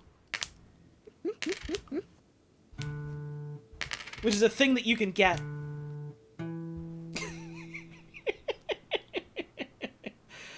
Try not to concern myself with all the things I could be diagnosed with, which is maybe not good either. I mean, I try not to be too fussed about, like, putting specific labels on it. I like, hear the experiences of other people, and I'm like, I can relate to some of this, I can relate to most of this kind of thing. And it helps, like, put things into perspective for me. Mm-hmm. It's, in a lot of ways, some diagnoses are a lot like identity labels, where it's like, what use does it serve for you? And if it doesn't, then don't worry about it. I suppose to some degree I am also worried, maybe worried's not the wrong word, how do I want to put this? There was a very frustrating period, kind of early on into, like, me doing streaming stuff, where, like, I think the intent was people were excited that there was a transgender woman that was streaming that they could relate to. And then at practice, it kind of felt like people just, like, boxed me and, like, sanded me down into being the transgender streamer, and that was the one thing about me. And I really, really didn't like that at all, so, I have admittedly been a little bit squirrely about being like, yep, here's, like, a definite label I can put on myself about something that is true to me, otherwise, like, I don't know, it's a dumb worry, but, like, still the worry is, like, what if people latch onto this for well-meaning reasons, and then that's all that I am for a while? Yup, which, it does happen, and it does suck. I remember at an old job, that was literally why I did not talk about you or mention in any kind of obvious way that I was a lesbian, even though I knew I was a lesbian, because I knew the second I said out loud to the people I was working with, I am a lesbian, I would just be the lesbian coworker. Mm-hmm. A lot of gasp, Holly said a cuss.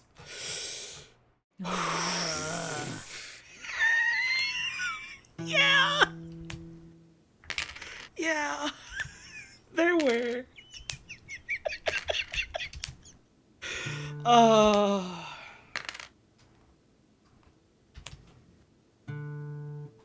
You would make the tamest thing even, like, adjacent to, like, a sex joke.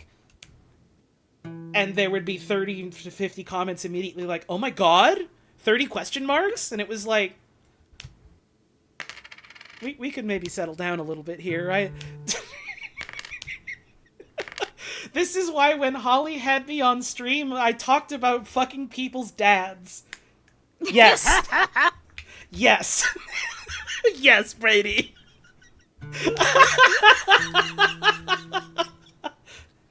Brady, I gotta fucking get you on another stream at some point. I've missed doing that with you. We just gotta hang out more in general. We gotta figure out what works time-wise for that. I know it's probably not gonna happen, like, in the next couple of months at the very least, but, like, straight up, when I do get around to doing Umineko, if you want to hop in for that, you are extremely fucking welcome. You of all people.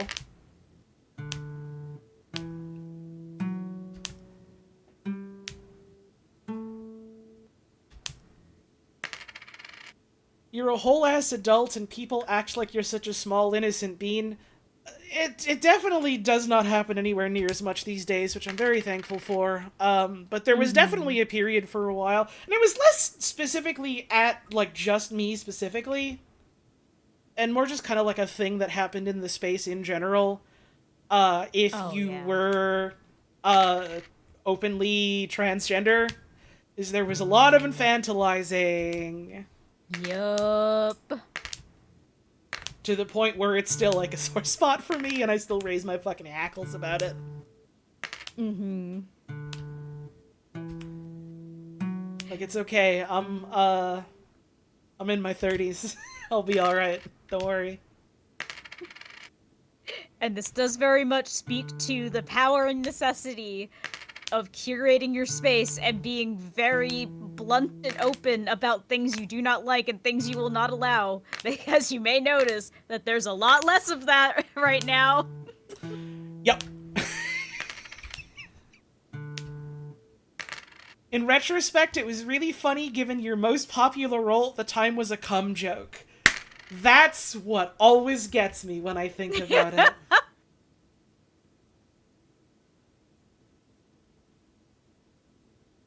Gordon, I'm Dr. Cum, and I'm going to talk about big boobs and fat breasts, Gordon. And you stop doing the voice, and suddenly it's like, oh my god, can you say that? I don't know, can I?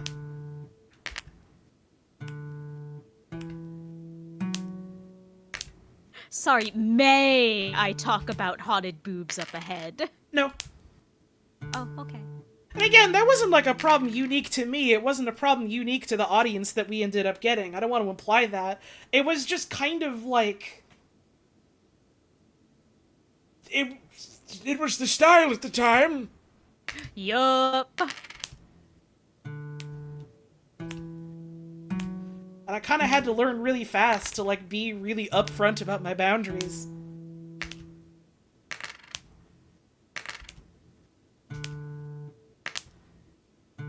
And kind of still have to do that sometimes. Yup.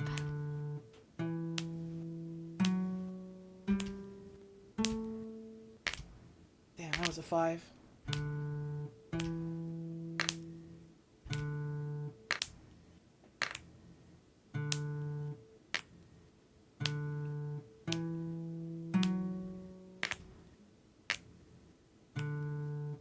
Dr. Coomer hasn't talked in a while. Is he okay? He got tendinitis. Oh, that's too bad. I hope he goes to the hospital and makes a full recovery. Don't make me play Petey Meets the Dragon. Damn, I haven't seen that video in like a whole 12 hours. 12 hours is a generous estimate. At any moment. At any moment. I should set that up to be like a hotkey thing, so I could play it at any moment. Powerful. I literally woke up this morning, booted up my computer, opened up my browser, and it auto-opened up to, like, the GDQ side stream, and was like, damn, people aren't here anymore. I could play PD right now, but it just wouldn't be the same. I literally did play PD, and it just wasn't the same. What time was that? Because I did leave the stream on while I was asleep. That was probably like 7 or 8 in the morning your time. I think I did wake up around then, but I just kind of assumed I was having a dream. Yeah, there were definitely at least 1 or 2 people that were there. I think I literally saw fucking Senor Bob's name pop up as like just having logged in, and it was like, well, you get to enjoy Petey and the Dragon. I think I put on Koopa running around for a while. Yeah, that was what I saw was on when I actually woke up. Yeah, I put that on. I was like, fuck it, I Love want Koopa something to running listen around. to.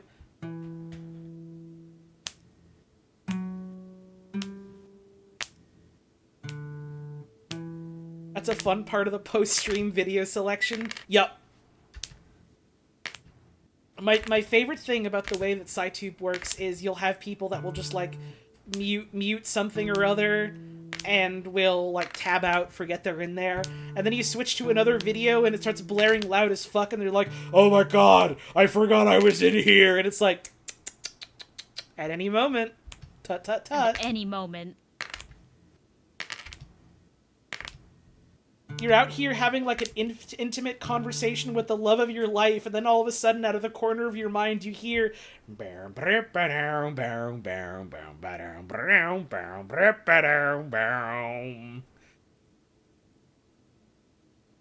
think my favorite moment of that was when I had muted the GDQ stream, but not the actual Zero Misu tab, and then went to therapy. So midway through therapy, Oh my god! midway through fucking therapy, I got Cuban peated. In therapy, hun? I got Cuban peated in therapy. Why didn't you close the tab? Because then I'd forget to reopen it. My mind is no good. Pause! I almost dropped your real ass legal name. Oh my god! No, you didn't. You don't hun. know my real legal name. I know What? this for a fact. What? You have forgotten my legal name many times. I use a nickname. I mean, I meant the nickname, but I did remember the legal name. Okay, good. I'm trying to remember why I remembered it recently. I, like, saw the name somewhere in some context, and I was like, oh, like Max.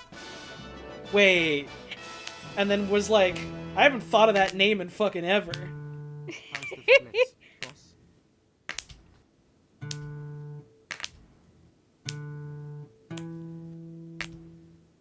Your legal name is Damn Daniel Eggs. God damn it, you said you weren't gonna say it! Damn, Daniel! Out here again with the full legal name and address! Just, like, read my credit card information while you're at it. Damn. Alright, 4, 8, 2, 1, 1... I have to stop or they're gonna think I'm actually reading a credit card and I'm gonna get banned. How scary would it be if you were right? I don't know. Scary, I guess. You almost have a Tungulus credit card! I can never remember the Tungulus number is the best part. Literally, so many other people remember it, and I have so much respect for the Tungulus warriors. I can never remember it.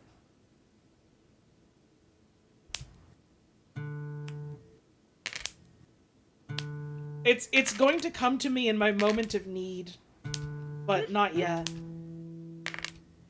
Fucking Tungulus, man.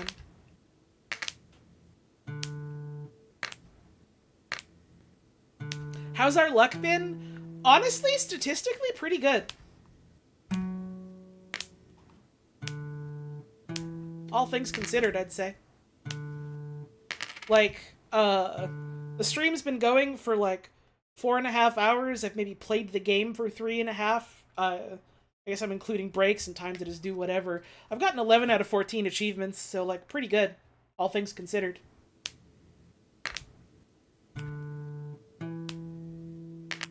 How many endings have we seen tonight? 2. 2 of.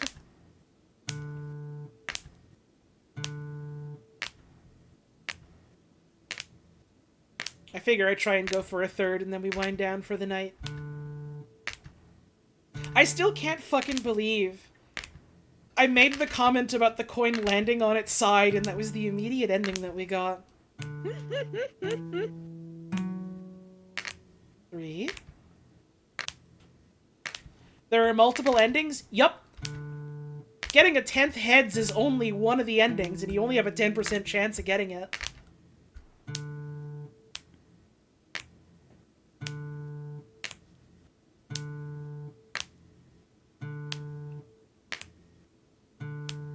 It really is just like RuneScape. Some viewers will perhaps remember my desperate quest for a pair of pants from the Barrows Brothers. I haven't really played a lot of RuneScape recently. But you will be delighted to hear I still have not gotten a single pair of pants from the Barrows Brothers. Not one. Not a one.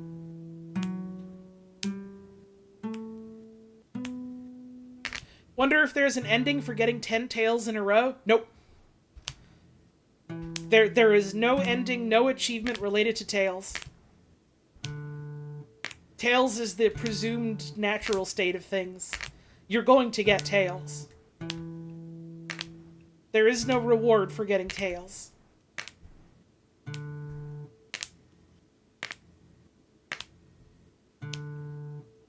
Honestly, how it feels to play Player 2 in Sonic 2. I don't actually know if that's true. I've never played Sonic 2 multiplayer. I gotta go on break. Dang, yeah. Dang, Daniel! Dang, Dendel. I will lay 300 damn Daniel eggs. See you in 3 minutes. Okay. Wait, the song is awesome. Wait, it's beautiful.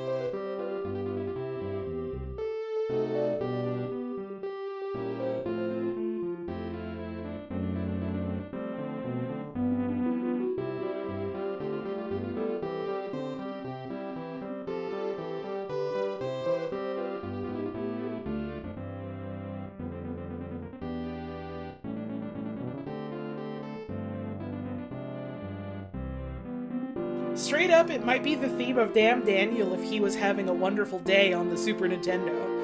Damn Daniel if he was on Game Boy.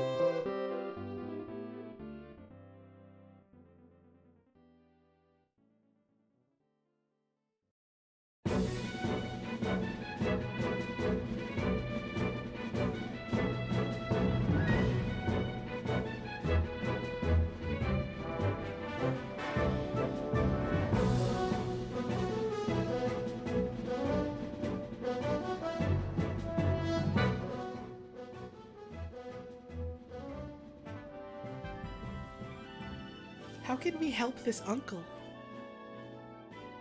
How can we help this uncle? How can we help this uncle? How can we help this uncle? Fun fact, I dozed off right before Holly started playing the game, and I woke up to everyone talking about Spider-Man Turn Off the Dart. Holy shit! Spider-Man Turn on the stream! Spider-Man Turn on the news, any channel! Come on! Your mom thinks this uncle is cute. Fuck yes.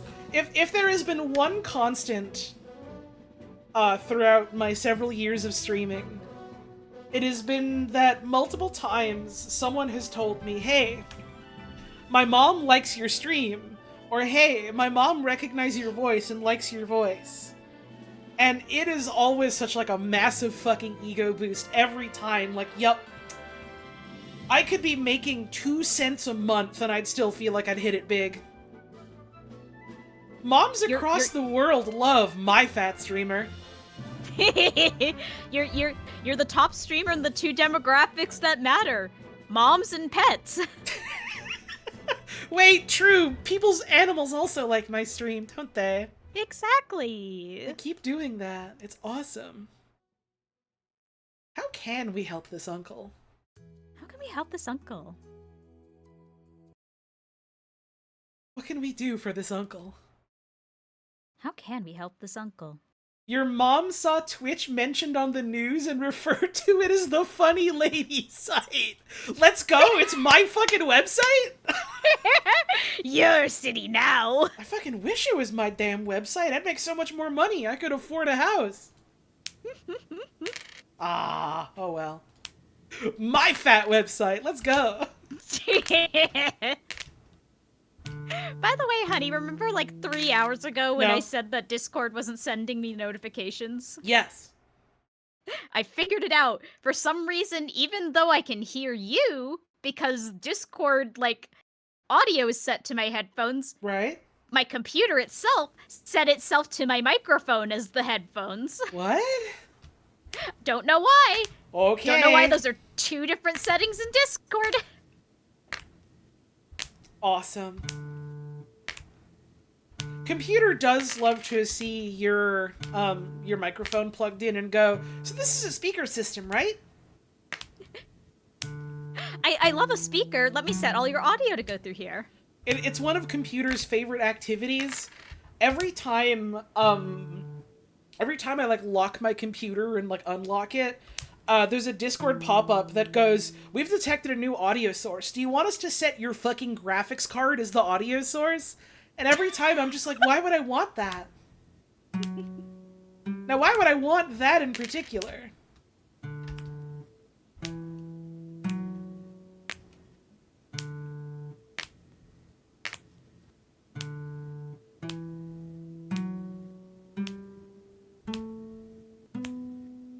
Oh, you knew it was coming. Shoutouts to Windows updates occasionally deciding to fuck with your audio devices for fun. Yup. Yup. I have really fond memories of getting my laptop and desperately trying to get my like microphone to sound normal on my laptop. And I finally got it to sound normal, and then like didn't use my laptop for a couple of months, opened it up, and now my microphone was sounding a different kind of bad. Which is pretty cool. You know what else is pretty cool? I just got like 4 heads.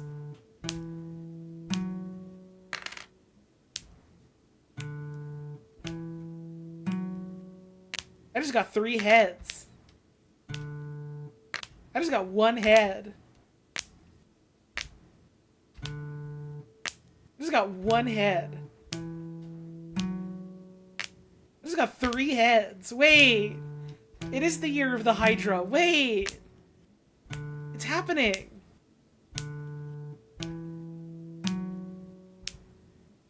Oh, here we go. The number goes up.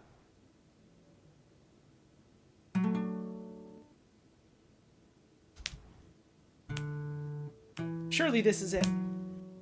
Surely.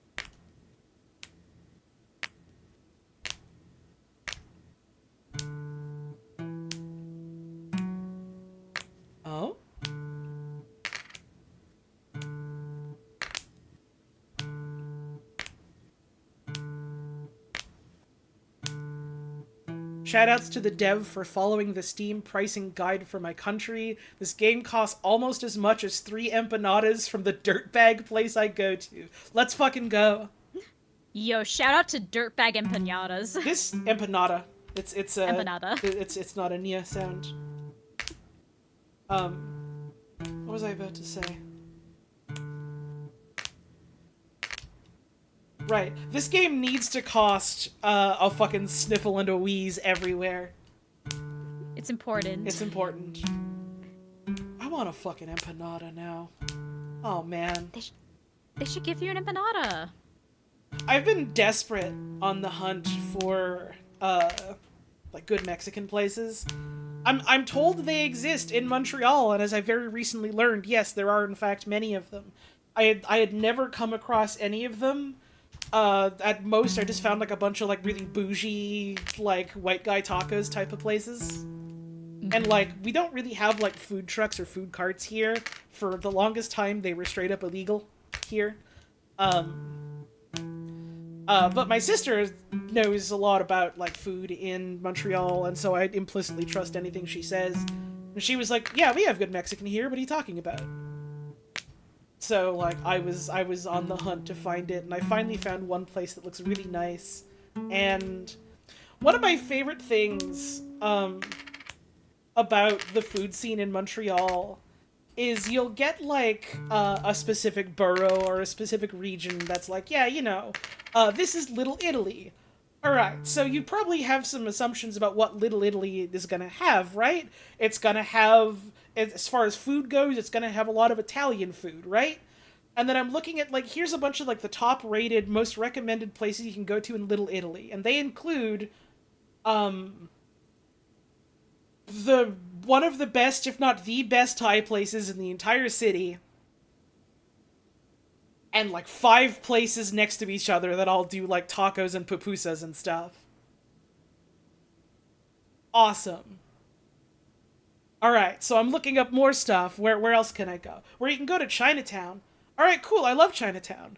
I've been to, like, quite a few, like, food places in Chinatown that were really good. So what's in Chinatown? One of the highest rated, like, taquerias in the entire city. Oh. Okay, badass, let's go!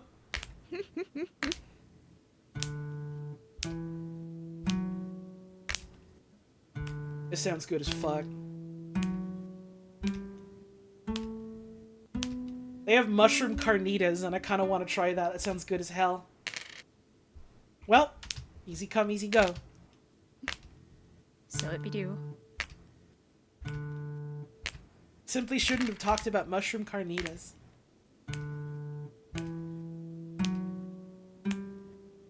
Or maybe I should have talked about it more. Yup. Moment of truth. Here we go. It is a 55% chance. Hi, Heather. This is going to be my 3rd ending unless I beef it harder than anyone in history has ever beefed it. Which is possible. It's happened Certainly once not already. possible. Alright, here we go. Big money, no whammies. Are we gonna get an ending we've already seen before? We have a 60% chance to see something we haven't seen yet.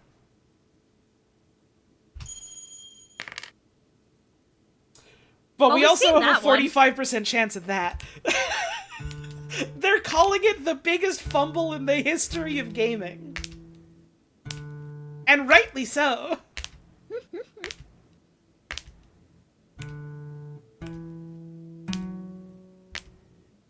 But you know what that means, right?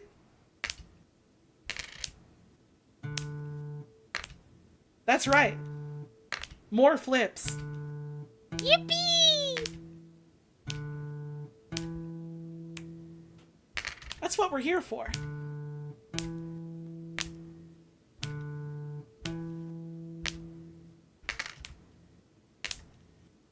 The game's not called 5 Flips.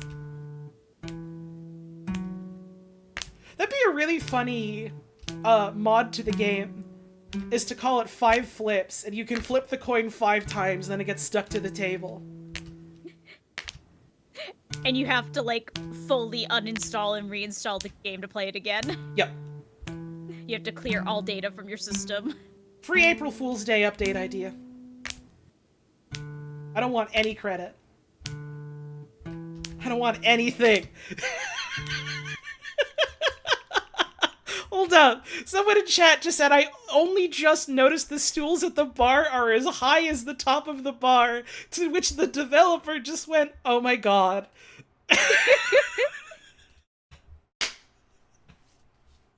I'm so glad I streamed today. I'm so glad I streamed today. It truly is a beautiful career.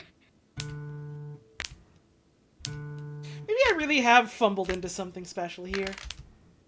In general, Oh, with the a form of stream. psychological torture, you say? Oh, The ooh, April Fool's ooh. Day update that's already planned. Oh! I need you to know I just like put my hand up to my mouth like a little gay gesture. Like, ooh, I'm drooling and rubbing my tummy. Yep. Say no more. We will be there. April 1st. I want it to hurt. I trust you.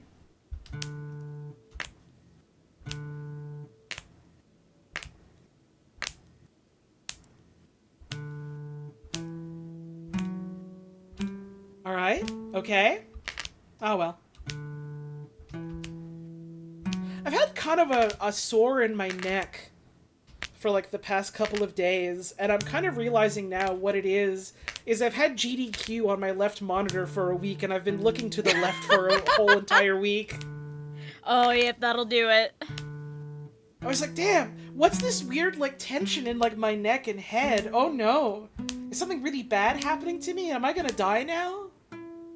Am I gonna die now? Yep. Alright. This is the first time we have gotten to 2 9 flips and had 2 tails. This is, like, genuinely so beautiful that it's worked out this way, given there is no, like, futzing of the numbers behind the scenes. Our first victory, we just got the coin flip right away. Our second one, we got 1 tails and then got the victory. We're going for number 3 right now, and we've had 2 failures. If the pattern keeps up, I will clap my hands. If it doesn't, it'll be really funny. And that's the beauty of probability, is you're looking for patterns and they aren't there because they're doing some Bugs Bunny shit to you. Hang on, I just realized something. That guy in the back can't even actually drink that thing. He's wearing a mask. He's just playing. Yeah? They're all playing. We're playing. That's so cute. Uh-huh. Playing toy. They don't need it anymore. It's a beautiful post-scarcity world. There's no more war. There's no more need. Well, of course there's need. We gotta flip the coin. But it's different, you know?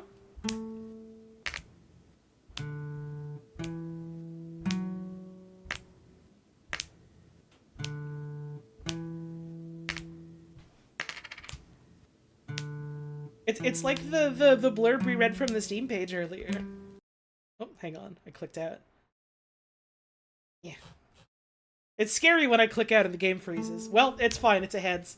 So maybe it's okay.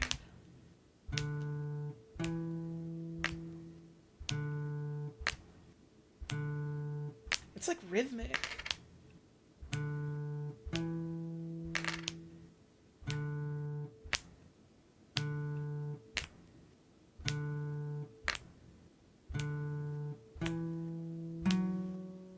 Here we go. Here we go. Nope. Be careful with using my time stop abilities. Why? What's wrong?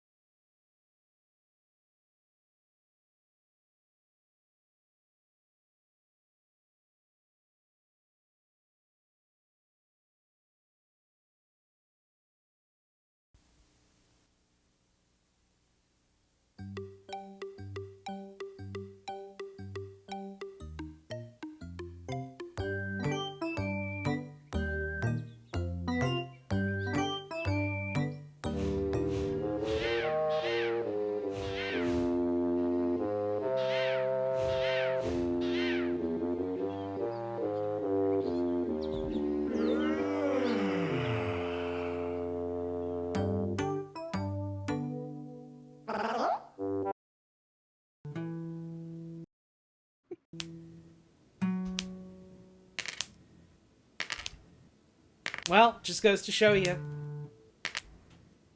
Even in my world of stopped and twisted time, we are still at the whims of a 55% chance. Yup.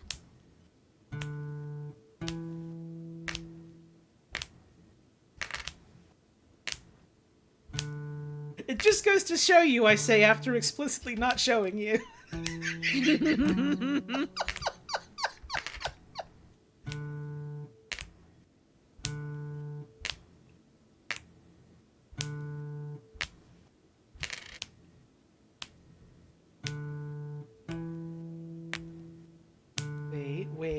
Wait. No. Oh? Oh. Oh.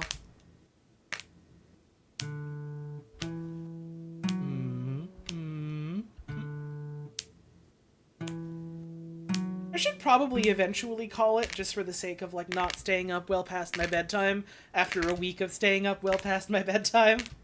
Mm-hmm. But it'd be cool if we got a third ending. Uh-huh. I have to admit, I like Puzz's Yup more than Holly's I'm Sorry. Why are you pitting two women against each other? That's really fucked up of you. Not very feminist of you. Say you're sorry to my wife right now. Jesus, hon!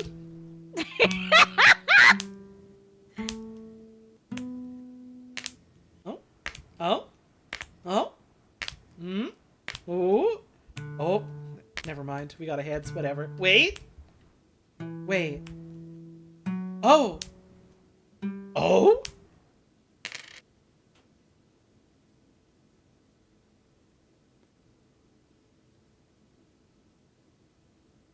Wait, why is the coin so sad? That's awful. What How do- happened? How do we help this uncle? How do we help this uncle? This poor uncle. Wait. Oh.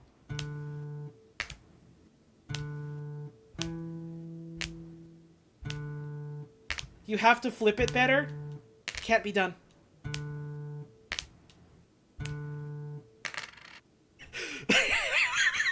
Thank you, Callie. I always think about that fucking mask post. I don't like to look at the other one.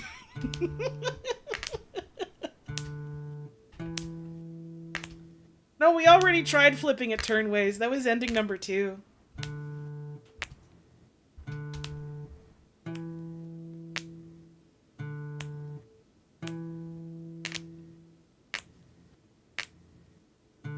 Because, like, it's bound to happen soon, right?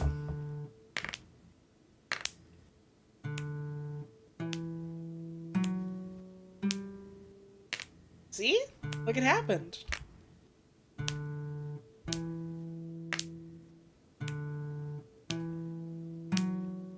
I wouldn't say I'm trapped forever. I could stop anytime I wanted to. I almost reflexively just turned the game off right now, but I have no idea if this, like, saves progress at all. Though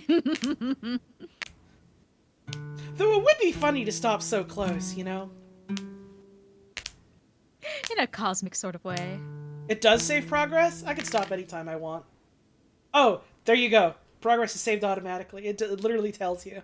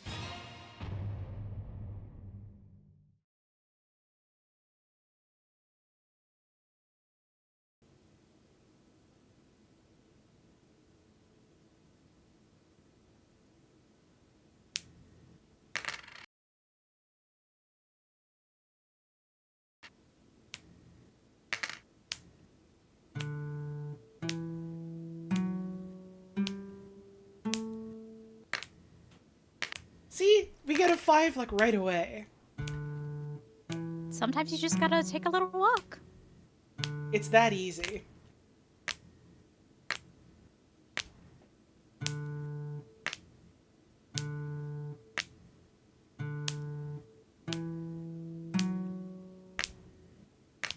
Glad to get here at the start of the stream. Welcome. 4 hours and 58 minutes into the stream, and we're finally starting the game, which is honestly pretty quick for my streams. Like, I'm proud of myself. Really keeping it brief. Keeping it quaint. None of that extraneous talk of damn Daniel eggs.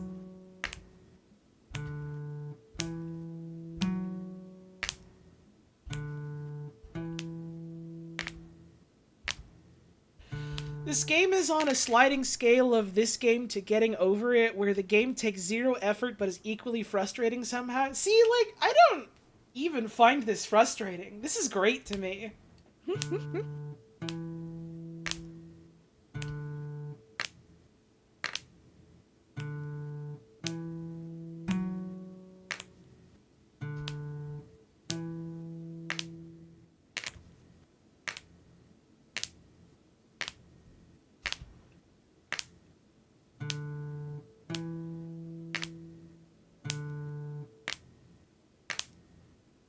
Would you call a bonfire frustrating because you can't touch it?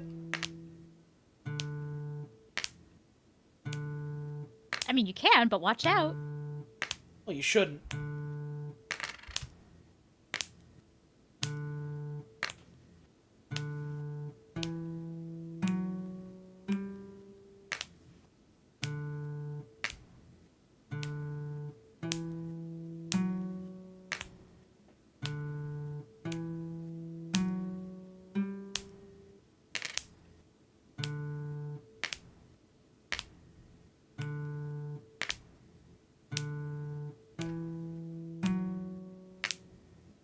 Any second now.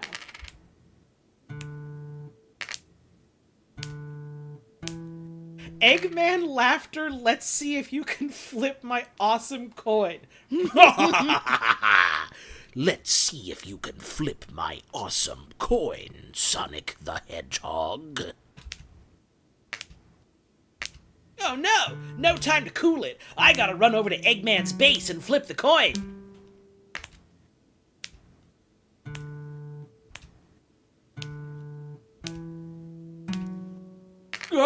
Sonic is on board my boat! He's going to flip the coin! I've got to stop him, no matter the cost! I know. I'll use Dr. Eggman brand special glue. I'll attach it to the bottom of the coin. Sonic will never be able to flip this. There's a madness occurring here? Oh, don't worry. The madness has come, it's come in phases. There's been waves of it. It's a really good game for it. I think I said the game was like a mirror earlier.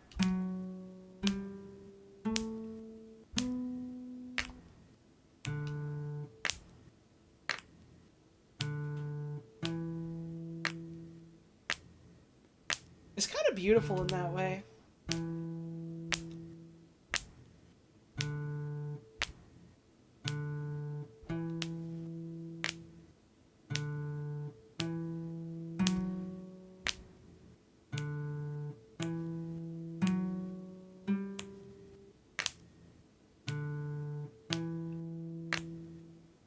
Any second now.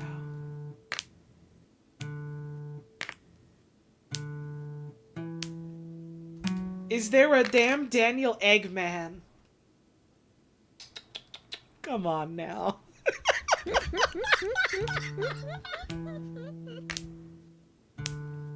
Dr. Eggman fucked up because he wanted to use his special Eggman glue that would keep the coin stuck to the table. But instead he used his special Eggman glue that lets you walk up any walls. Rookie mistake. Honestly.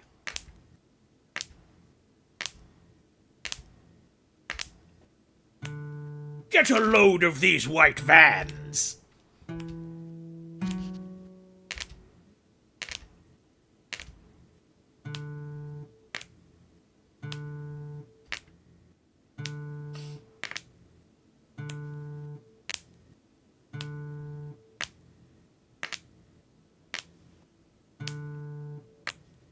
Does Dr. Eggman lay eggs at any point? That's a good question. I'm gonna leave that to my wife, who has actually played Sonic games and read Sonic comics. I have to go back and review the material, to be honest with you. I don't think We so. have time. But Go ahead. I'll wait. okay, I'm just gonna go and play through every Sonic game real quick. Yeah, I'll wait. Let me know when you're done, and I'll See? flip the coin again. Opening up Steam. Okay? Ah, god damn it! It has to update. I can wait. Thanks, honey. I really appreciate it. Do you count the little inflatable eggs that circle around him in that one fight? Does he inflate them? Does he or one of his many twisted machines inflate them?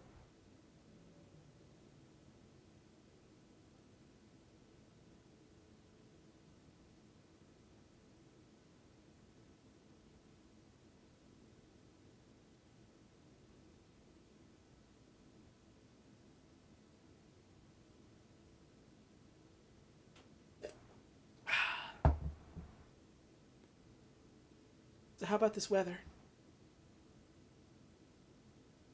You said it was snowing the other day, right? Yeah, and then we got a shit ton of rain, so it all went away. Which made me sad. That's too bad. Look up, does Eggman inflate them into your favorite search engine on the internet for an awesome evening? Bring wine or soju. That last bit is what really ties it together for me. It's what takes it from a trite Sonic the Hedgehog joke to a beautiful, brilliant new adventure with fresh eyes. Truly so.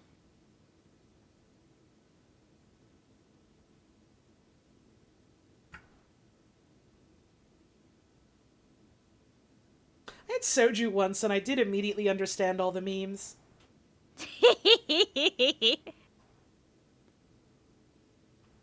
I was drinking it, and I was like, you know what? This shit is kind of like juice.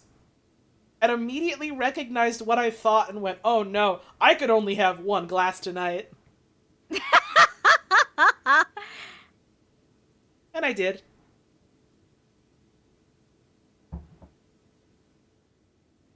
One glass is all she needs.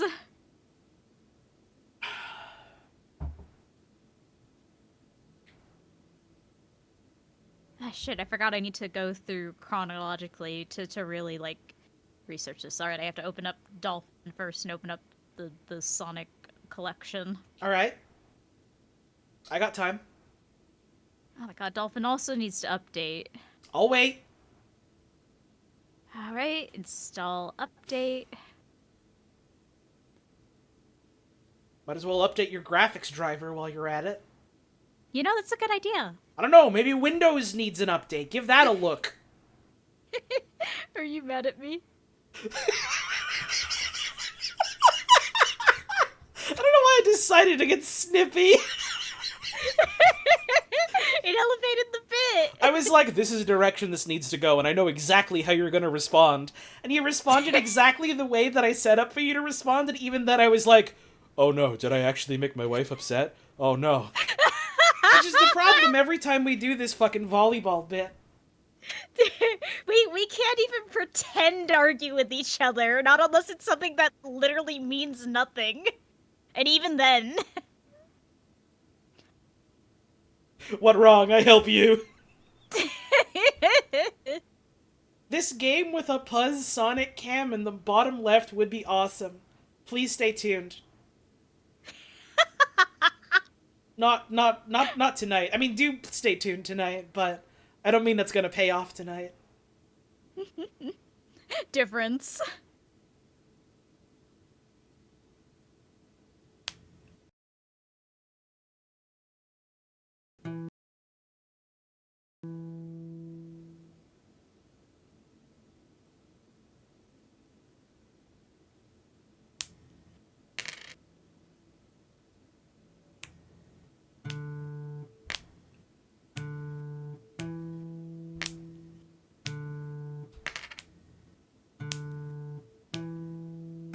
I'm starting to get a bit of a headache.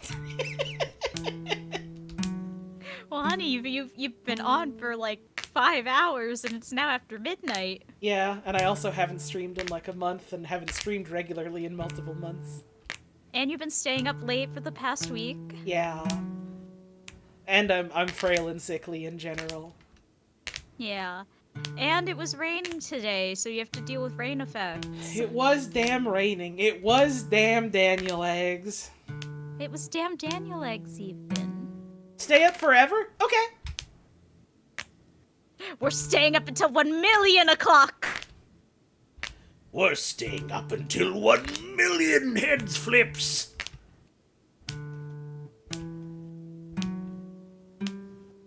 Sonic will never flip my coin 1,000,000 times. There's simply no way.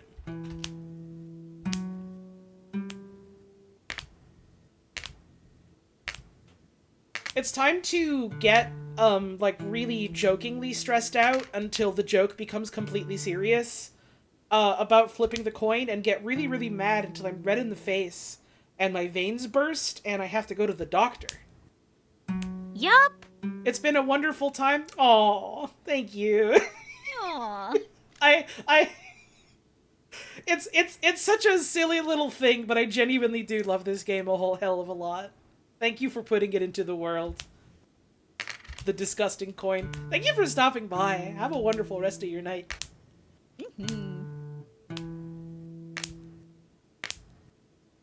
Good idea, the doctor can flip the coin? No, no. That's like going to the doctor being like, Doc, I don't feel so good. Can I inject you with some of my blood? Doctor, I got a really bad cough, and my tongue stinks, and there's like a wicked sound coming out of my ears. Is it okay if I cough directly into your unprotected mouth and nose, Doctor? Is that okay? Can I do it? See, and it's a test, because if the doctor goes, yes, absolutely, you need to run. If the doctor says yes, you sue him for malpractice or you kill him. And you Whatever's have to easier. decide quick. Maybe flip a coin to decide.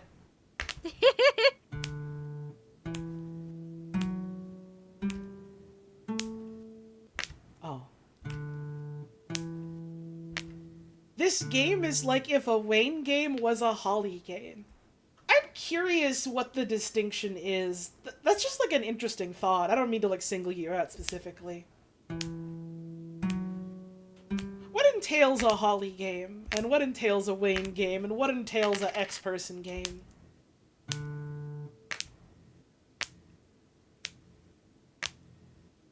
I don't actually know how to quantify that myself, and I don't think I should. That's not mine to decide.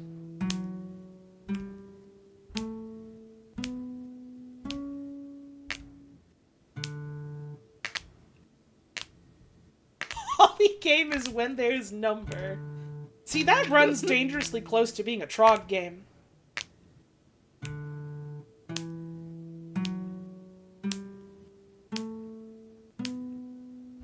Wayne game, Kiki, Holly game, Booba. Sorry, I thought about fat breasts and I almost passed out. What did you say?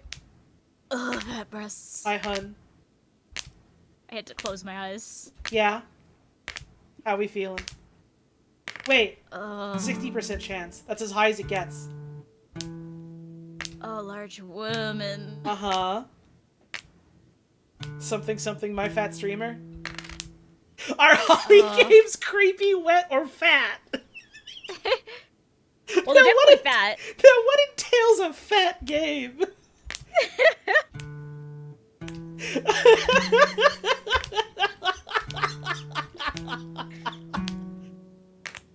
Now hold up, that's awesome. What does that mean, though? They're good games, ma'am. That's what I was hoping you were gonna say.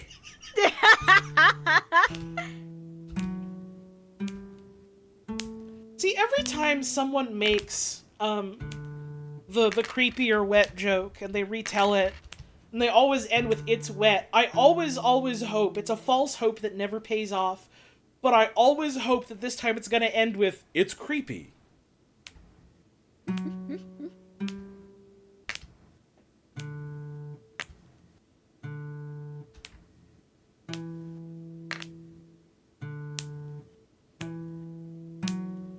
Because then if it ends like that, I get to think about Soup Slam. Waiter, there's an eye in my soup. Chicken, noodle, and minestrone are for wimps. But even for a mighty ogre like Shrek, dinner can be creepy when it stares back at you. You have 60 seconds. Oh, if only I hit the fucking 9 there while saying that. You have 60% heads chance. You have 60 percentage.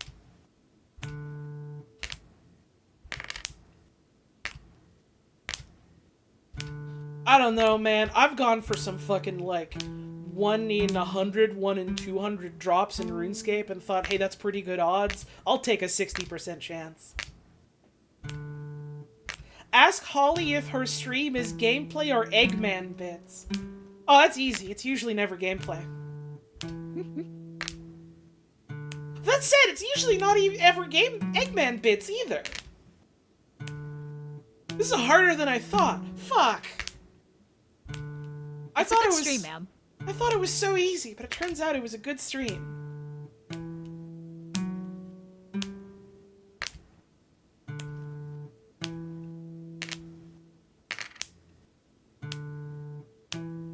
Y'all don't even know about Eggman bits. You will one day. I've been thinking about it again. Eventually. Eventually.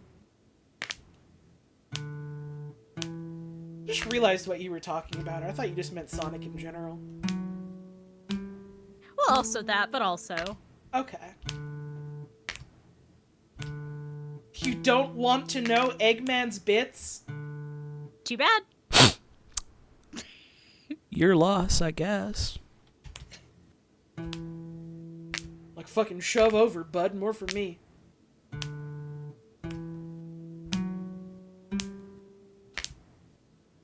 Eggman's bits is kind of what I got going on in my Blue Sky Media tab at this point. I should draw other or any.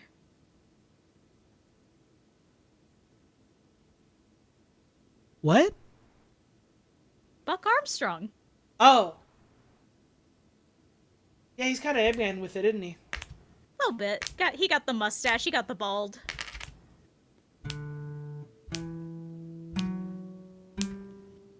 He drive a car, yup. Eggman doesn't drive a car. He does sometimes. Eggman doesn't drive a car. You don't even play Sonic! He drive a damn hovercraft. Thank you, Frankie, for the I'll egg his man. He drive a damn hover thing. Sonic jumps on it 8 times and you go to the next zone.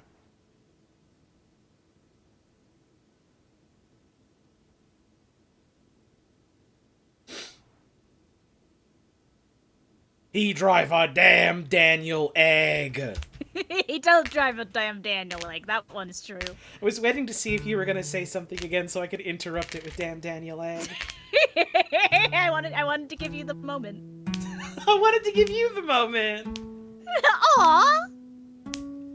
I wanted to give you 1,000 damn Daniel eggs. Oh, and I'm not rewarded for myself in this list at all. That's fucked up. Let's kill that thing. Tuning in to another fucking Holotone stream. My fat streamer is at it again, talking about some nonsense. I ask her if the bit is creepy or wet. She says she doesn't know what that means. I bring up a chart that I link to and get timed out for, because Automod doesn't let me post a link, and once my timeout is up, I get link permission to post my in-depth chart that differentiates the entirety of what constitutes creepy and what constitutes wet. She looks at it on stream for 5 minutes, not saying anything, then has a low chuckle and says, "It's a good stream, sir." I look at the bit. It's damn Daniel eggs again.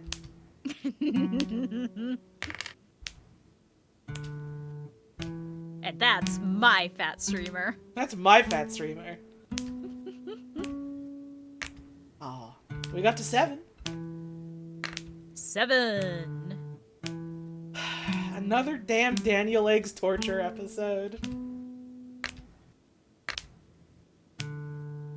Another Petey meets the dragon torture episode. Every time. I always misremember it as PD the dragon, even though PD is the dinosaur, because I'm thinking of fucking Pete the dragon. Oh, yeah. Does Holly know 6'7"? Yeah.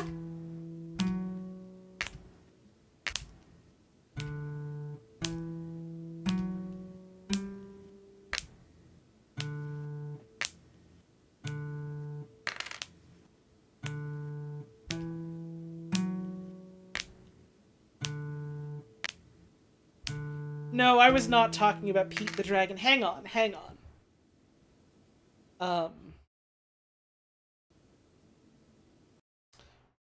You know what? I'm realizing now not everyone was there to watch the GDQ side stream, so maybe a bit of education is in order. It's important to provide proper context for these kinds of things. It's important to remember that at any moment... At any moment.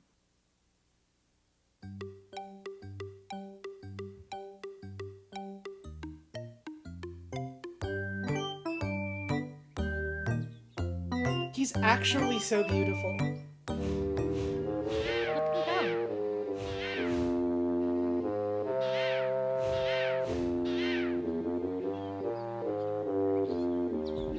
go. What a strange-looking fellow. I hope nothing bad happens in the world. When has anything bad ever happened, especially to Petey? Right now.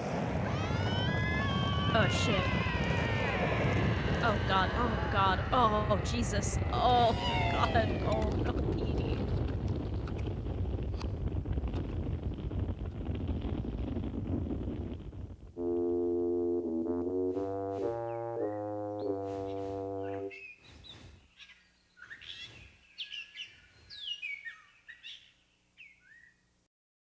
It's PD the dragon. That's PD meets the dragon. From 1989. I also want a PD plush. That would be awesome. Or like He's got the rights to this shit. Or like a little like clay figure that I could like bend and pose around. Well, you can't do that with clay. It need to be rubber or some other sort of substance. I want a hard clay PD that is still pliable and flexible. Well, you're gonna have to keep wanting. Oh, I've been wanting. Don't you worry. My whole life has been an exercise in want. Yup.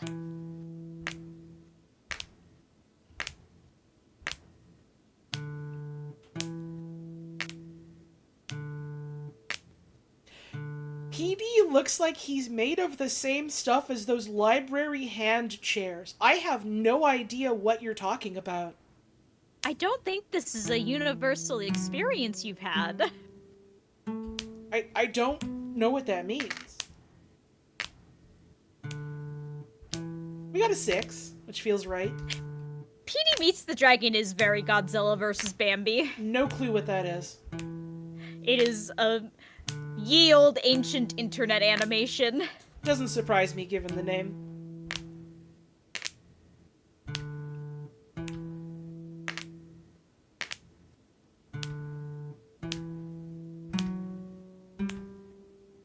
Five, 6. You don't even get the 7. Not this time. Right now, there is a live hockey game between the Columbus River Dragons and the PD Ice Cats on YouTube. I really like that comment. Can I talk about hockey a little bit? Of course, honey, it's your stream. It's my stream. I am so fucking mad about the PWHL, the Professional Women's Hockey League, which, to be clear, I've had more fun watching the PWHL than I've had watching the NHL in, like, the past little while. But I'm so fucking mad specifically because they used to just have all of their games, like, live streamed on YouTube, and it'd be like, fuck yeah, I get to just, like, watch that shit on YouTube. And then after a while, they, like, decided we're not going to broadcast the live streams in Canada anymore because the broadcast rights belong to, like, a TV company. So you gotta fucking get like a TV hookup if you want to watch it in Canada now.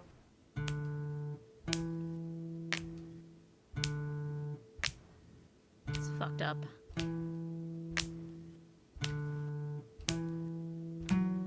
You know how many fucking hot gay women there are in the PWHL? Most of them. Like, it might as well be a hate crime denying me that.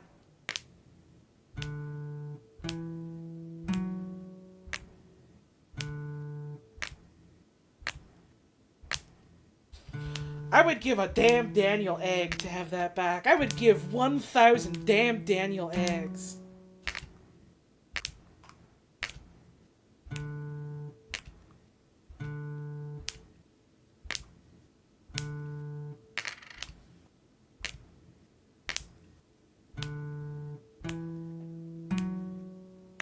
How much is a damn Daniel egg worth? Varies from person to person. I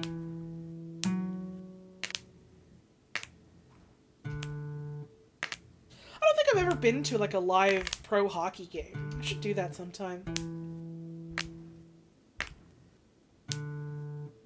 PWHL like comes to Quebec. There's a Montreal team. I should like get tickets at some point if they're not too expensive.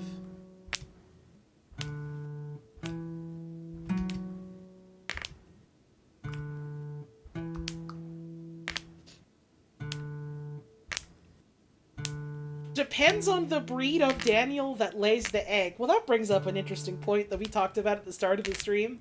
It all comes full circle, much like the circumference of a coin. Hey, hun, what defines a damn Daniel egg? Is it what makes the egg or what's in the egg? You know, it's an interesting question.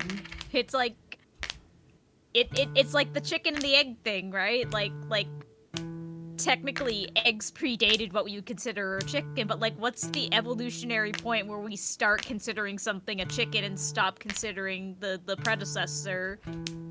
Like what's the exact like degree of genetic difference that makes that defining line? At what point does the thing coming out of the egg become a damn Daniel and not the predecessor?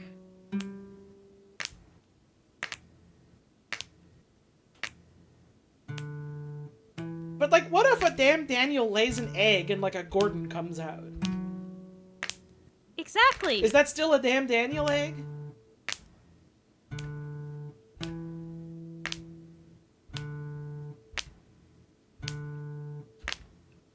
Then we're fucked? Oh god. Oh jeez. Oh no. What do we do? Is this what's going to happen in HLVR AI 2? I think if I go to every meeting and insist that we scrap all of our plans to focus on damn Daniel eggs, I think Wayne is actually going to hurt me. Or maybe he'll This is agree, how we- and we'll pivot the whole project. This is how we get him back to Canada. He's going to come to Quebec to hunt you down. Oh, I thought you were going to say he was going to come to lay damn Daniel eggs, and I was going to get mad at you. I don't know him that well. I can't say that. I don't know why I assumed you were going to say that.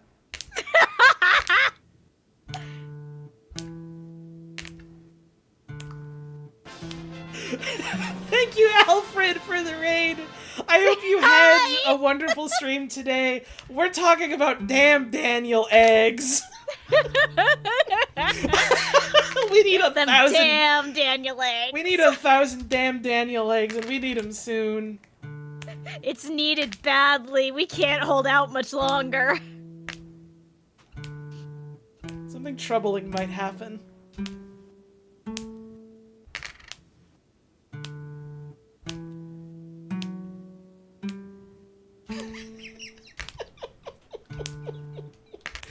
I probably should turn this off soon because now I don't know if any of you have been able to tell. I don't know. Hang on, that's weird. Don't say that. I don't know if any of you have been able to glean as much, but I'm starting to get like the slightest bit delirious from being tired. What? Like, I'm not sure if that's like come through at all in the stream in terms of like my demeanor or like what I'm talking about or anything like that. Like, I don't know if you've been able to tell.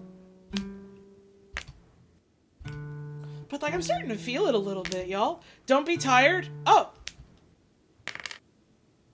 Okay.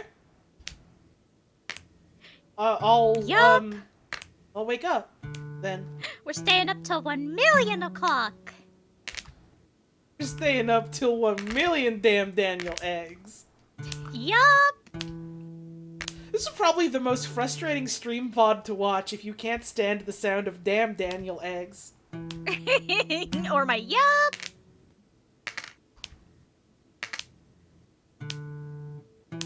Don't do exclamation point lay.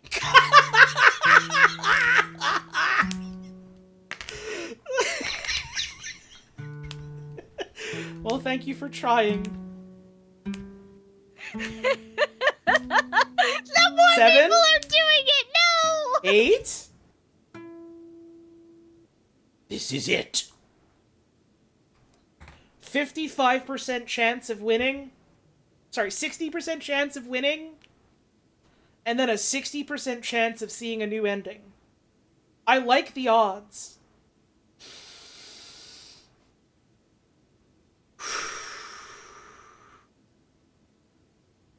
It all comes down to this. I've already seen that one. It doesn't come down at all. And it's just gone. Almost 4,000 flips. 3,992 flips, and we've already seen this wonderful ending. Me leaving the host's house after getting 10 heads. Hang on, let me pull up the fucking Pikmin end of day theme.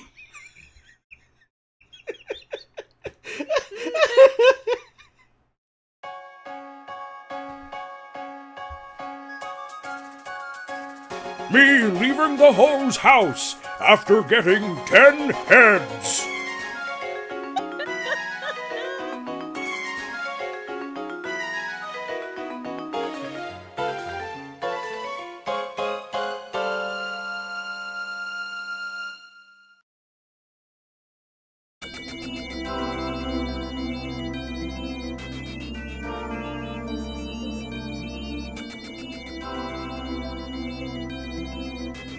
Day 12.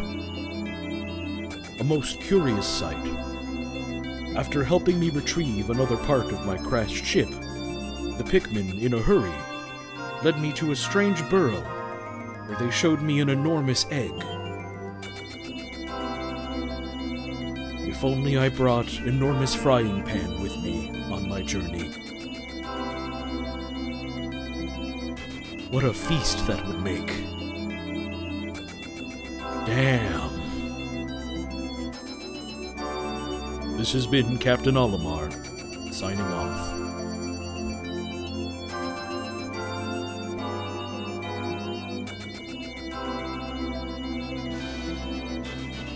Twelve Pikmin drowned today.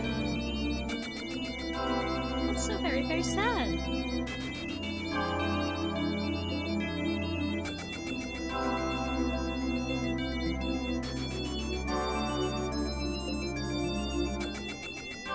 Now you begin to understand the Louis tag.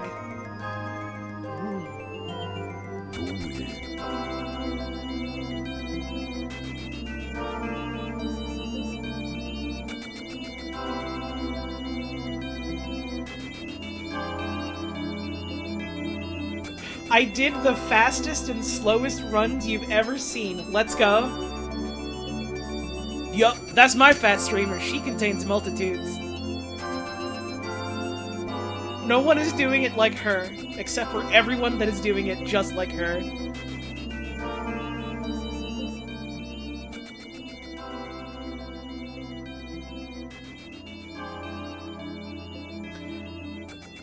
One last break. And then we'll chew the fat for a little bit and end the stream. How's that sound? I think it sounds good. Yup.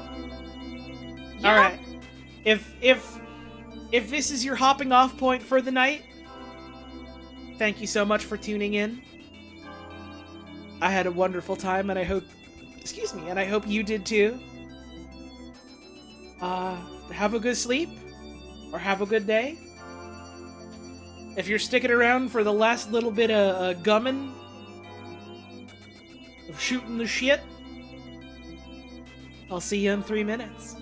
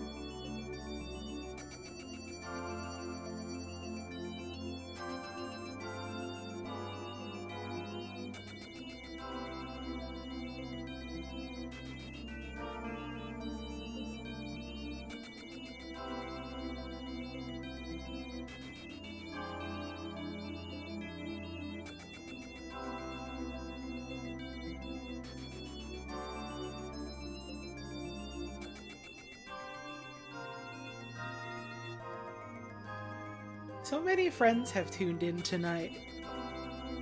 That makes me smile. That makes me have a fucking smile. Hi, I'm back. I have to fade out the beautiful Pikmin song, or it's going to play for like 12 more minutes and it's gonna make me feel a ways.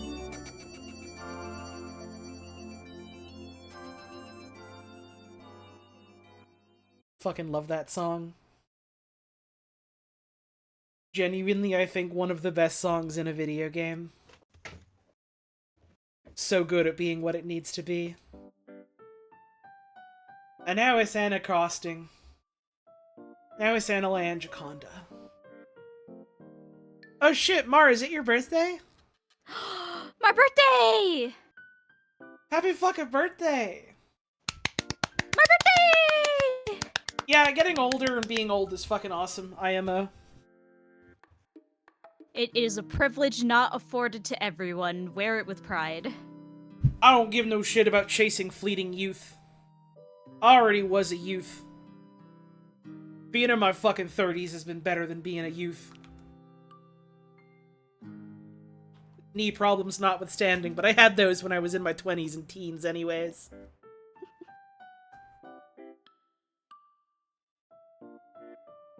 Here's the real kicker. Here's the real problem. Being in my 30s, I don't feel comfortable calling myself young when I'm 30, which is fine. I can't really rightly call myself old yet. I wanna be. I wanna be grandma. Mm-hmm. That shit's awesome. Like, I'm not even 40 yet. I wouldn't even call myself middle-aged until I'm like 40-something.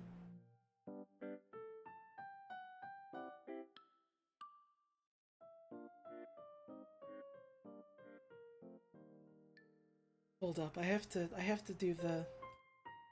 I gotta...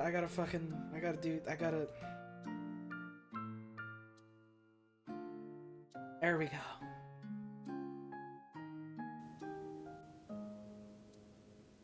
There we go.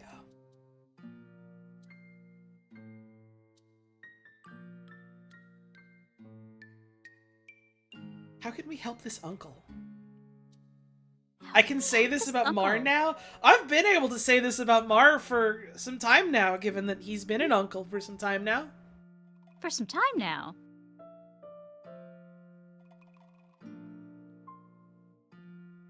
Damn, I'm a fucking aunt. That's weird to think sometimes. I've got cousins that had a kid now. You're Auntie Holly. I get to be Auntie Holly now. I'm a little sad. I kind of didn't get to have much of a holiday because some family members got sick and there was like a risk that I could have possibly been carrying something. Mm-hmm. So I didn't want to go and visit like the side of the family that includes small baby child and like my 90-plus-year-old grandpa. So I'm sad I did not get to see the folks this year.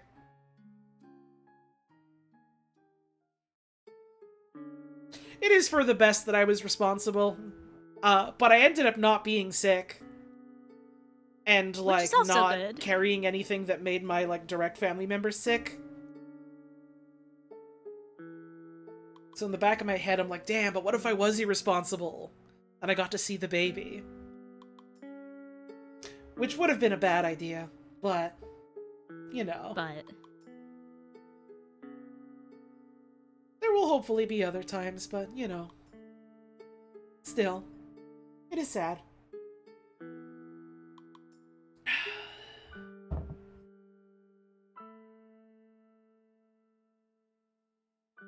This was a hell of a stream to fall asleep to. You're gonna have fucking damn Daniel egg daymares. You're gonna be awake in the middle of the day and have a damn Daniel egg thought. And there's nothing you're gonna be able to do. You're unconsciously absorbing damn Daniel eggs. Good They're luck. in there now. They're in there? Oh god. You're gonna have 1,000 damn Daniel eggs hatch in your brain. That's no good. You need to see a doctor. It'll be like that one movie. You know? Yeah, just like that one movie. What movie is it, hun? You know the one. No, what movie is it? The movie. Tell me the name of the movie. You tell me the name. Tell of me the the name and movie. title of the uncle. Uncle. Wrong, it was Free Guy. Is that what Free Guy is about? No. Why would you lie to me? Got you so good.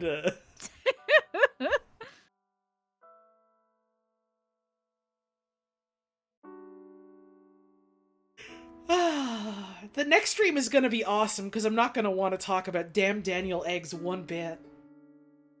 You can't promise that. I can, and anytime anyone in chat brings it up, I'm gonna be like, why are you talking about that? That's weird. Stop it.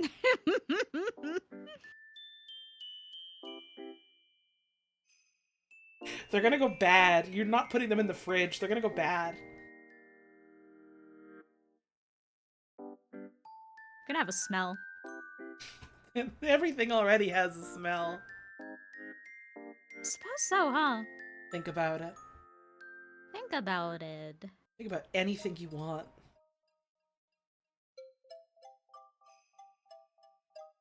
So 2026, huh? Does not sound like a real name of a year. Why not? That's some cyberpunk future year numbers. No. The year number goes up by 1 every year. Every year? Every year. How often does that happen? Every year. Every year? Every year. It's fucked up.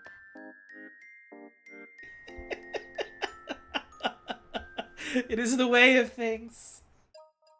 Listen, I still see like 2017 and 2018 and I go, that was a couple years ago, right? The Wii U has been out for some time now. What? No, the Wii U is still pretty new, right? The 360 and PS3 are retro consoles. What? No, those aren't that old. You gotta get an adapter if you want to hook up your damn Daniel egg to a modern monitor. That's messed up.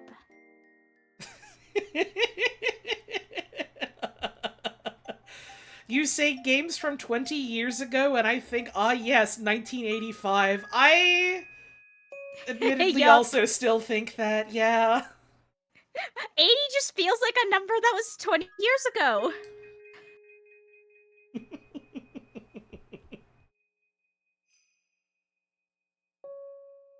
Bro, what are you doing? Mega Man dropped in 1985, bruh. Don't worry. Mega Man came out 10 years ago. Listen!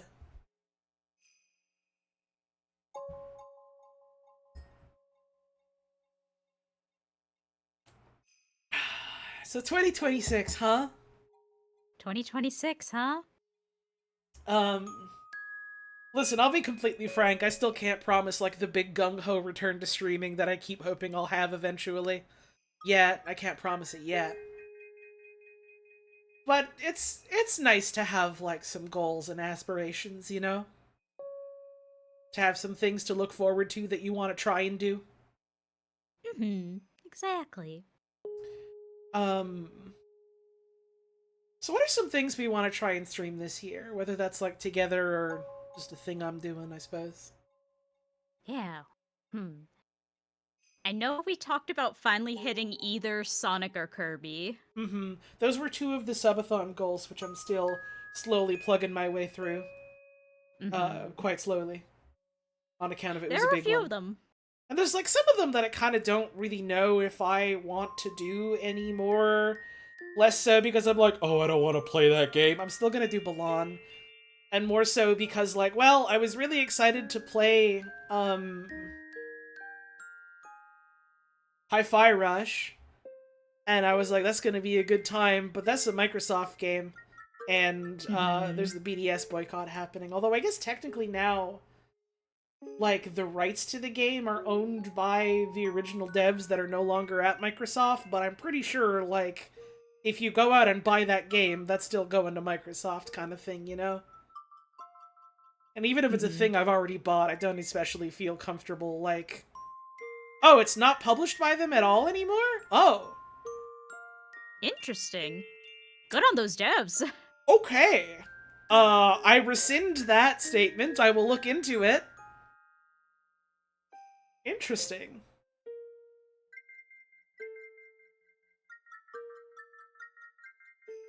I don't know what Crafton is. They make, like, cheese slices. And macaroni and cheese. That's Clayton from Yard to me. Oh, we can't talk about Clayton from Yard right now. Are you gonna do that this year? I'm not gonna say yes, but I will say that I want to, which is kind of fucked up thinking about it. Like, it feels downright perverse to be like, I kind of do want to learn to speedrun that this year. You know? Just know that I love you and I support you no matter what. Make it sound like I'm gonna die. I mean, it's Claymates. Dodo is literally in it. Dodo is in it, that's true. At least Dodo will be there for you. Dodo is literally in it. Dodo is literally in it. But yeah, one thing that I have been raring to start with is 2 of the subathon goals were, 1, I want to go through most of the Sonic games, and 2, I want to go through most of the Kirby games. I would like to start one of those this year. Both seems excessive given the current conditions. Uh-huh. Kirby But one one is seems probably doable. easier to do, just because, like, I already have most of those. And a bunch of Sonic games are on consoles I don't have. So... And, like, I know a bunch of them have the recomps, and a bunch of them run well enough on emulator, and, like, that's all well and good, that's really cool, that's really interesting, that's a valuable thing that people have, like, made. I want to run Sonic 06 on a PS3, I want it to run like dog asshole. It's important to me. In the same way that I want to play, Sonic Unleashed on a 360 and have a bunch of, like, speed and frame rate issues, and I want to be like, man, I really wish that I was actually playing this on the recomp where it would run smoother and be a lot more fun.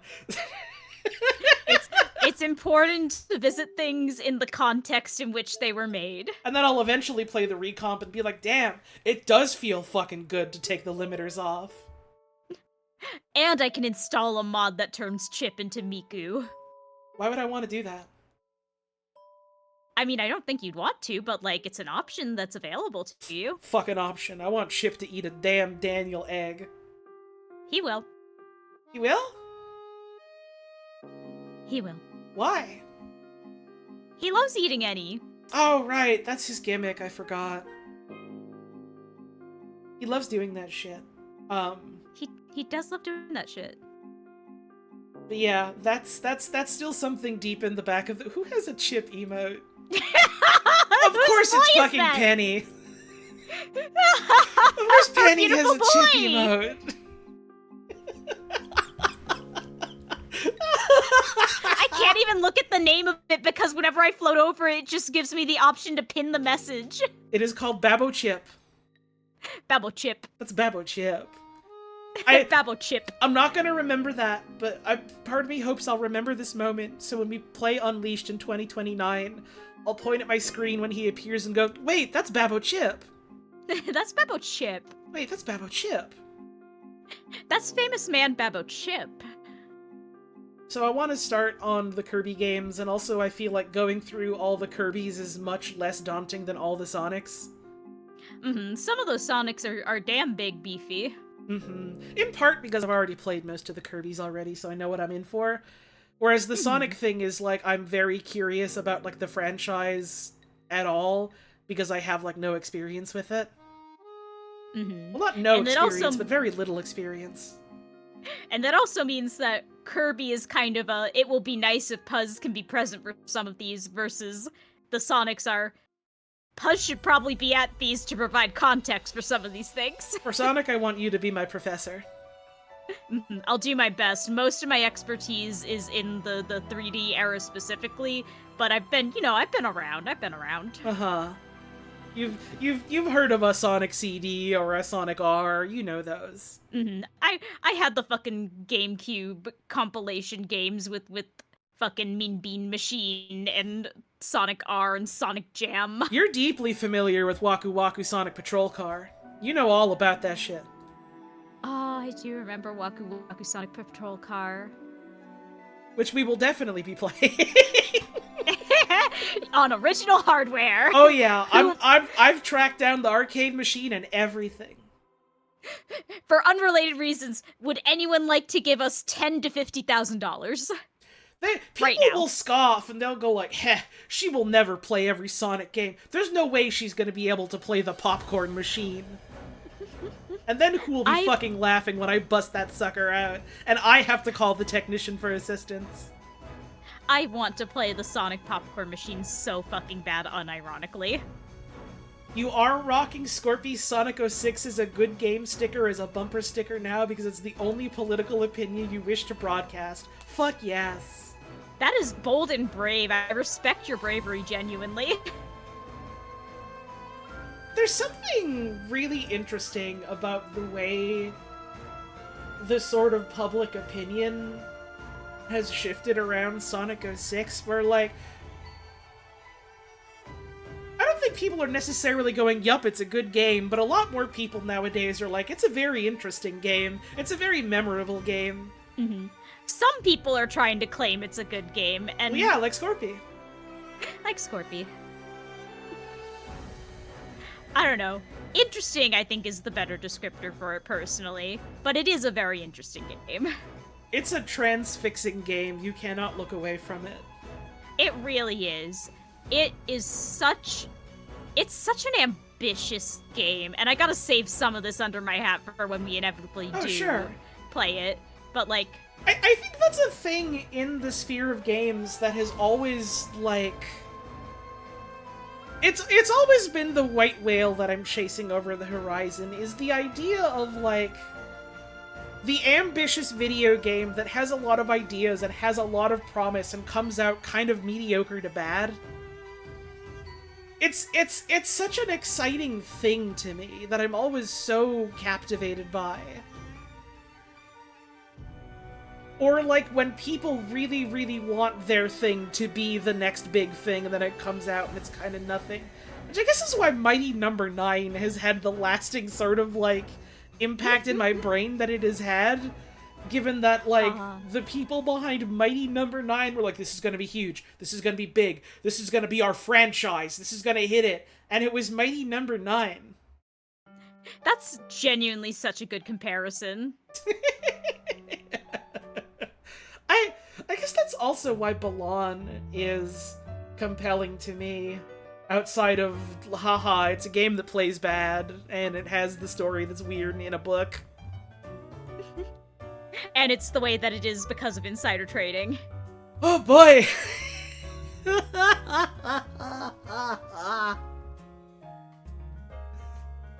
Oh, don't remind me of Red Ash, Evan. I wasn't even, like, one of the people that was excited for Red Ash. I have no shame in admitting I was excited for Mighty Number 9. I gave no fuck about Red Ash. Every time I think about it, I can, like, feel my fucking skin crawling with, like... I don't know if secondhand embarrassment is the right word. Secondhand something or other. My skin begins to crawl with secondhand smoke when I think about Red Ash. I begin to get goosebumps.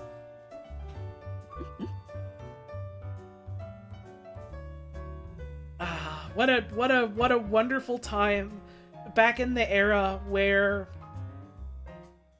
everything got a Kickstarter because Kickstarter was the thing that just worked, and it always worked, and it was never an issue.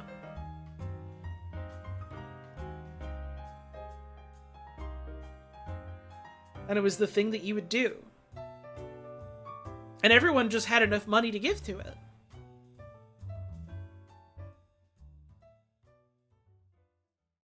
Yuji Naka wanted to delay Balan Wonderworld to make it better, but he wanted Arzest to do all that work completely for free? Oh no.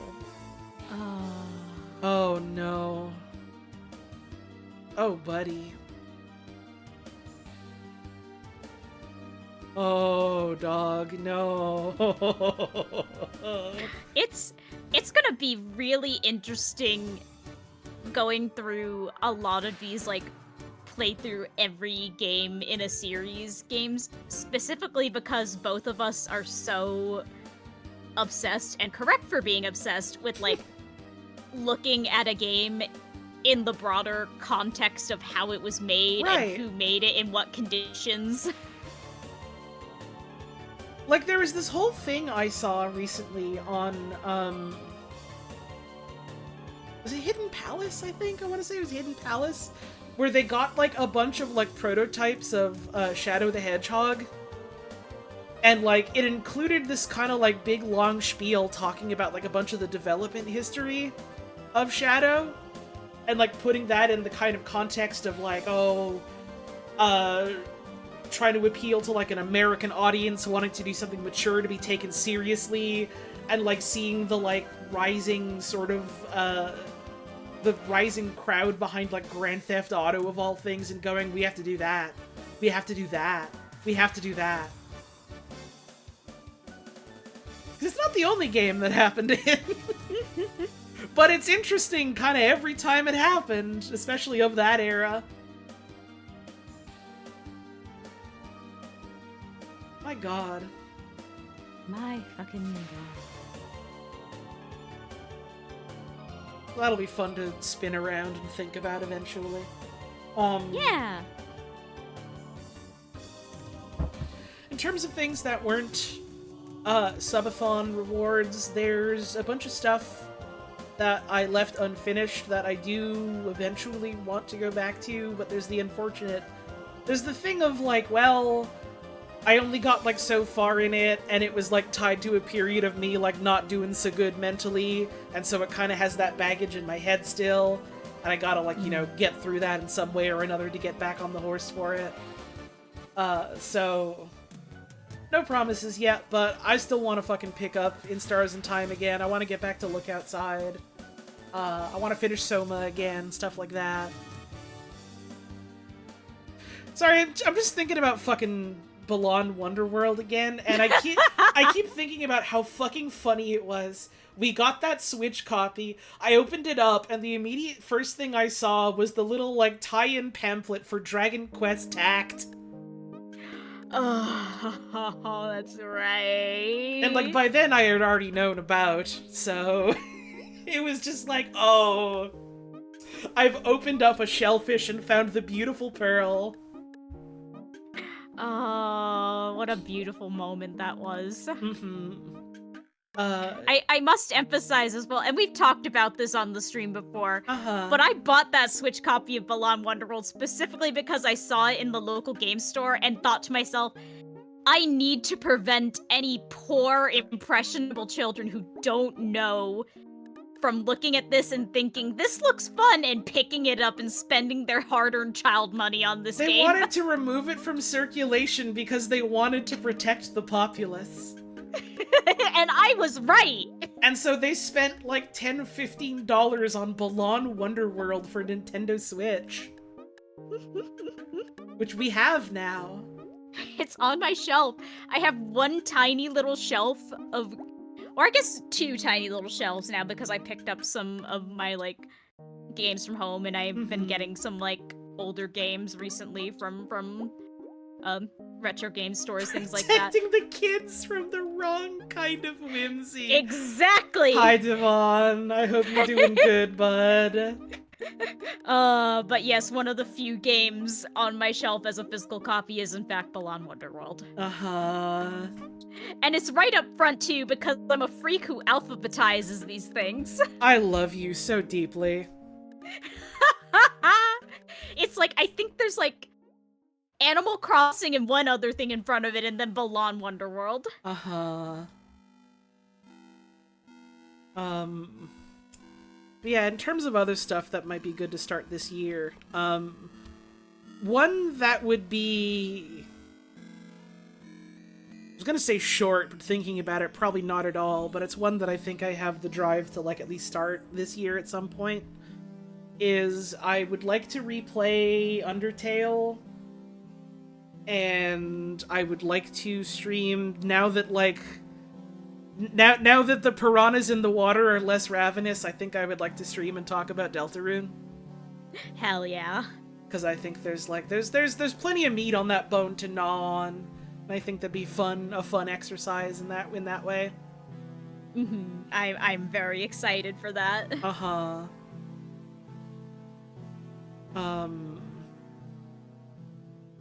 And I guess there is, like, supposed to be a chapter coming out this year, unless they delay it, which might happen. But that's not even on my radar. What's probably going to happen is that's going to come out, I'm going to play it on my own, and then wait, like, a year to stream it or something. The wise choice. Uh-huh.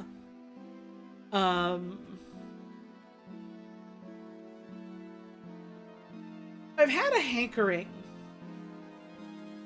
Because 2026, as we all know, is the year of the RPG. Obviously, yes. Everyone knows this. This is known. This is well known. I had a hankering to play Earthbound, which I've never played ever. We were talking about this recently. But here's the thing, because I know how I am as a person. And there's nothing I can do to stop her. And by her, I mean me. I want to play Mother 1 first. I know very little about Mother 1, so I would be very interested to either watch that or be on that. Mother 1 is the play it with a guide-ass video game, as far as I understand. So I probably will want someone with me to be the guide jockey. I was gonna say, that's my job. That's what I'm here for. Let's go. You know I love my research, you know I love my spreadsheet. We can also just DM bugs, yep. That's true. We do have sources. We've got our experts in the field. And again, understand what I'm saying. None of these are concrete promises. We'll see where the year takes us. But it's stuff I'd like to do. We were thinking about it, and it would be nice, and it's fun to put it out in the world, as it were. No, I did hear that quite some time ago, Sox BX at Sox BX did in fact try to play Mother 1, immediately pivoted to playing Mario 3, and then had a long conversation about Mufasa from The Lion King. That sounds like a Sox stream, that's for sure.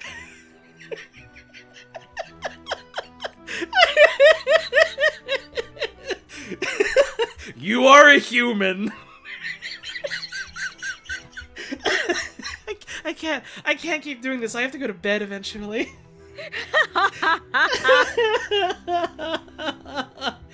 The Lion King convo comes back once a month at least. No one is doing it like Socks. No one is doing it like her. It must be stressed. For fucking real. Oh. You are transported to Pride Rock. We have to stop. We have to stop right now. Is there anything else we were thinking about streaming, either or both or all of us? Now here's one I can't promise, even more so than everything else. But I do want to mention it because it's a beautiful, beautiful sword of Damocles hanging right above my head, given that it's on my desk right now, and his cold, steely blue eyes are staring right at me on the box art right now. I think I told the story, right? About how we found a in-box, sealed, never-opened copy of Ark Rise Fantasia? I can't see any way we haven't brought it up in the, what, over 6 months now that it's been? Like, I think it's come up multiple times by this point, but I'm sure there's at least 1 or 2 people here watching the stream that are like, I haven't heard about that at all, what? So... And we have to play it, and we have to beat it. We do have to play it and beat it, like... We are under the GGDG command. Listen. So many times now people have been like, you should play this game, you should play this game. I'll fucking get to it if I want to. If I want to get to it, I'll get to it. If GGDG of Soul of Sovereignty fame Read Soul Sov tells me I have to play and beat something, I have to do it. Like, what else am I gonna do? Not do it? No! They told me I have to. Why do you think I played Claymates? It has happened before. It will happen again. I have to.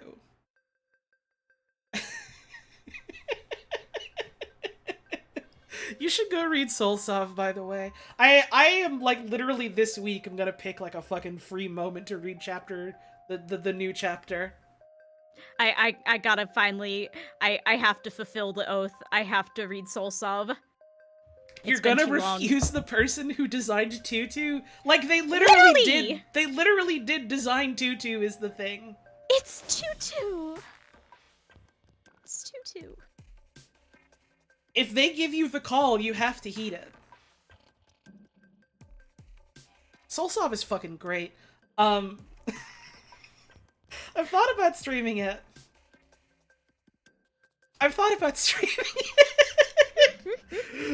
it's one of those cases where it's like, oh, I really, really, really like admire this person's work and it means a lot to me. There is a chance that they might end up watching if I stream it, and that makes me nervous as fuck. Listen, if you ever want to be brave, I will be there with you to hold your hand. You know that. This is a person I've talked to on multiple occasions. Not extensively or anything, but like, you know what I mean. I feel that. You know I am much the same with artists of admiration, including GGGG if I am perfectly vulnerable right now. Listen, everyone on the other end of the work is just a person doing their best and making whatever, and you gotta remember that at the end of the day. But also sometimes it's like, oh fuck, wait. I know you, you're cool. Oh. Wait, but you're cool. I have anxiety disorder. It keeps happening, and it will continue to happen.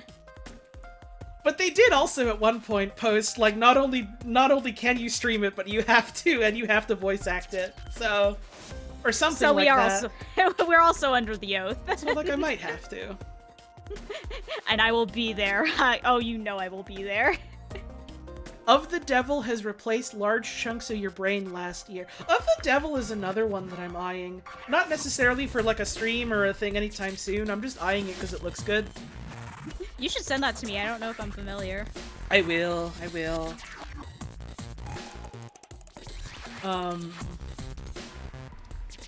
But it's the sort of thing where it sounds almost like I wouldn't have to do this to get anything out of it. This is just me being the way I am, but in the back of my head, I'm kind of like...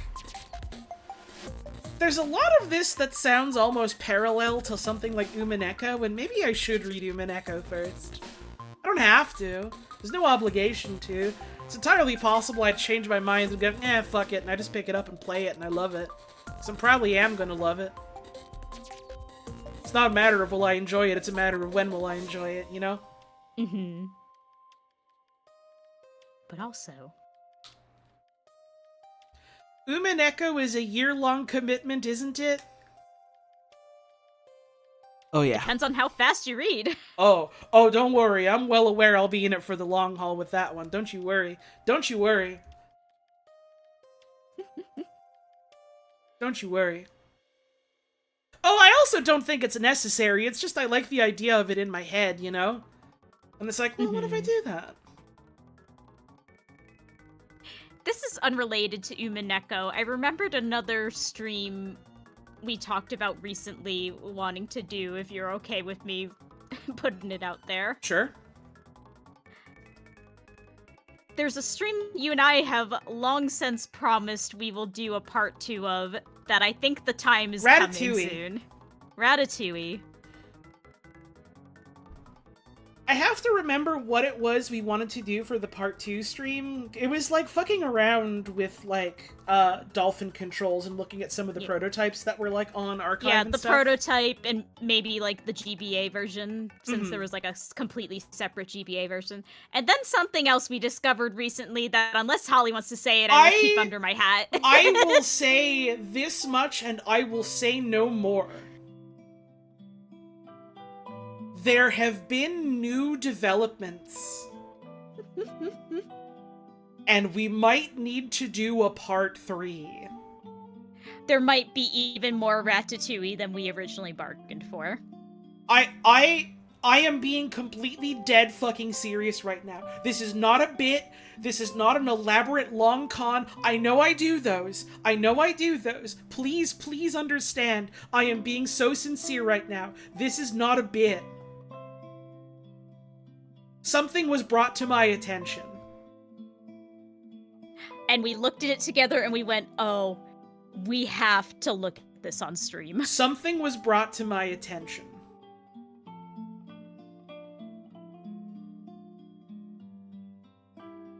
Maybe you'll see what it is this year. That'd be nice. I will not promise yet, but... We can't make any promises, but I desperately want to do it soon. But...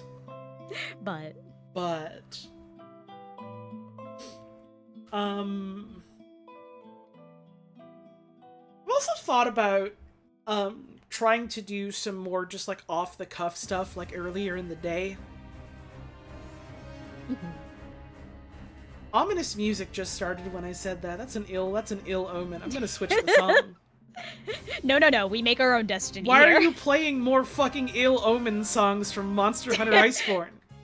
No, we make our own destiny here. There we go. GameCube Nintendo Sherbet Land. That'll do. It could be fun to try some streams like earlier in the day. I hit previous song! Help! Get out of there, honey!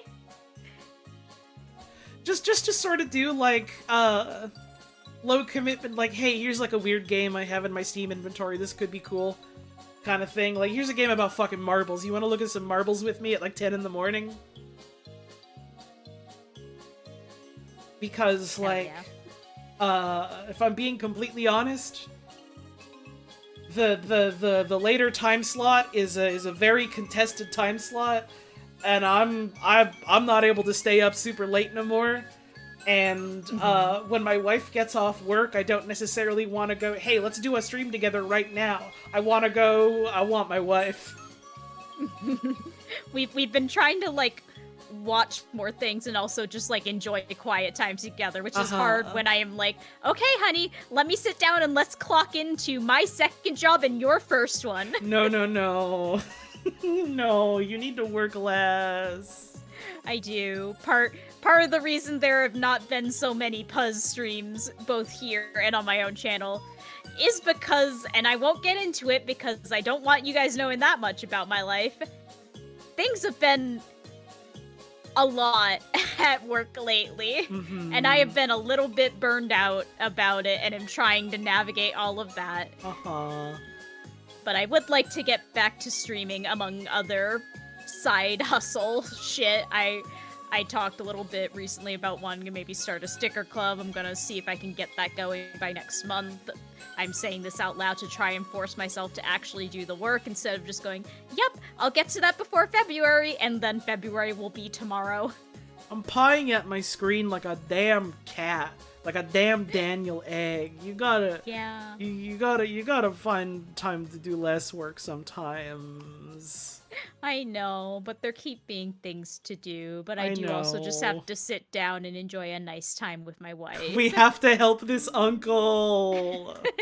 You have to help this uncle. Someone messaged me $10,000. Maybe it was that easy this whole time. Drink a little bit of water. Oh, water. On my end, as joked about, I do eventually want to get Jack and Daxter going, despite it all. Yeah, then you can show me Jack and Daxter, and I can learn about Jack and Daxter. Yeah, and I can tell you, this was probably one of the games I was most obsessed with at like 13, 14, and you can go, you okay, honey? Do you want to talk about it? No, realistically, what I'm gonna do is I'll go, yeah, that tracks. That's worse. Is it? A little bit. Listen, we've all been there. We've all been 13 to 14. For better or for worse. Yeah, want to do Jack and Daxter. I've got a few streams with the boys that I want to get back to, either that have been stalled out or new. Please stay tuned, hopefully sooner rather than later, for Fish Stream. I'm not going to elaborate more than that, but Fish Stream will happen this year. I'm going to make it. See, I'm excited for you to get back to doing stream stuff with your boys, because that's my fucking kick my feet up and take it easy. I get to fucking watch my wife. Let's go. But yeah, Fish Stream, another one that's like Fish Stream but not Fish Stream. Don't worry about it. You'll understand soon. Maybe more Mario Party horse betting. That'll be fun. Oh, that's another one. I really want to do another Wario Party if energy holds and we can get some mooks in for it. Oh, we could probably do something like that pretty soon, honestly. I'm feeling the craving for the chaos. we could easily get that sorted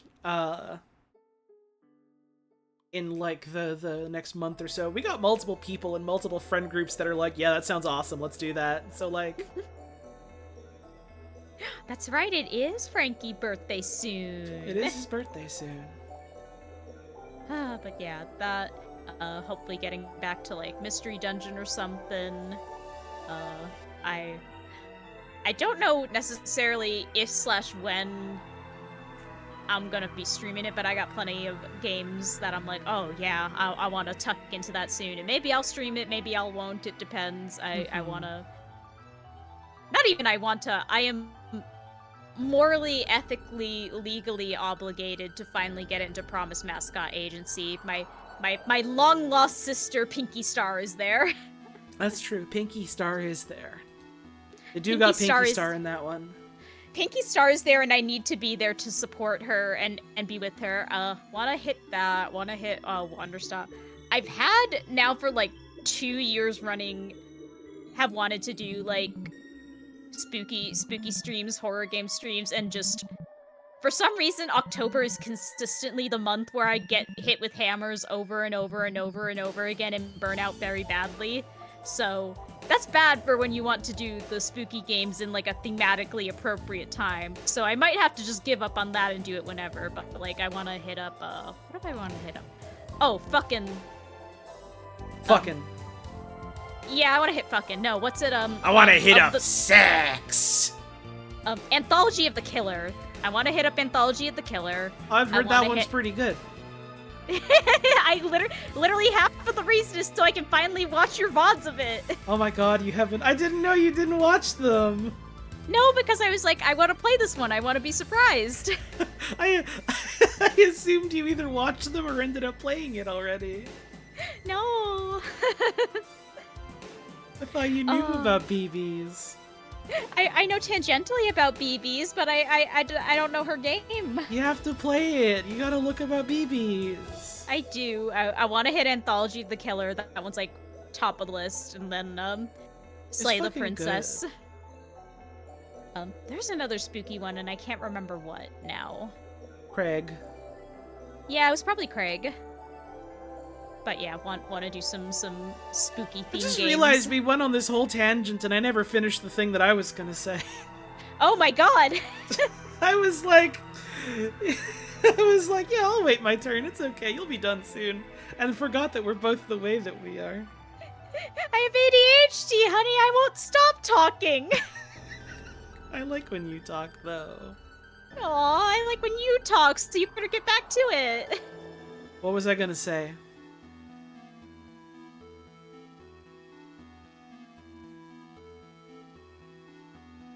What can be done for this uncle?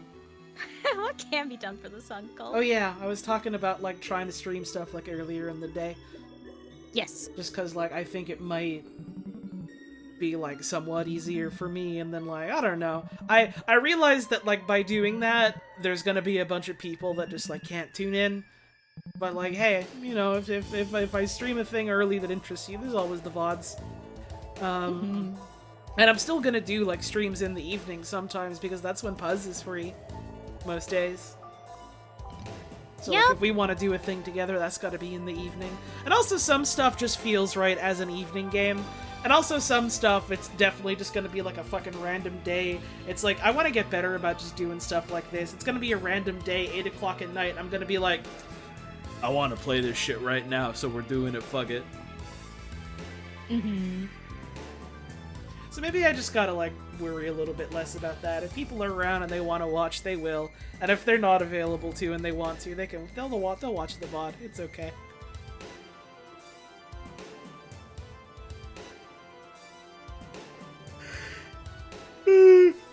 I'm definitely not streaming tomorrow because I'm staying up late, and tomorrow I want to do a bit of cooking. And I got a busy old fucking day ahead of me tomorrow, so I ain't gonna be anywhere. You'll be lucky if you see me post something stupid on Blue Sky. Oh, I want to see you do anything. I love you. Oh, I love you. What? Yeah. Oh. Wow. Yeah. What is the situation with this uncle? What is simply happening with this uncle? How can we help this uncle? How can we help this uncle? Oh.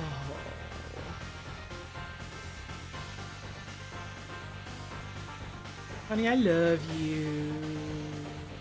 I love you. Thank you for doing stream with me. Thank you for doing stream with me. I'm so glad we were both up for it. Me too. I had a fucking great time today, and I'm glad that I was able to do it in the end. And I'm glad folks had a good time. Yeah, thank you all for showing up for Wife Funny. I have once again made the mistake of going, I'll shout out subs and stuff later, and now it's 1 in the morning and I'm too tired to do the huge rundown.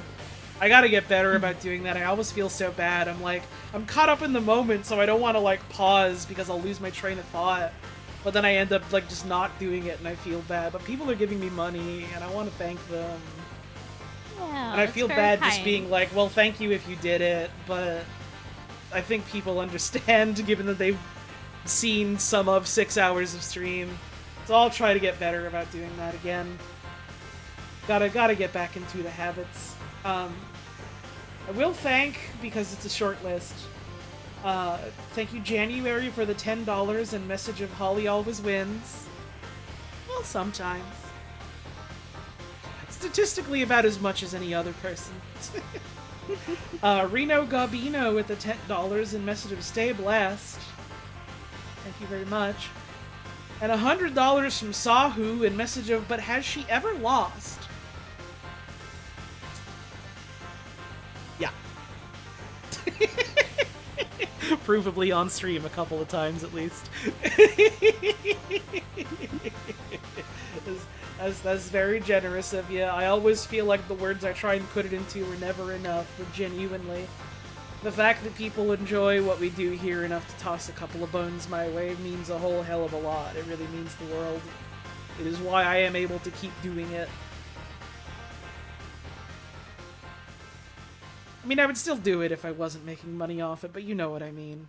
It's what allows me to keep the lights on. And I appreciate that.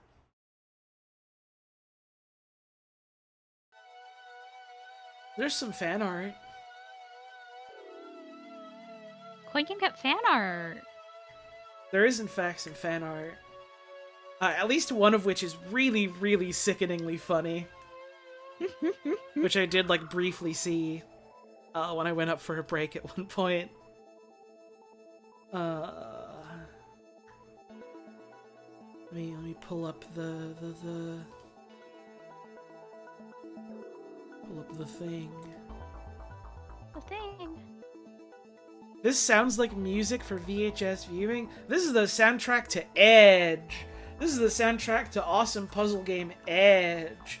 Maybe I should fucking stream Edge. Maybe that'd be a good candidate for like some fucking, I want to do a puzzle game early in the morning or late at night. I'll play Edge.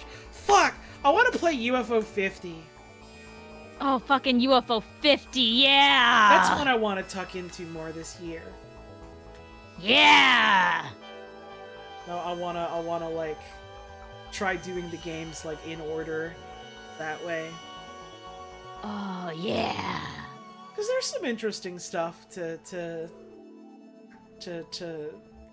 play around with and look around at the way they put it together.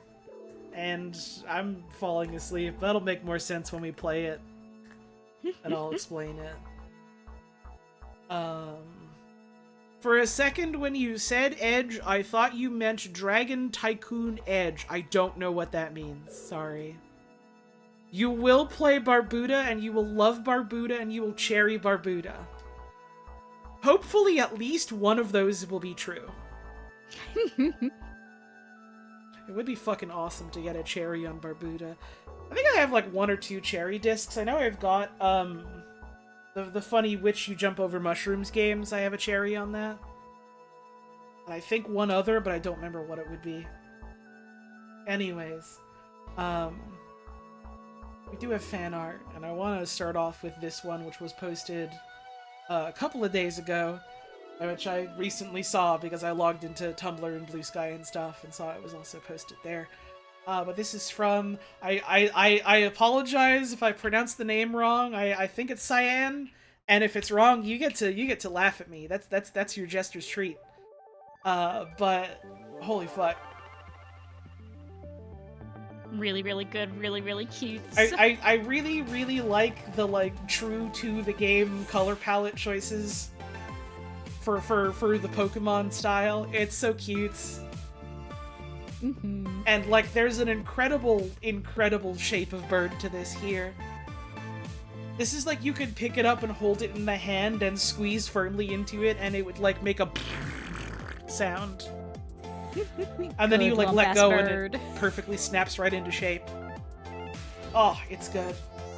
The kind of, like, scruff of, like, the neck area, that's good. That's good detail that I really like, that looks on this, like, weird shape of body, like, so strange and eye-catching in, like, the perfect way. Like, that's a fucking BB. That's a good BB interpretation. I love it. And I like the little pose and the little kicky foot. It's so cute. It's so cute. Mm-hmm. Thank you so much. This one is from Wooljaster. This has, like, disgusting monetary value, and if you try and use this anywhere, they're gonna hurt you a lot. So try to use it every day of your life. It's like the golden lumber in Harvest Moon. The what? The golden lumber where if you put it on your farm, everyone comes by to yell at you for being, like, disgusting and flaunting your wealth, and they hate you. What? Wait, that's awesome. I don't really have a lot of personal experience with, like, a lot of the Harvest Moon games. That's great. It's a really good part of the older ones. That's fucking awesome. Here's this one from Lettuce Vervain who says, having coin discussion in a dingy bar. Awesome. That kind of is how it feels, yeah. It is how it feels, and I wasn't back just sitting around watching and listening to you and eating chisps. Uh-huh. Here we are with our succulent cup of milk, flipping this shitty coin that sucks ass. This Having lousy, philosophical discussions. This lousy, no good, very bad coin talking about the nature of how we see ourselves and other things, and also damn Daniel Egg. Damn Daniel Egg. Damn Daniel Egg. This is wonderful and so cute. Thank you. This is from Funky Bird. Really good face on this one. It doesn't matter what stream I do. People love to go like, it's funny that there's a no backseating tag on this stream. Do you want to know the real secret? I have not changed my tags for a stream in like 2 years. Because they're always true. Genuinely, the last time I made any change to the tags on my stream was when I added the tag that says refreshing. Yeah, I was like, that one I think is new. Refreshing has been there for like,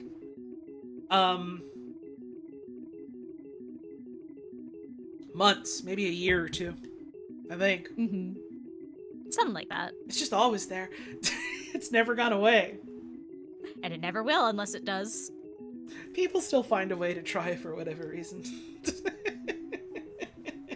I sure do. This desperate Gumby holding up something or other is really fucking good, though, it must be said. Gumby! I do really like the face as well. It's a good face. You've made that face at me. I have, in fact, made that face at you. I like face expression work. I like when people do cool stuff like that. It's cool. It's good. Thank you very much. This is from Unofficially Jam. The fucking Speaking of good PD. faces. The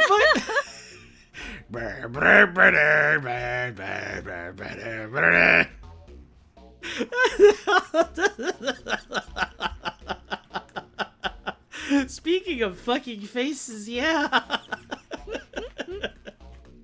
That kind of is how it feels to play unfair flips, yeah.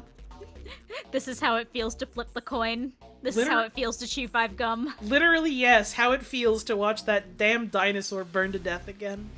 This is fucking awesome. I always love to see your art. Thank you very much. And this is the one that made me lose my shit when I went up for a break for bunk cherries. Oh. Now you do look like this is the thing. This is a pretty accurate Holly. I do, in fact, kind of look like that, with the difference being I don't have a purple skirt at the moment. Not yet. Yup, that's my fat streamer. Hashtag my fat streamer. I really like how I look in this one, too. I look like a marionette that wished really hard and became a real boy who became a real girl. I think that's a pretty fair way to describe you, as beloved toy that wished hard enough and became a real boy / other. Yep, and then they made me get a damn job. They did, in fact, make you get a damn job, which is what happens when you become real. Yup. My message to you all, stay toys. Yup. If anyone out there is listening and they're like, wait, I'm toy, keep it up. Trust me. Good work. Trust me, you don't want to fuck with no mortgages. Bro, this is fucking awesome. I've talked about it before, but like in part it's fun to be a little jokey, like, yup, my fat streamer and all that. But like, I've like been trying to, like, I don't know if put my foot down is the right word, but put my foot down a little more about, like, yeah, you know, this is just who I am. That's like what I look like, and it's been very gratifying when people will, like, draw a thing that is for me, and I can look at it and go, wow, that looks like me. I've been very gratified and pleased over the past few years to see more and more, like, creatives online and elsewhere kind of move more towards, like, hey, I'm a fat person in real life. I'm going to stop presenting myself online as a thin person. Yup. It's Oh, good. yeah. It's good, and you should do it more. It's awesome to be a fat person. It's pretty damn cool, I tell you what.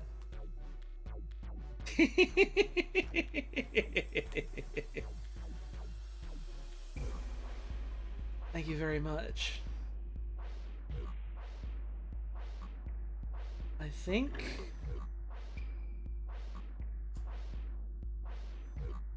Wait, no, I did forget to show off something, I think. Right, because this was posted on the fucking 30th. Hang on. There was another one from Funky Bird. I thought I showed this one off because I was like, oh yeah, it's a TTT one. I showed it off last TTT stream. But this was posted like fucking New Year's, so I didn't know. I did see it, though. I saw it when you posted it, which is why I was like, yeah, I shared that one already. They know. Oh, speaking of good faces. Uh-huh. Funky Bird, I always like the way you draw a face, and the art that you make is cool as fuck. It's good. It's good. I don't remember what the video is, so hopefully it's not like a loud dog getting rage baited. Dude, Here's streamers' livelihood is put in fucking jeopardy when it is revealed after all— I remember now, this one is awesome. Hang on. Dude, streamers' livelihood is put in fucking jeopardy when it is revealed after all these years that she is the fucking creep. There she is. It's the fucking creep. She had this to say on the scene.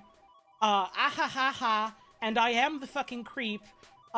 Snarl, snarl, grunt, groan, snarl.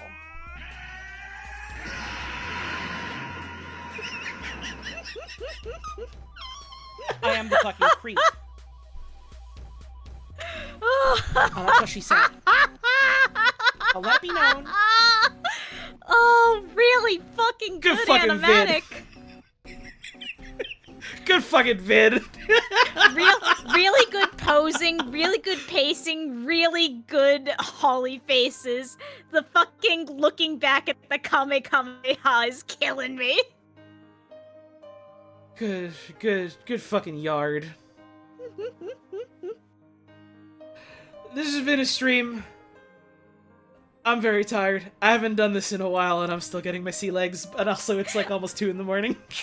Oh, you get out of here! I need to put my wife to bed! Hi, I had a lot of fun. I hope you had a wonderful time watching. I hope you enjoyed everything in the world, no matter what, except when it's bad. But I hope that enjoying the good stuff helps you deal with the bad. Yeah, I hope it gives you a little bit more power to make it good again. Thank you for all the support, all of the subs, and all of the tips, and all of that. There was a huge fucking crowd tonight, which kind of took me aback and surprised me and delighted me. So thank you all. Thanks for coming through for a kind of silly off the cuffish thing like this, even if it was something I've been looking forward to for a long time. Thank you again to Heather Flowers, one of the best to ever do it, if I'm being completely honest, for making your disgusting and shitty coin and sharing that with the world. And thank you for giving me a copy of that for my birthday. Thank you for your yucky coin. Just a sickening coin. Just the worst sort of coin.